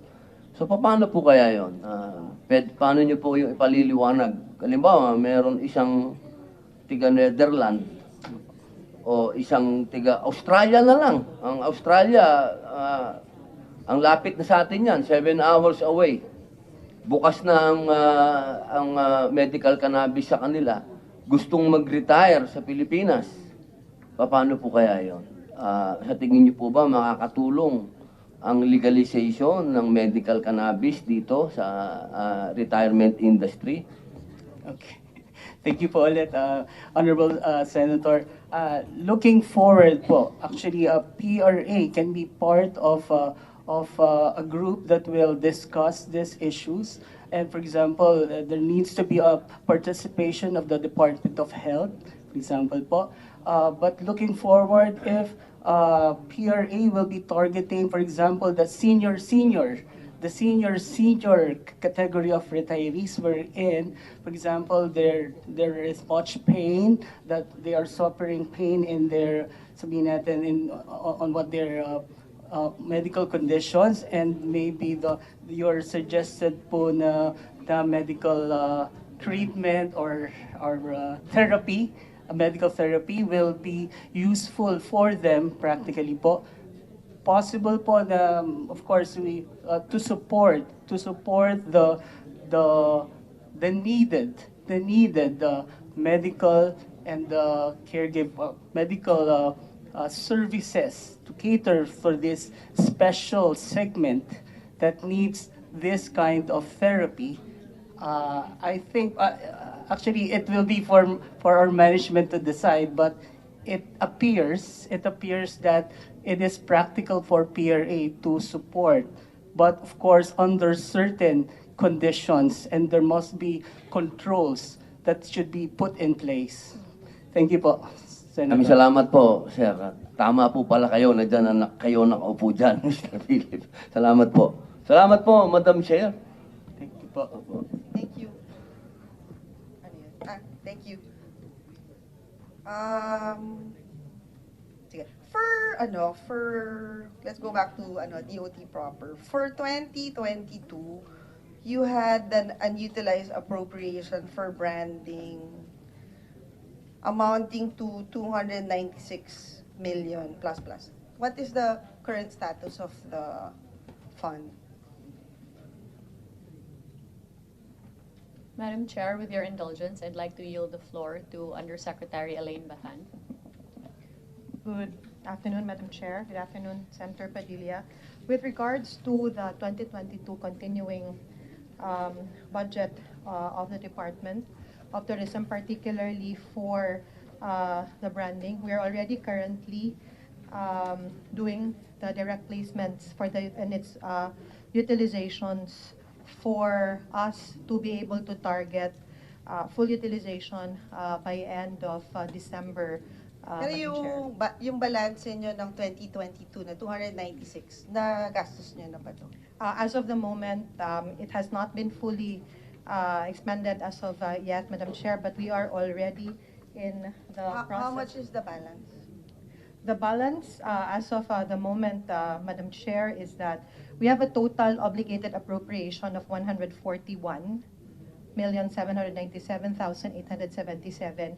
The unutilized, which is 48%, Madam Chair, and the unutilized funds for the 2022 is 153,547,000, Madam Chair. 153 yung hindi nyo pa nagagamit Yes, out Madam of Chair. the 296 million. 295, yes, Madam 296,333. So hindi hindi niya pa nagagamit yung 151. We are already in the process of procurement of the 153 So million, Madam Chair. ano yung magiging bahagi ng procurement for the 151 million of the 2022 branding budget? Sorry, Madam Chair. We intend to undertake direct media placements for this amount, Madam Chair. So lahat Itong 151 million media placements for TV, radio, or In all media? forms, social media, online, and print, Madam Chair. Okay, so dun sa 2023 budget niya naman, how much pa yung remaining sa branding? As of the moment, Madam Chair, we have a total obligated appropriations of 252 and an unutilized budget of 991, all of which are the big amount of which have already been undergoing procurement. We expect a total of 620 million to be awarded by end of October, within the end of October to second week of November, Madam Chair. Ulit, nalito ako. So yung, magkano yung branding budget for 2023? 1.27 billion, diba? 1.2 billion, Madam Chair. 1.27 billion, and then as of the moment, how much is the balance pa? Our balance, which is only, our balance, Madam Chair, is about 991. But we expect that out of only yung 991 out of 127, but 1.27 out of the billion. if I may, Madam Chair, out of the 991, 620 of that will already be obligated by, like I said, within the end of October to second week of November. Ano yung mga component ng 620 million? There are several, Madam Chair. We have the strategy, research, and overall direction for the integrated marketing communications campaign. How much is that? 30 million, Madam Chair. Digital media planning. Wala pa ba kayong ganitong research? None yet, Madam Chair, because it's supposed to be a offshoot or catch-up after we have launched the branding campaign, Madam Chair. So you launch a branding campaign without doing any research? There is, Madam Chair, if I may, the branding campaign was backed by a market study. And that is a component of the strategy. How much was spent for that market study for the branding campaign? None, Madam Chair. Why none? Because it was part of that contract which the Department of Tourism has terminated, Madam Chair. But you're in possession of that study? We are in the possession and ownership of the market study, Madam And Chair. supposed to be, how much was that study? Kung natuloy yung kontrata? It was part of the 49 million contract, Madam Chair. At hindi nyo kayang himayin how much out of the 49 million lalabas yung market study? Well, there was, it is composed based on the terms of reference, Madam Chair. The amount will be comprised of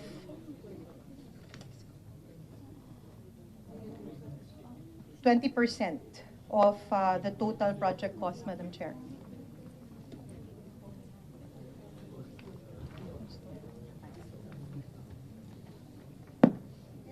So strategy research, the part ng 320 million is how much?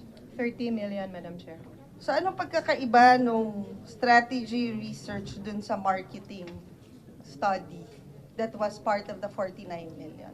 Well, the project will serve, Madam Chair, as a backbone for the overall branding campaign of the department, and it will, it aims to support. Parang question, going back, hindi ba dapat last year pa when you presented the budget for 2023, nauna na yung study bago tayo nag-launch ng branding campaign? Yes, Madam Chair, that's precisely the basis for. Yeah, why are you spending 30 million for a study that supposed to be was already done before you launch? I would assume this is the Love the Philippines, di ba? So anong magiging, kumbaga, ano yung magiging backbone for the new branding if there was no strategy research? Kasi parang ngayon pa lang kayo mag-a-award ng 30 million for a strategy research. So what was the basis for doing a rebranding when you're still gonna do a strategy research worth 30 million? If you will allow me to clarify, the market research for the 49 million refers to the conduct and the study of the market and the viability of being able to come up with a new slogan and the new logo, Madam Chair, while the integrated market shifting to a new campaign. So talagang parang overhaul yan. So how can it be that you started a new campaign na wala kayong lumalabas ngayon because you're awarding 30 million for strategy research, but parang medyo mali yung order. Hindi ba dapat nauna yung pag-aaral bago tayo nag-relaunch? I will just cite an example. For example, nung tumakbo ako ng 2013, bago ako nag-produce ng mga materyales ko, I engage, nagpa-study, ano ba yung mga keywords, ano yung market that I want to target, and then from there, yung nag-pitch sa akin yung mga ahensya, kasi yun yung magiging basis nila, kung ano yung how they will package me as a candidate. Was the same process followed for the launch? For example, let's talk about that controversial promotional video. Di ba that video was shown in Cambodia? Correct?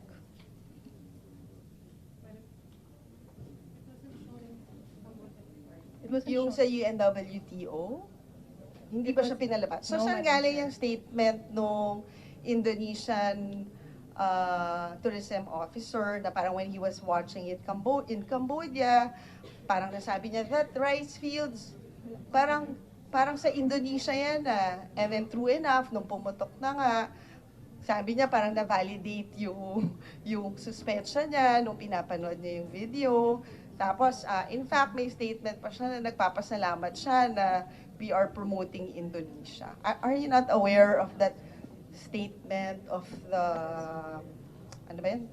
Indonesian tourism minister? Yes. Madam Chair, first of all, to set the record straight, the enhancement of the Philippine tourism branding was indeed backed by an extensive market research that concerned a study of global, regional, and local data. And if that's the case, why? So dapat alisin na natin yung 30 million. There is a necessity to clarify the previous statement of the Undersecretary, Madam Chair, because this particular component of the branding budget pertains to the overall direction for the integrated marketing communication campaign as far as placements is concerned for ads all over the world. TPB has the skill already for the placements. I mean, nandiyan na, kumbaga, ang tagal, alam na nila yan, alam na nila where to place, what to place, anong time. Yes. Usually there's a buyer for that. Yes, notably, Madam Chair, there is a division. And you need to spend 30 million for us to know where to place? Madam Chair, notably, there is a division of labor in terms of the markets being handled by TPB and the markets being handled by the DOT. Pero di ba, lalong-lalo na TPB, you're in charge of international. Not Yes. purely, Madam Chair. Not purely. Yes, we have 13 markets that we take care of, Madam Chair. Sa international. Sa international, yes. In fact, kaya nga kayo tourism promotions. Yes. But that is your mandate. In those areas, yes. Specifically, the Office of Product and Marketing Development handles specific jurisdictions. Can I have it, please? The countries.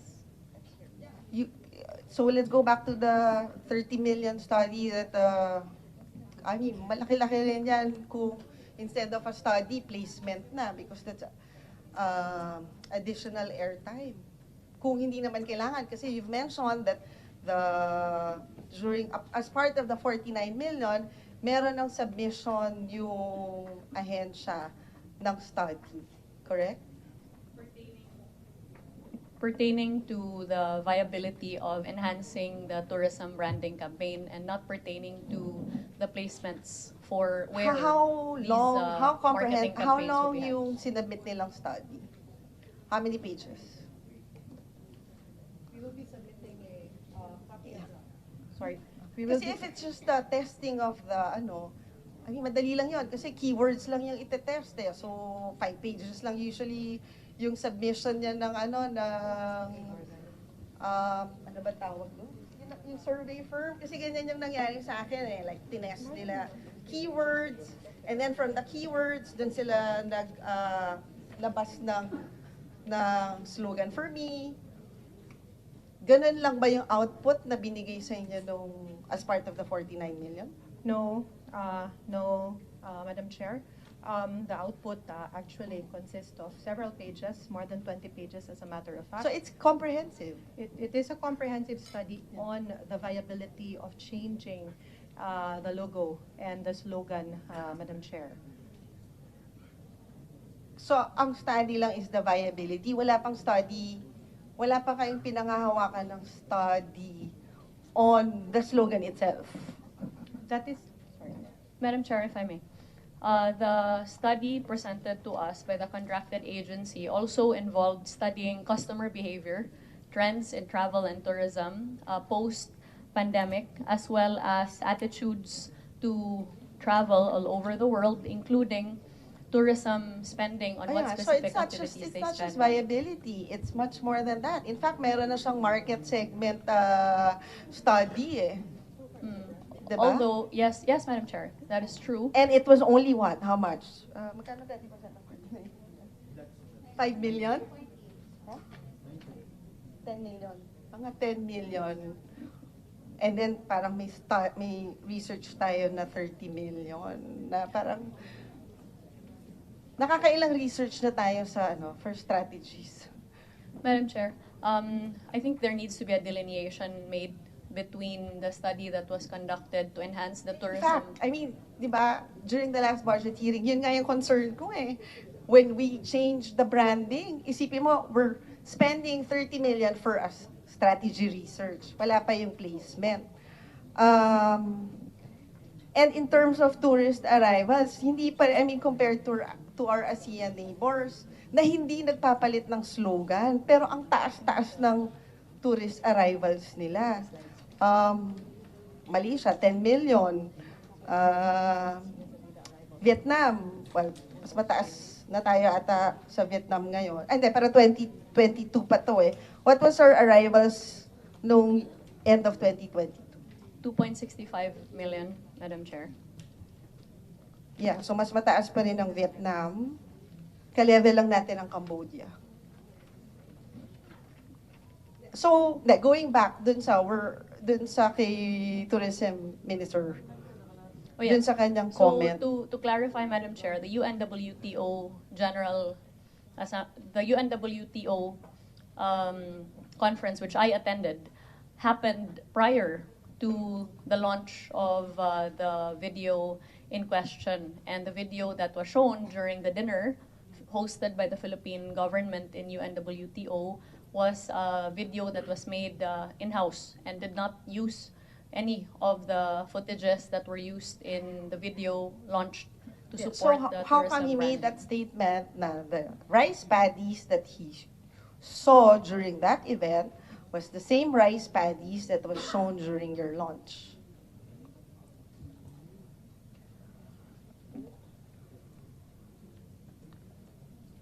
How did that happen? Saan niya kinuha yung ganong impression? Yes. The statement was made on July 4. The statement made by the Tourism Minister of Indonesia. Yeah, his statement was, when he was attending the Cambodia event, he already was parang telling himself, parang that rice paddy looked familiar. It looked like Indonesia.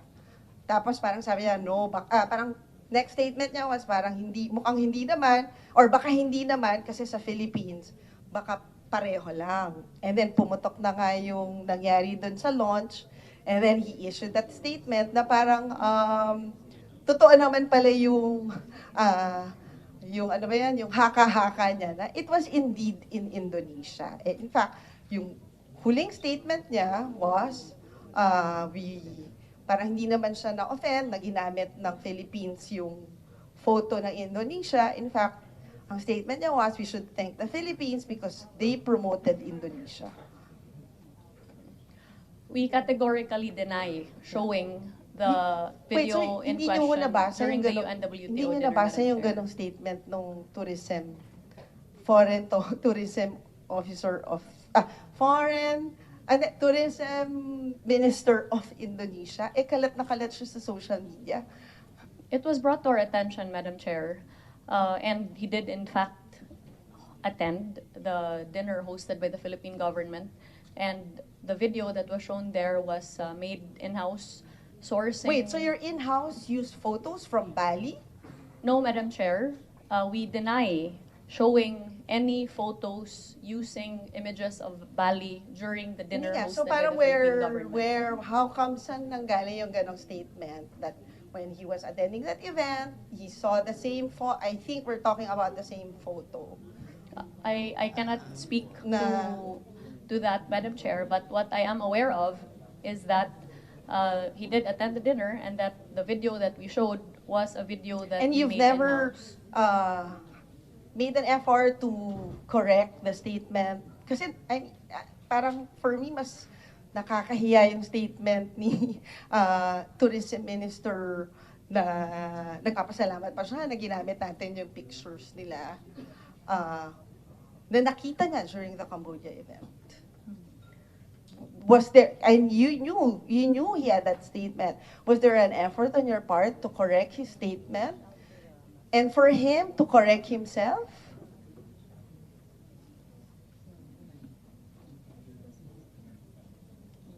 Yes. Madam Chair, through diplomatic channels, we did indeed reach out to the Ministry of Indonesia pertaining to his statement. And what was their feedback? What was the feedback? Kasi parang So far, there has been no effort to clarify. Iniinsulto nila tayo, di ba? Parang ganun yung dating.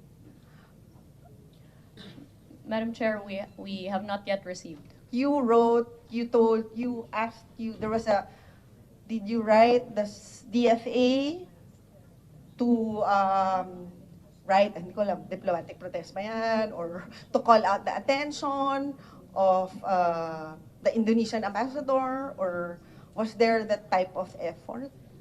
There was an effort to reach out to the ministry. You wrote the DFA for them to reach out? I'll yield to ASEC Verna Buensuceso for this, Madam Chair. Madam Chair, in relation to the statement, actually we reached out to our counterpart in the Ministry of Tourism and Creative Ministry of Indonesia, just to advise them that what we had showed in the dinner that was hosted by the Philippines in Cambodia was actually an in-house production and was certainly not about the video and the ad in question, Madam Chair. That's all. What's the response? I think, if you're standing by that statement, he should apologize to us. Well, Secretary, it was just noted by the Vice Minister, and it was advised that it will be communicated. That's all. Be what? Communicated. Hindi nga, pero wala bang effort on our part to get an apology dun sa tourism minister na yon? Kasi he's lying based on your statements.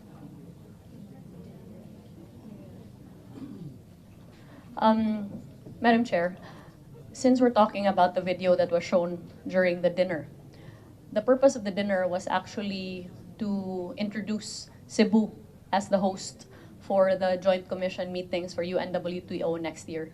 And therefore, the subject of the video that was shown were actually sceneries in Cebu, which definitely did not include the Hindi, kaya ng terraces. secretary you should demand an apology dun sa tourism minister na yon.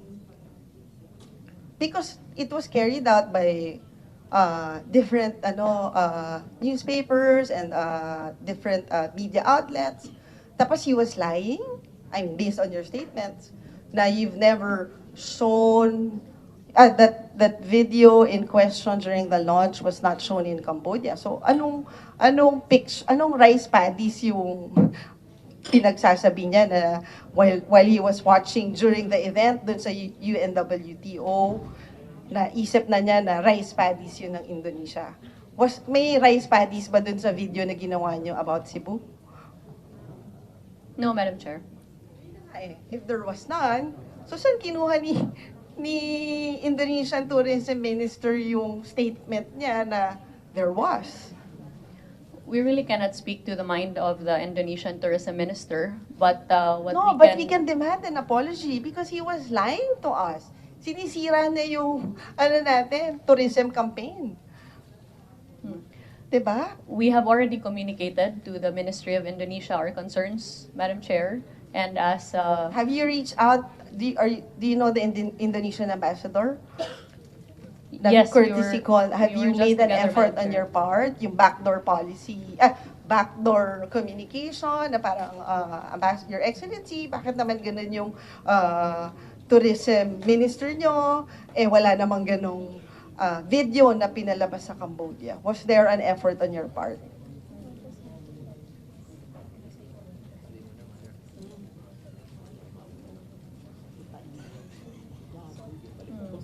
Yes. Madam Chair, subsequent to communicating our position and our concerns to the ministry, the focus that the Department of Tourism has chosen... But on your part, Secretary, did you make that effort to reach out to the Indonesian ambassador and tell him, parang mali naman ata yun, why issue that statement when there was no such thing, there was no photo during that event of rice paddies? Following the diplomatic channels, Madam Chair, I did direct that the Department of But Tourism on your manifest. end, on your end, Yes, myself, I directed. No. that, Did you talk to the Indonesian ambassador? I have not had the chance to speak to him personally, Madam But Chair. you've met him. I mean, you Yes. know him. Yes, Yeah.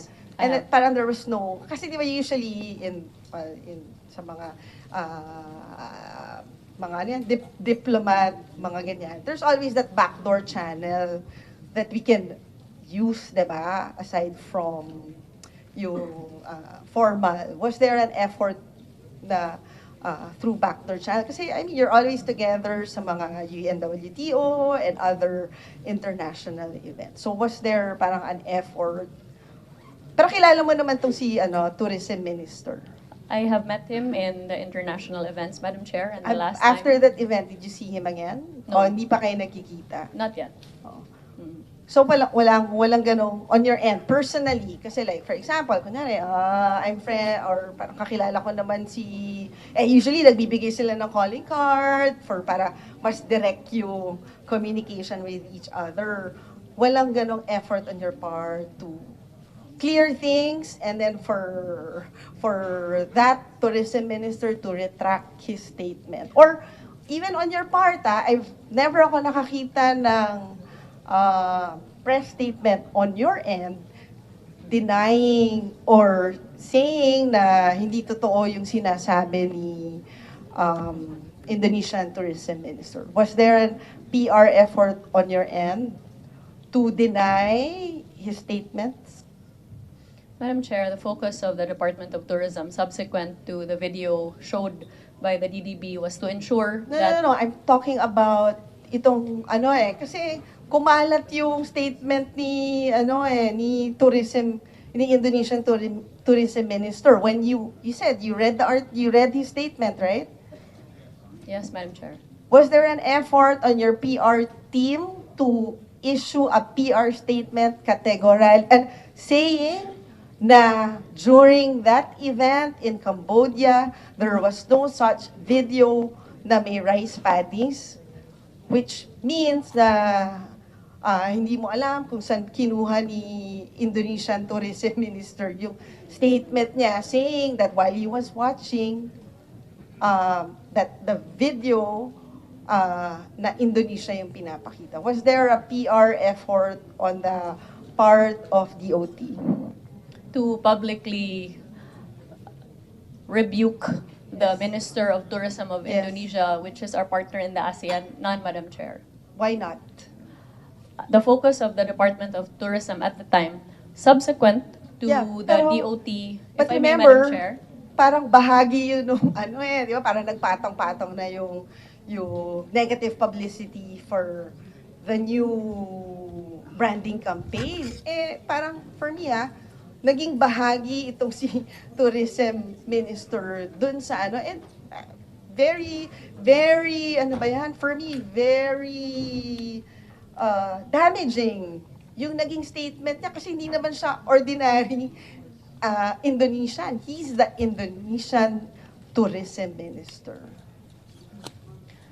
Madam Chair, subsequent to us communicating our concerns regarding the said statement to the Ministry of Tourism and Creative Economy of Indonesia, our focus then was to ensure that we safeguard government funds and immediately terminate the contract pertaining to the contracted agency, as well as to exact a forfeiture of their performance bond and to cease any and all relations with the said agency. So Further tomorrow, to that, can you issue a statement denying the statement of the Indonesian Prime Minister?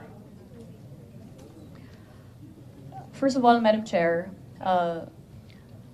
my understanding is that the Philippines exercises a foreign policy of being a friend to all and an enemy to none. He's not our friend. The mere fact that he's lying.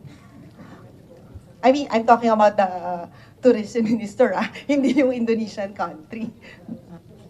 Kasi sinabi niya naman, no such photo was placed during that event. So I don't see any reason why you can't issue a statement tomorrow saying that he was not telling the truth when he said that during the UNWTO, a photo of Bali was used during the presentation. Or, di pala Bali, parang rice paddies in Indonesia. You issue that PR statement tomorrow? Madam Chair, I completely understand your position, but the Department of Tourism does not operate in isolation, and it operates within the Executive Department, which has an existing foreign policy that is composed of a host of concerns, not only tourism. Nevertheless, I understand. It creates the perception that he's telling the truth because we're not denying it. Madam Chair, nevertheless, recognizing your concerns, we will immediately after this meeting reach out to the Department of Foreign Affairs as well as to the Executive Department to seek their advice regarding your request that we issue a press release on this matter. Before the plenary session, siguro, we would also consult with the DFA moving forward on how we can rectify the damage that the tourism minister did to our branding campaign. Thank you, Diba Madam Chair. siniraan niya tayo? Don't you agree, Secretary? As far as the statement that claimed that we showed the video on Love the Philippines in the UNWTO, Bakit? Doon ba sa UNWTO may Love the Philippines na?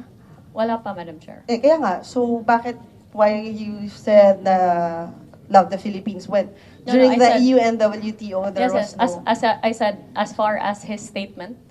No, he never said the Love the Philippines video. He just said his statement was the video that he saw in Cambodia.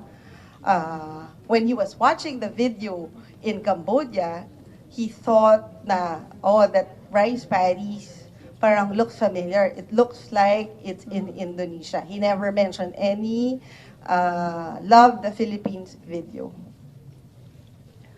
My understanding and reading of the article published in the Jakarta Globe, where he was originally quoted, Madam Chair, was he had pertained to the video, quote-unquote, launched on June 27, and saying that he recalls watching the video, quote-unquote, Love the Philippines, during a recent event in Cambodia. So that's what I'm pertaining to. Yeah, bakit niya nasabi din na Love the Philippines when there's no... When you showed ba the video, may nakasulat na Love the Philippines? I did not, but I surmise that this interview was conducted subsequent to the launch of the actual Love the Philippines video, which was on June 27, because the article was written in July 4. So he was asked about the Love the Philippines video on July 4, which prompted him to issue So the parang statement. he got that impression. So parang kaya nga, for him, the Love the Philippines video that was shown during the 50th anniversary was the same video that was shown in Cambodia. I mean, from his statement, parang magiging ganun yung conclusion.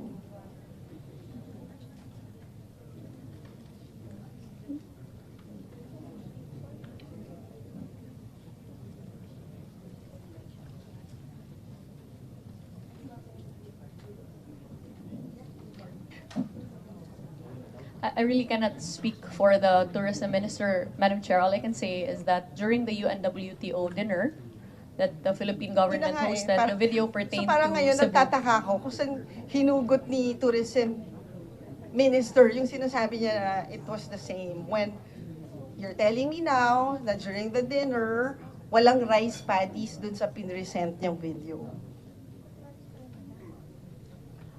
Ba? So talaga he's lying. Correct? Which is why we already transmitted our concerns to the Ministry of Tourism, Madam Pero Chair. there was no formal letter on your part. Ano yan? To Secretary Manalo saying the sequence of events and the statement. Was there a written letter from you to Secretary Manalo? No letter from me to Secretary Manalo, Madam Chair. But, Why not? To make it formal. Hindi ba dapat may formal correspondence? Yes. Kasi bakit naman gagalaw si Secretary Manalo when there's no written request on your part to call out Indonesia? So bakit gagalaw si DFA?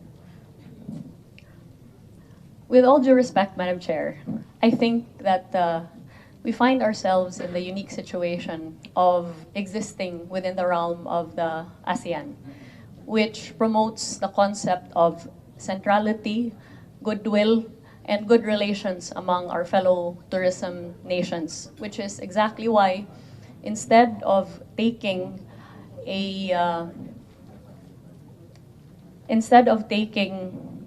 a mode of attack as our approach in response to the statement, we communicated to the ministry to express our concern. Written communication? Assistant Secretary Verna Bansusaso actually called. No, written. Was Vice there Minister. ever a written communication to formalize everything? No written communication, Madam Chair. So wala tayong there's no written, there's no document stating na nagre-reklama tayo at the moment. Correct? None at the moment, Madam Chair. I suggest na Secretary, you write Secretary Manalo, tell him na ganito yung reklamo, na ganito yung ginawa ni Indonesian Tourism Minister. Kasi for me hindi natin pwede ito palagpasin. I mean, this is our branding campaign. Parang hindi pwede. Kasi if we don't do anything, yung statement niya is the truth and not your truth. Correct? That his statement would be fact and not a lie if you don't do anything formally. Written, Kasi if you want to do the diplomatic channel and formal channel, parang hindi pwedeng hindi ka susulat kay Secretary Manalo, and then si Secretary Manalo would, I would assume, would write his counterpart and get a response, and I mean, that is the process, but the mere fact that we hindi tayo sumulat or there was no parang formal and legal channel na ginawa ang DOT to correct that statement.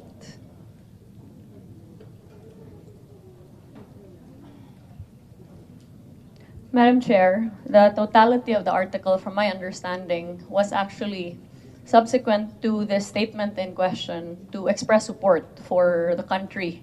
But I note your concerns, and as already committed. Do you think that is a support to our country, his statement? Saying that that Indonesia should thank the Philippines for promoting them kasi we use their stock photo? Madam Chair, I'm not here to defend the Minister of Indonesia, but No, but my you're understanding... here to but you're here to defend our country. But Absolutely, I Madam Chair. suggest Yes. by tomorrow, write Secretary Manalo a letter. Siguro dun sa content ng letter na yon, sinasabi na yung Indonesian counterpart natin should correct himself because to begin with, there was no such video played during the UNWTO event. So, kumbaga parang walang basis yung statement ni Tourism Minister to say that we used their stock photo during the UNWTO event. Can I get that commitment? Madam Chair, am I to understand that you would like the Philippines to file a diplomatic protest against Indonesia? Not really a diplomatic protest, but communication through our DFA secretary na may ginawang pagkakamali naman yung tourism minister nila. Do you think na walang naging negative impact on our tourism branding yung statement ni Indonesian tourism minister? You think there was no negative impact? As far as our numbers would show, none that we are aware, Madam Chair, considering pero that we are hindi now... mo naman talaga mako-compete yun dun sa, if you just, magiging, if ang basis lang is the tourism arrivals. Diba? Parang tinapakan niya yung bansa natin and we won't do anything. Parang hindi naman ata katanggap-tanggap yun. Madam Chair, as mentioned earlier, since we have already communicated with the Ministry of Tourism, we will subsequently... I'm sorry, Secretary, there was no communication on your end. It was just a phone call. That's not a formal communication to show,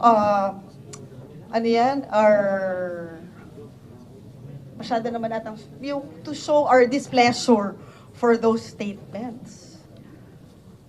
Madam Chair, as I mentioned, I think my statements are already on record that we communicated, but per your behest, Madam Chair, we will consult with the DFA as well as the Executive Department. You have to write Secretary Manalo. Kasi parang nababanggit mo nga, you want to do it formally and the proper channels. I think the proper channel is for you to write Secretary Manalo detailing the events that transpired during the UNWTO and then stating that there's no basis for the for the Tourism Minister of Indonesia to issue those statements na while he was watching that video, nakita niya yung same rice paddies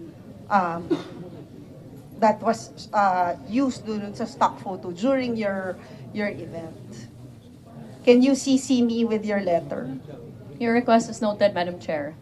Okay, can you provide the committee a copy of your letter to Secretary Manalo? Ano ba yan? Parang requesting for correction or ano ba, on the part of the Indonesian Tourism Minister because no such thing happened during the UNWTO. We will word the letter to state the fact, Madam Chair, that no such video was shown during the UNWTO. And then there's no basis for his statement that during the UNWTO promotional video na yung rice paddies. There was no rice paddies to begin with during the presentation. Correct? Yes, the video was about Cebu, Madam Chair. Sige. Okay, so yung branding nyo was, for this year was, ilang million yung nabawas? Undersecretary Bathan will answer that question, Madam Chair. Balik muna tayo dun sa computation mo pala. Dun sa 2023 budget. So yung 620 million, yung strategy research 30 million. I think you need to review this. Kasi una-una baka, wala pa ba kayong, what was on file na research? What we have Madam Chair, is a market study in relation to the new slogan, Madam Chair. Okay, pero tip lang ha, kasi usually, yung mga buyers nyo, sila na yung nagsasabi sa inyo na ito, ang reach nito, ganito, kaya maganda mag-place dito. So, if kung kailangan nyo lang ng research for your placements, your buyer can already provide you with that data. So, you don't need 30 million for your media placements. Duly noted, Madam Chair. Okay, so you...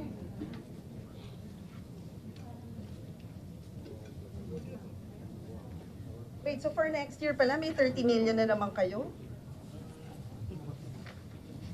For research? This is with regards to the research, Madam Chair, for the 2024. What we are looking into with regards to the utilization pertaining to the 2024 integrated marketing campaign will not anymore focus on the brand, but still other areas where we can be able to place aside from the initial placements that we have already utilized for 2023 budget, Madam Chair. So kulang pa yung third, hindi ba pasok na yun? Hindi ba when you contract yung 30 million out of the 620 million, hindi ba ano na yan? Hanggang 6 years yung placements nyo, and then different segments, hindi ba ganun yung magiging pag-aaral? Kasi, I mean, what's the difference of 30 million for next year, nakasulat dito, nakasulat Integrated Marketing Communications Plan, which is also the same as the 30 million that you're gonna bid out this year as part of the 620 million budget of 2023. Ano ba to? Recurring budget ba tong 30 million for research? We consider this a recurring budget, Madam Chair, because we would like to further and continuously study the changing global market trends in the tourism industry, Madam Chair. And we would like... And that's 30 million? That is the proposed budget, Madam Chair. Meron ba kayong research on how you can develop products for grassroots level? May ganun ba kayong research budget? It's part of the tourism and product development, Madam Chair. And how much is that? The tourism and product development is not within the branding, Madam Chair. Hindi nga. Kaninong budget yun? And how much is for the research?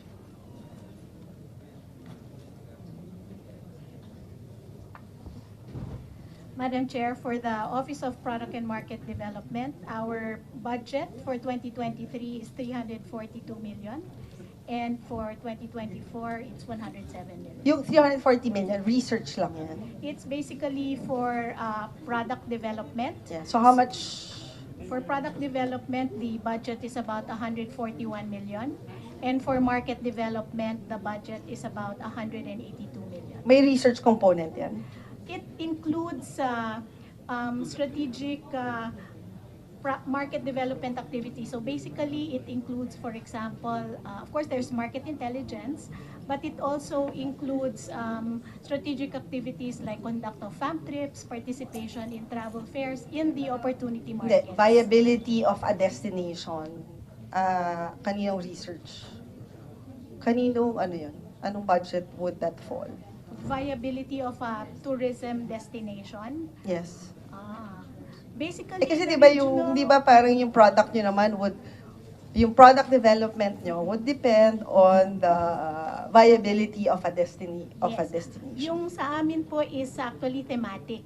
So when you talk of product development, at least in the OPMD level, we look at, for example, nature-based tourism, diving, education which tourism. part of the OT would have that specific job studying a viability of a tourist destination? In terms of opening it up for tourism, yes. Of course, there's tourism planning.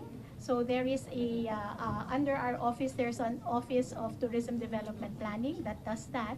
At the same time, of course, our regional offices. And how much is the budget for that? For OTD Prim,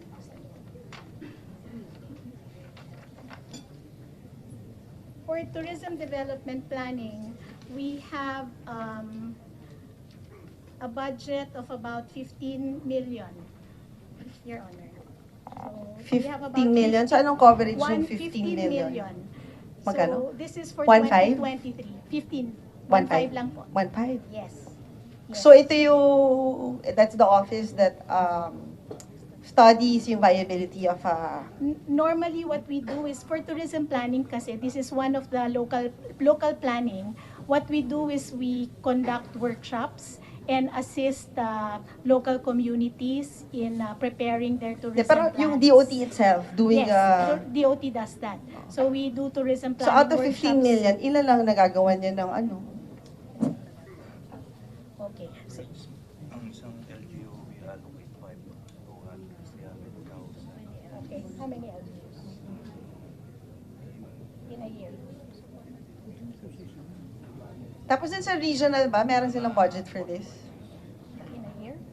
Okay, we're able to support about 20 LGUs in a year. A year. Yes, Tapos and yung this is- regional offices, may ganitong mga budget wherein on their own, they can do a destination viability study. And how much is that per region?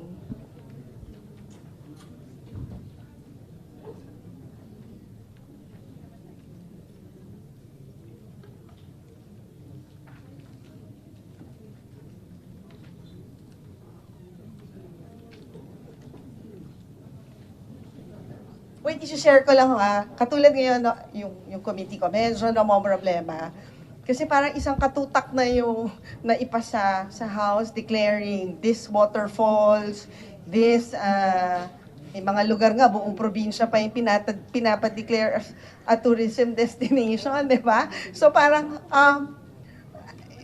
somebody needs to do the viability, for it to be, well, apparently, based on your statement, kung 15 million lang yung budget, wala talagang naging comprehensive viability study in declaring such, ano ba yan, kunyari yung waterfalls as a tourism destination.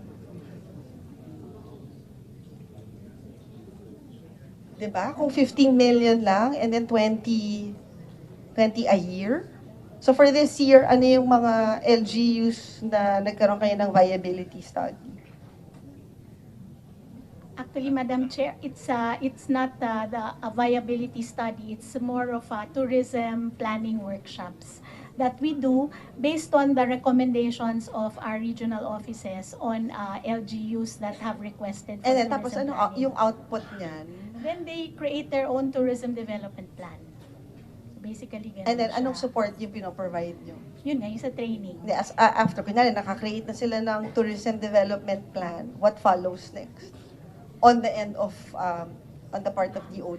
Then, the regional offices will also support them in looking at how the tourism development plans are implemented. And yung mga regional offices ba has sufficient funds to support? It will depend, Madam Chair, on, I guess, For the example, itong actions. 20, santong 20 na to? O hindi, kasi I would assume last year meron kayong, last year may natapos na kayong 20, di ba? Kasi parang ano to parang meron kayong start-up na mga LG. Parang, I mean, that is the concept. So may incubation period. So for example, yung 20 that you assisted last year, so they will now prioritize which projects will be the priority. And so I would assume si LGU, meron na siyang Yes. nilabas na plano niya, and then ibibigay niya kay RD ng tourism. Yes. And then after that, what happens? Kasama din, ipapasok din yung mga programs and plans dun sa kanilang annual investment plan ng LGU. Yeah, So, but on the depende- end of DOT, anong Well, assistance do you provide? Meron tayo, kasama dyan yung product development, kasama din ang what we call training programs, capacity building. So yung kanina yung sinabi about yung TISP programs, that's also part and parcel of planning. Siguro and preparation. let's use one example. Kunyari last year, ano yung, gano'ng katagal ba yan bago maging hinog yung product?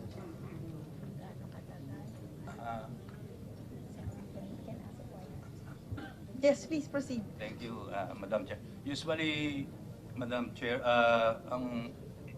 the product cycle usually takes about after 3 months of preparation of the plan, and it depends on how the adoption of the LGU to come up with the resolution. And the plan always look at how do they start developing their initial product, wherein the market could develop rate. So anong support yung pinoprovide ng regional for them? Like, Yes, ma'am, I started with the capacity building. sa training, walang actual collaterals? Kuminsan, ma'am, depende po. There are some sites, for example, na there's already initial activity and needs enhancement. It could be on a marketing perspective that we need to support, or the local guides that we need to capacitate to further enhance the site. Siguro can you cite, I guess, one success story or a site na developing stage? One example, what we... Or tsaka isang site na hindi talaga nag-take off? There's a product we have before, ma'am, if you help it, yung sa Puning. It's in Clark, Pampanga. It started as a... Sa loob ng Clark? Ma'am, dito sa Angeles. Sa labas? Yes, ma'am, sa labas ng Clark. It's called Sitio Target that time. It was identified in Anong year ho niyan?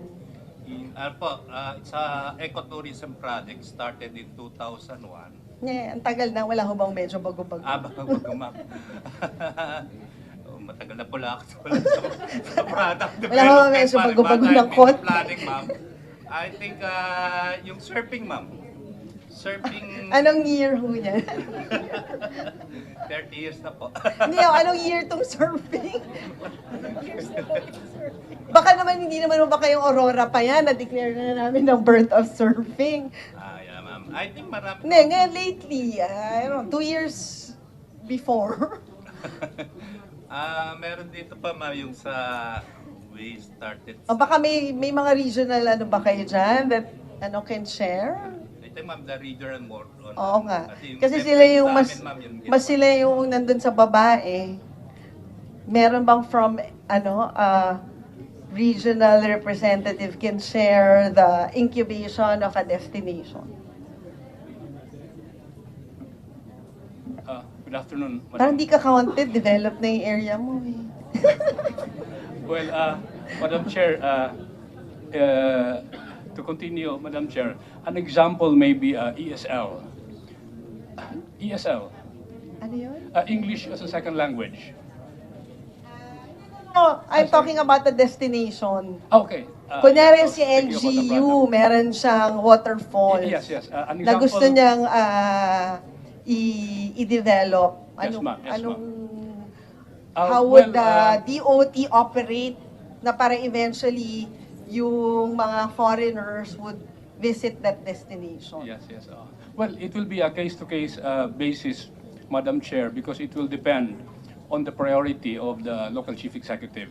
There are... Pero kasi taking off from the TDP, na parang meron silang 20 na tinutulungan for planning and ganyan-ganyan, di ba? And then, pag natuto na si LGU to develop the destination, I would assume na supposed to be ibibigay nila kay RD ng DOT para, can you provide us with collaterals, or can you shoot a video for us, or yung ganong hanggang eventually magiging mature na yung destination na on their own, hindi na talaga kailangan i-promote. Yes. Well, I'm not sure, Madam Chair, but another example would be where I come from, the canyoneering activity in Badyan. Canyoneering in Badyan, in Cebu, southern Cebu, 3 hours from Cebu City, and Alegria. So it was, but this, sometimes kasi, Madam Chair, it comes from the LGU, the initiative. Sometimes it comes from the main office. In this case, in Badyan, canyoneering, it came from the LGU. Wait, anong year yan? Kasi sa kanya kanina, 2001. Hindi, mga 10 years ago, I'm not so sure, Madam. Wala mang bago-bago? Wala mang mas bago? Ang pinakabago, Madam Chair, na sinusuportahan ng current administration is not a destination but a cultural product. We call it the Filipino martial arts, if you will, Madam Chair. Bukid nun yan. So, Filipino martial arts is practiced all over the world. It is our answer to Muay Thai, which is the national sport of... Pero kasi kung ganyan yung pinopromote nyo, that's multi-regional ang approach, di ba? So you have to develop all the regions na may garong martial arts. Yes, So like, magkano binibigay nyo sa region para to support that product? Yes, ma'am. Well, in this case kasi, sometimes... magkano nga? Sometimes the initiative comes from a certain region. For instance, like surfing, talagang mabigat siya sa Siargao. Kasi nag-cite ka na ng example na you're promoting Philippine martial arts, di ba? Arnis, Arnis, na parang nakakalat yan sa iba-ibang region, di ba? So ano yung dina-download nyo to support the regions for our RDs to promote that martial arts? How much have you downloaded sa region for that product? Well, this is the same way with the ESL, Madam Chair, which is also big in Cebu, no? In my experience, it usually starts with the LGU, no? Hindi nga. And in some cases, Simple lang naman yung tanong ko. sorry, Yung sex siya. Di ba? Ikaw naman sa'yo naman nanggaling yung example na parang you're promoting martial arts, which hindi yan nakafocus sa isang region. Kalat-kalat yan, two different regions, di ba? Yun yung kumbaga, dinidevelop nyo. So ang tanong ka lang, how much have you downloaded to the regions to support that product? Well, since this is a very new product as far as DOT is concerned, because it has never been supported by previous DOT administrations, I know that we have supported NCR. And, how much?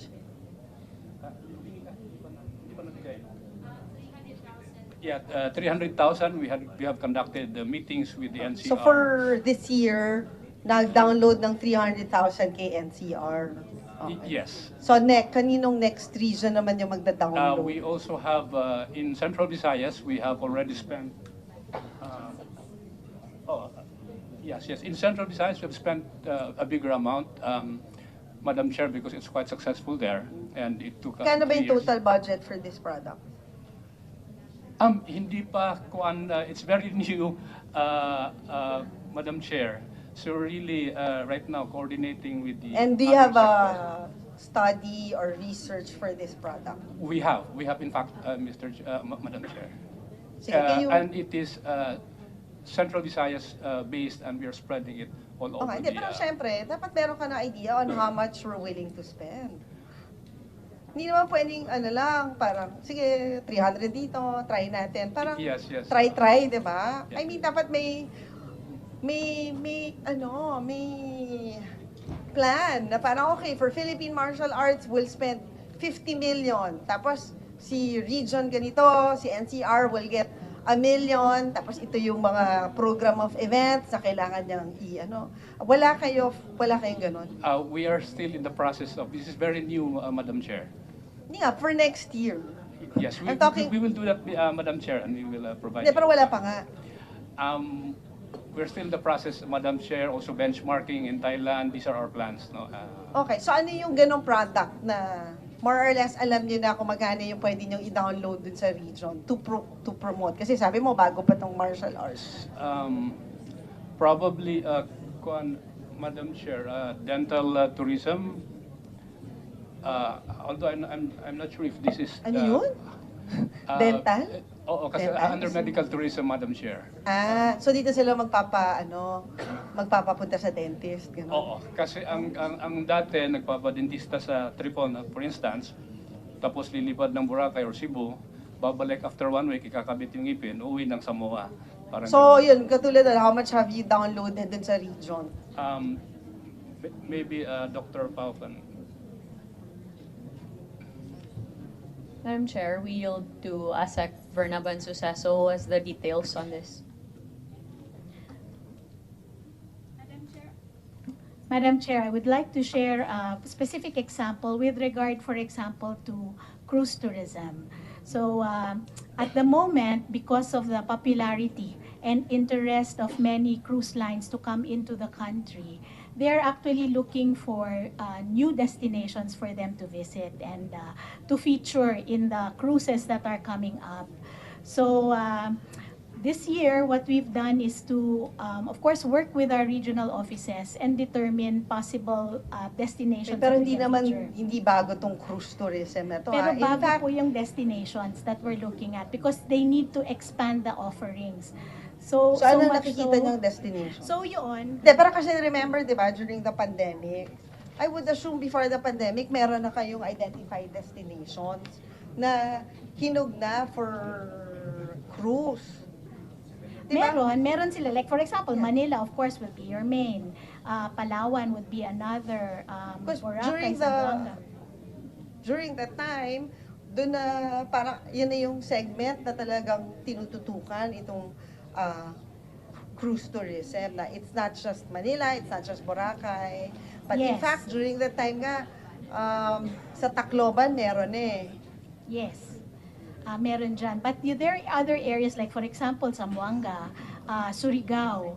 They're now interested to come in. Even areas of Cebu because at first, Cebu was not really interested in cruise tourism. So now we would like to open up Cebu also for cruise tourism. So right now, what we do is we work with our shore excursion partners and also with our regional offices. And then we do ocular inspections of various areas that have not been visited before. For example, Cagayan Valley, the Santa Ana area, they want to be updated. Quezon Province, they're looking now at Humalig and Bordeos Island. We're also looking at La Union. Although La Union was also a venue for cruise tourism, it has been quite a number of years ago. And we're also looking at Zamboanga and Tawi-Tawi. So with this assessment between and among the regional offices and the shore excursion agents and also the port operators, then we now determine whether the sites are indeed opportune and ready for cruise tourism. And these are now with recommended. the existing budget of the regional offices, they can for this, since support itong ganitong initiative? For or this, you would augment the budget of Madam the... Chair, we would download that because cruise tourism is one So of how the much key have you products. downloaded? Just a minute. Okay. So for cruise tourism, our budget for 2023 is about 20 million. But this covers the entire sphere of activities from attending to attending various cruise tourism fairs, doing fam trips and things like that. So for this, about 300,000 to 1 million depending on the number of calls. So ilan yung na-downloadan niya ng additional? How much? Let me check, Madam Chair. We can give. So by give you year the end, how details. much yung na-download niyo sa mga regional offices? Kasi di ba parang maliit lang naman yung budget at the beginning, tapos within the year, si central office would download X amount sa kanila. So sa bandang dulo, magkano rin naman yung napupunta dun sa regional from the central office?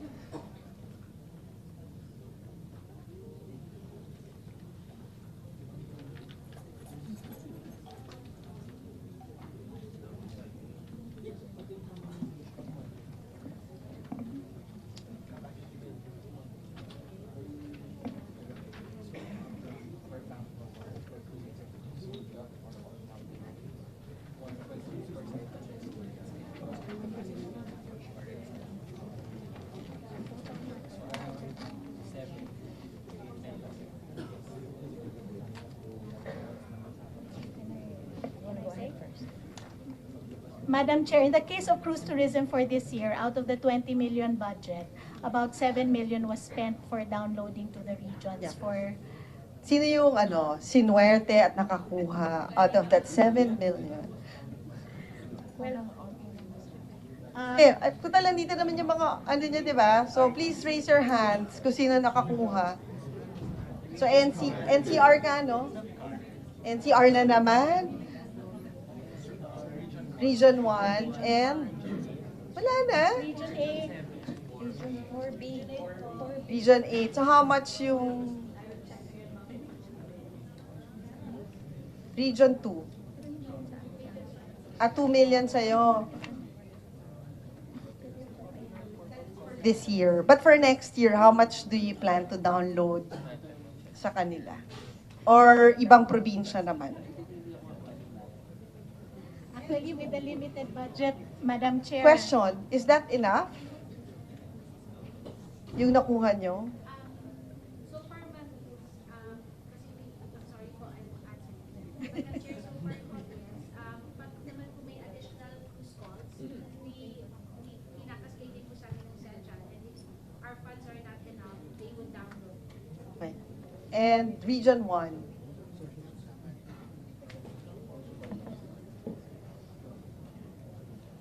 Good afternoon, Madam Chair, Regional Director. Good evening na po, Madam Chair. For Region 1, the central office has been very helpful with the download naman po. We're now validating pa lang the sites that can be improved, but hopefully, pag nakuha na po namin yung results nun, I think we might need a bit more. And ito pa lang yung additional funding for you. Yes, ma'am. Walang for other projects? We do, ma'am, actually. The central office downloaded to us an amount of about 4 to 5 million in support for the World Surfing League in San Juan, La Union earlier this year, January 2023. We also had downloads we will have a validation of surf sites in Region 1, which will happen in December as well.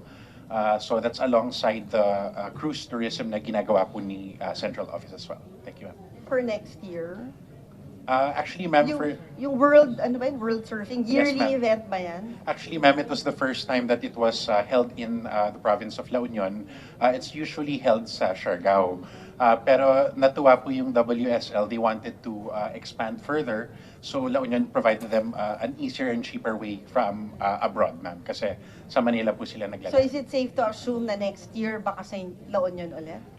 Sabi po actually nagtatanong na po yung WSL if we have funding, and I didn't commit yet because we were waiting for the budget po. Hindi, I think from magkano ba kailangan mo? Baka we can already deduct it from the central office budget and give it to you already. Sige po, ma'am. I will look at the costs po, ma'am, and then we will forward it to you, Mr. Chair. Ma'am Chair. Okay. Thank you. Madam Chair, if I may add, just on your question on how much downloads we have given to the regional offices, is that our different operating units, depending on the readiness of the regions and the request on the specific product development or market that they'd like to pursue, and trainings as well, they do download funds. So, for example, for tourism policy and planning, which includes the collection of data for statistics and tourism intelligence, as well as the support for local tourism planning, they have already downloaded a total of 13.9 million. And we have also supported, for example, the augmentation of personnel that we would want to have in the airports or key airports in different regions. Then we have to download additional funds for their personnel as well. Pero hindi parang mas mapabilis Yes, yung proseso. Is there a need to just increase already the budget ng regional offices at a certain amount, and then kasi ang liit talaga ng budget nila eh. In fact, nung si Senator Gordon yung chair, siya yung nagde-defend ng budget, natuliban na na automatic nag-download na kami sa mga regions para yung proseso mas maiksi na. Kasi di ba, hihingi sila, tapos more paperwork. Hindi mo mas maganda na parang across the, magkano ba yung on the average na kukuha ng region ngayon? Actually, the average is around 7 to 8 M. Di ba, kunyari, gawin na natin tag 15 million sila. Yes.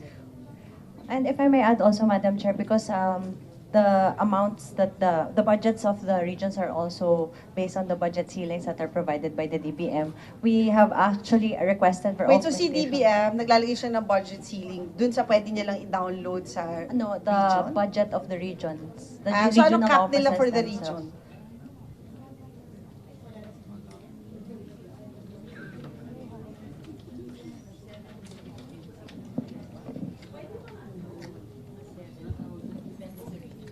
Depende.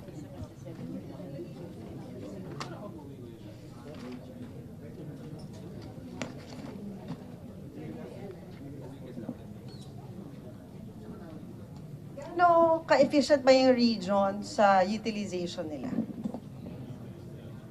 Very good daw, oh.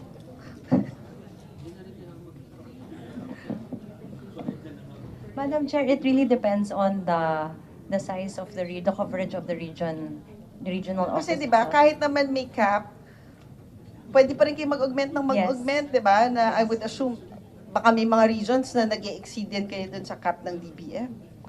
There is actually no cap for us to download and augment their funding, especially if they Kasi really yung, need it. yung nakukuha niya budget, kasama pa yung PS doon, di ba? Yes, that's right. So wala pa doon yung actual expense for tourism activities na kailangan i-support nung region. They do have MOOE, but the average is around 15. So like percentage-wise, magkano yung PS, magkano yung MOOE?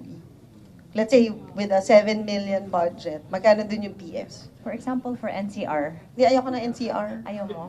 Gusto ko ng probinsya. Region. Kasi unang-una ha, yung Region NCR nga, dapat di niya na binibigyan eh.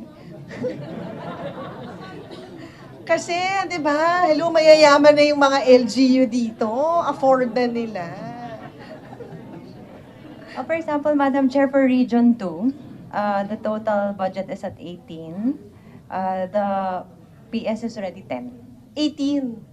So, pwedeng, ano yan, so more than 10 yung cap. Eh, kasi nakakuha sila ng 18 It really depends on the so si DBM, ginagawa niya per region ng cap. office. Yes. Oh, okay. So, 18. Magkano yung PS? The PS is at 10. Yeah, so 8 million na lang natitira for projects and ilang probinsya ang nasa Region 2. So, they also take a look at, yes, that's correct. We confirm that the DBM provides budget Kahit mo ceilings. yung remaining 8 out of the 5 provinces. Maliit. So we augment. So we do note that in prior years that the Congress has actually provided an additional 10M for all of our regional offices. And for 2024, we also foresee that the regional offices will have difficulty meeting their rental payments because of the lower budget ceilings provided to them. Oh, kasama ba din sa MOE yung rental? So talagang, magkano na lang natitira din sa project?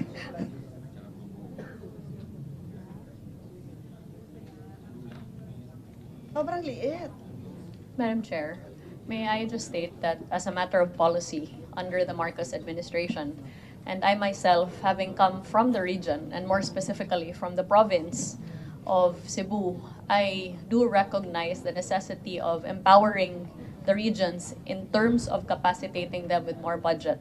So serious has been our effort to capacitate the regions that we have now downloaded over 111 million in total to the regions to augment the budgetary ceilings that they have been given, and we are not opposed to further empowering the regions with additional budget. In fact, we fully Maybe support it. We can ask DBM dun sa ceiling na rational for the ceilings that they set for the region. Para dun sa mga regional offices ng DOT.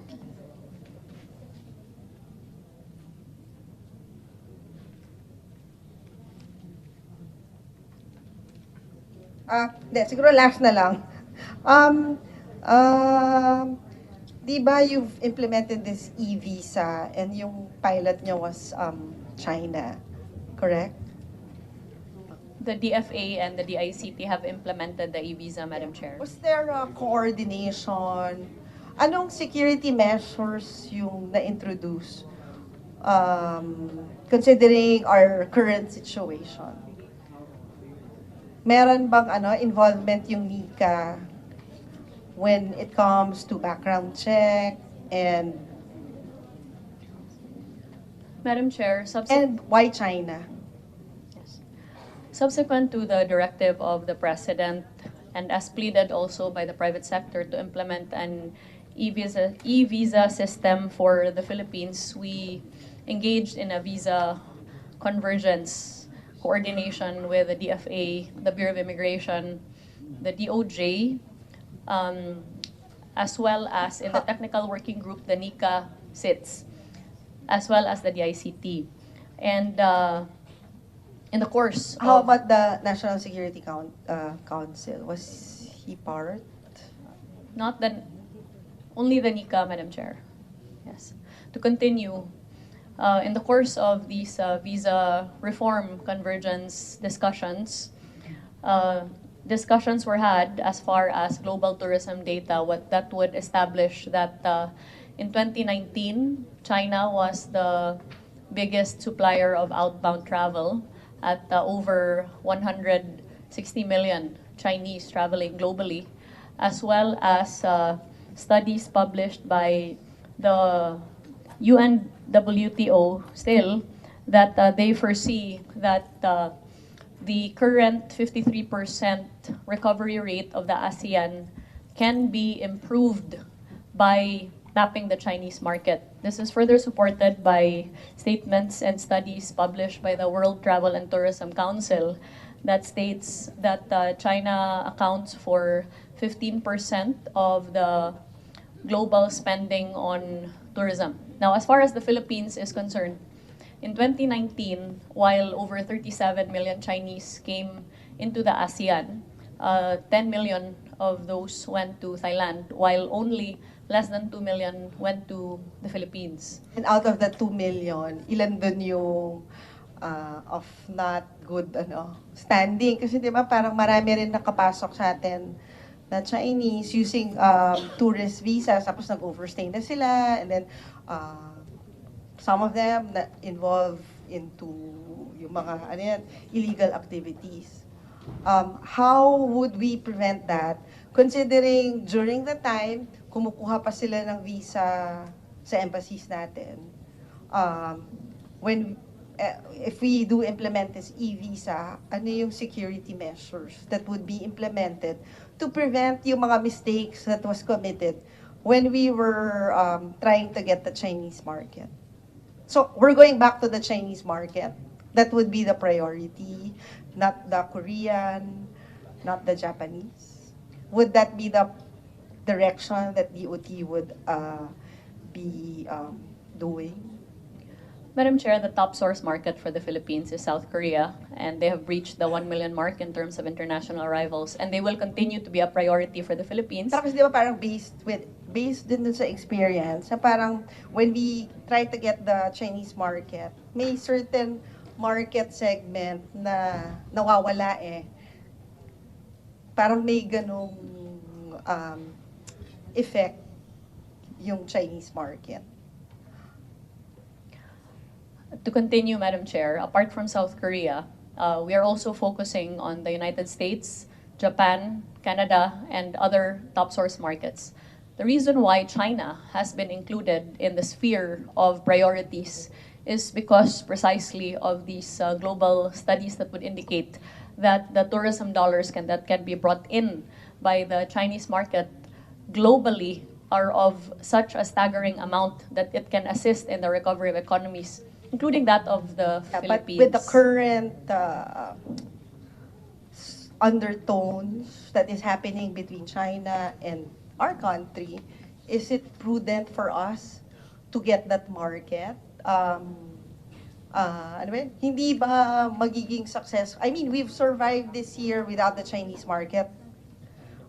Correct? Na in fact, nung pumasok yung Chinese market, bumaba ata yung Korean market and the Japanese market. Nung pumasok yung Hindi na nag-number 1 yung Korea na overtake na siya ng China. I mean, is that the goal?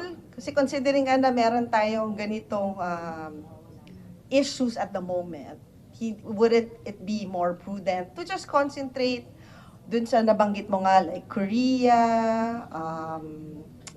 US, Japan, and lalong-lalo na yung European countries kasi if you would have more direct flights, if malift na itong mga travel advisory sa atin, hindi ba parang mas maganda mag-concentrate dun sa ganong markets and not more on China?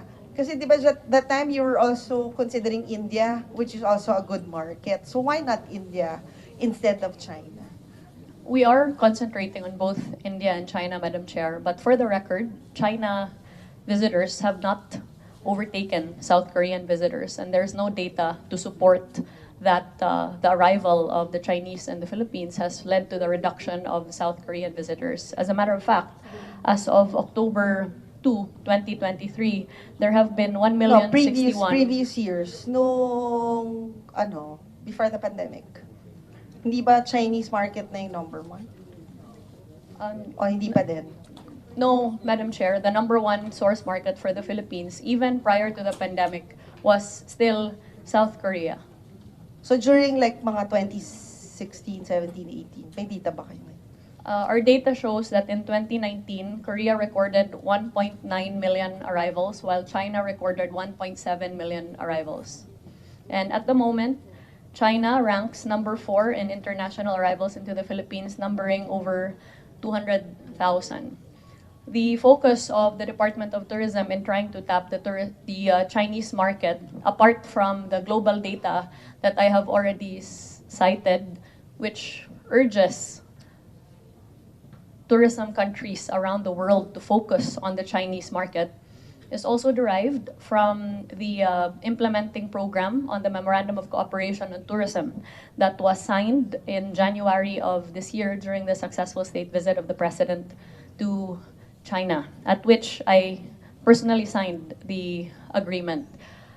That being said, Madam Chair, in coordination with the DFA and the DICT, the e-visa system is now in the process of implementation, with one particular city having been identified where they will initially roll it out. But China is not the only market that the DOT wishes to focus on, and we are very eager to expand as well to India and have already made... Siguro, Secretary, baka unahin na lang muna siguro natin yung India in light of our current situation. Kasi malaki din naman yung market ng India, di ba? Baka at the moment, baka mas maganda maging pilot muna yung India, considering we haven't gotten that market. Yes. Just review, maybe coordinate with NICA and National Security Council, kasi I would assume when you were doing the study, baka hindi pa ganun kainit yung sitwasyon. Baka we need to get feedback from our National Security Council or NICA if they really do have the capability to check itong mga i-issuehan natin ng e-visa. Siguro just review na lang. Since hindi pa pala ito na-implement, no? There is already an Na-implement na initial ba? rollout with the DFA and the DICT, Madam Chair. So may pumapasok na tayong mga Chinese visitors using the e-visa? There have been individuals issued. Ano ba to? May certain requirements before you can be granted an e-visa. And then pag hindi ka qualified, you have to go to the embassy and apply for a visa. There is a personally. personal appearance required, Madam Chair. So like, ano yung requirements for you to be a candidate for e-visa? I will yield the floor to INQUIRER.net to give you the details on the e-visa, Madam Chair. Madam Chair, right now, since the e-visa is still on the piloting stage, actually, they're just making it available for those who go to the embassy. and the consulates to the consulate in Shanghai, because that's the very first one. Yung e-visa, hindi ba yan sa computer mo lang mag-a-apply ka? Hindi ba ganun? Sa computer din siya. Pero Madam sa Chair. consulate? Pero ngayon, since it's just for piloting, they're just inviting people to try it. So basically, those who come to the consulate are asked to fill out the form. This is fill out the form and Wait, then, bakit may form pa e-visa? I mean, hindi ba online so po. hindi pa to online? Online. Online. They So fill may out the form computer dun online. sa Yes. consulate, and then si applicant magta-type lang siya dun sa computer na yon. Yes, and then they also are expected to upload certain documents to support it. So, ganun pa yung, that's how we understood it from our... Wait, pero kasi kung ganun din, parang bakit naman pa siya pupunta doon to do it online and isasubmit na lang niya doon sa consulate? Kasi nga po- Kasi kung siya din pala yung mag-upload. Mag-upload ng documents niya. Kasi for piloting lang, what they want to do is ensure that the system is Hindi, pero performing. Sige, pero that is a DICT project, no? Together with the DFA. Oo, hindi kasi baka parang mali, dapat sa piloting, baka dapat tayo, I mean, yung kumbaga, will hire people to test it, but to ask yung potential visitors natin to be doing that process. Parang mali na naging burden pa on their part yung pag-apply. Kasi kung ako yung turista, parang pupunta na lang ako doon and then sasabit ko na lang kesa yung ako pa yung mag-upload. But eventually, ano yan is you can just do it in your home. Yes. That's the end goal. That is the end goal, and also for payments to be done online. Online. Right now, the payments are already done online, but they're Okay. still fixing, I think, some of the kinks to make it easier. Okay. Yes. Okay. Sige. Anything else? Okay. Thank you. And hindi pala, kailangan. For submissions lang. Well, yung unang request ni Senator Lauren Legarda kanina. And then, yung LGUs with local tourism plans. And then yung products and markets developed.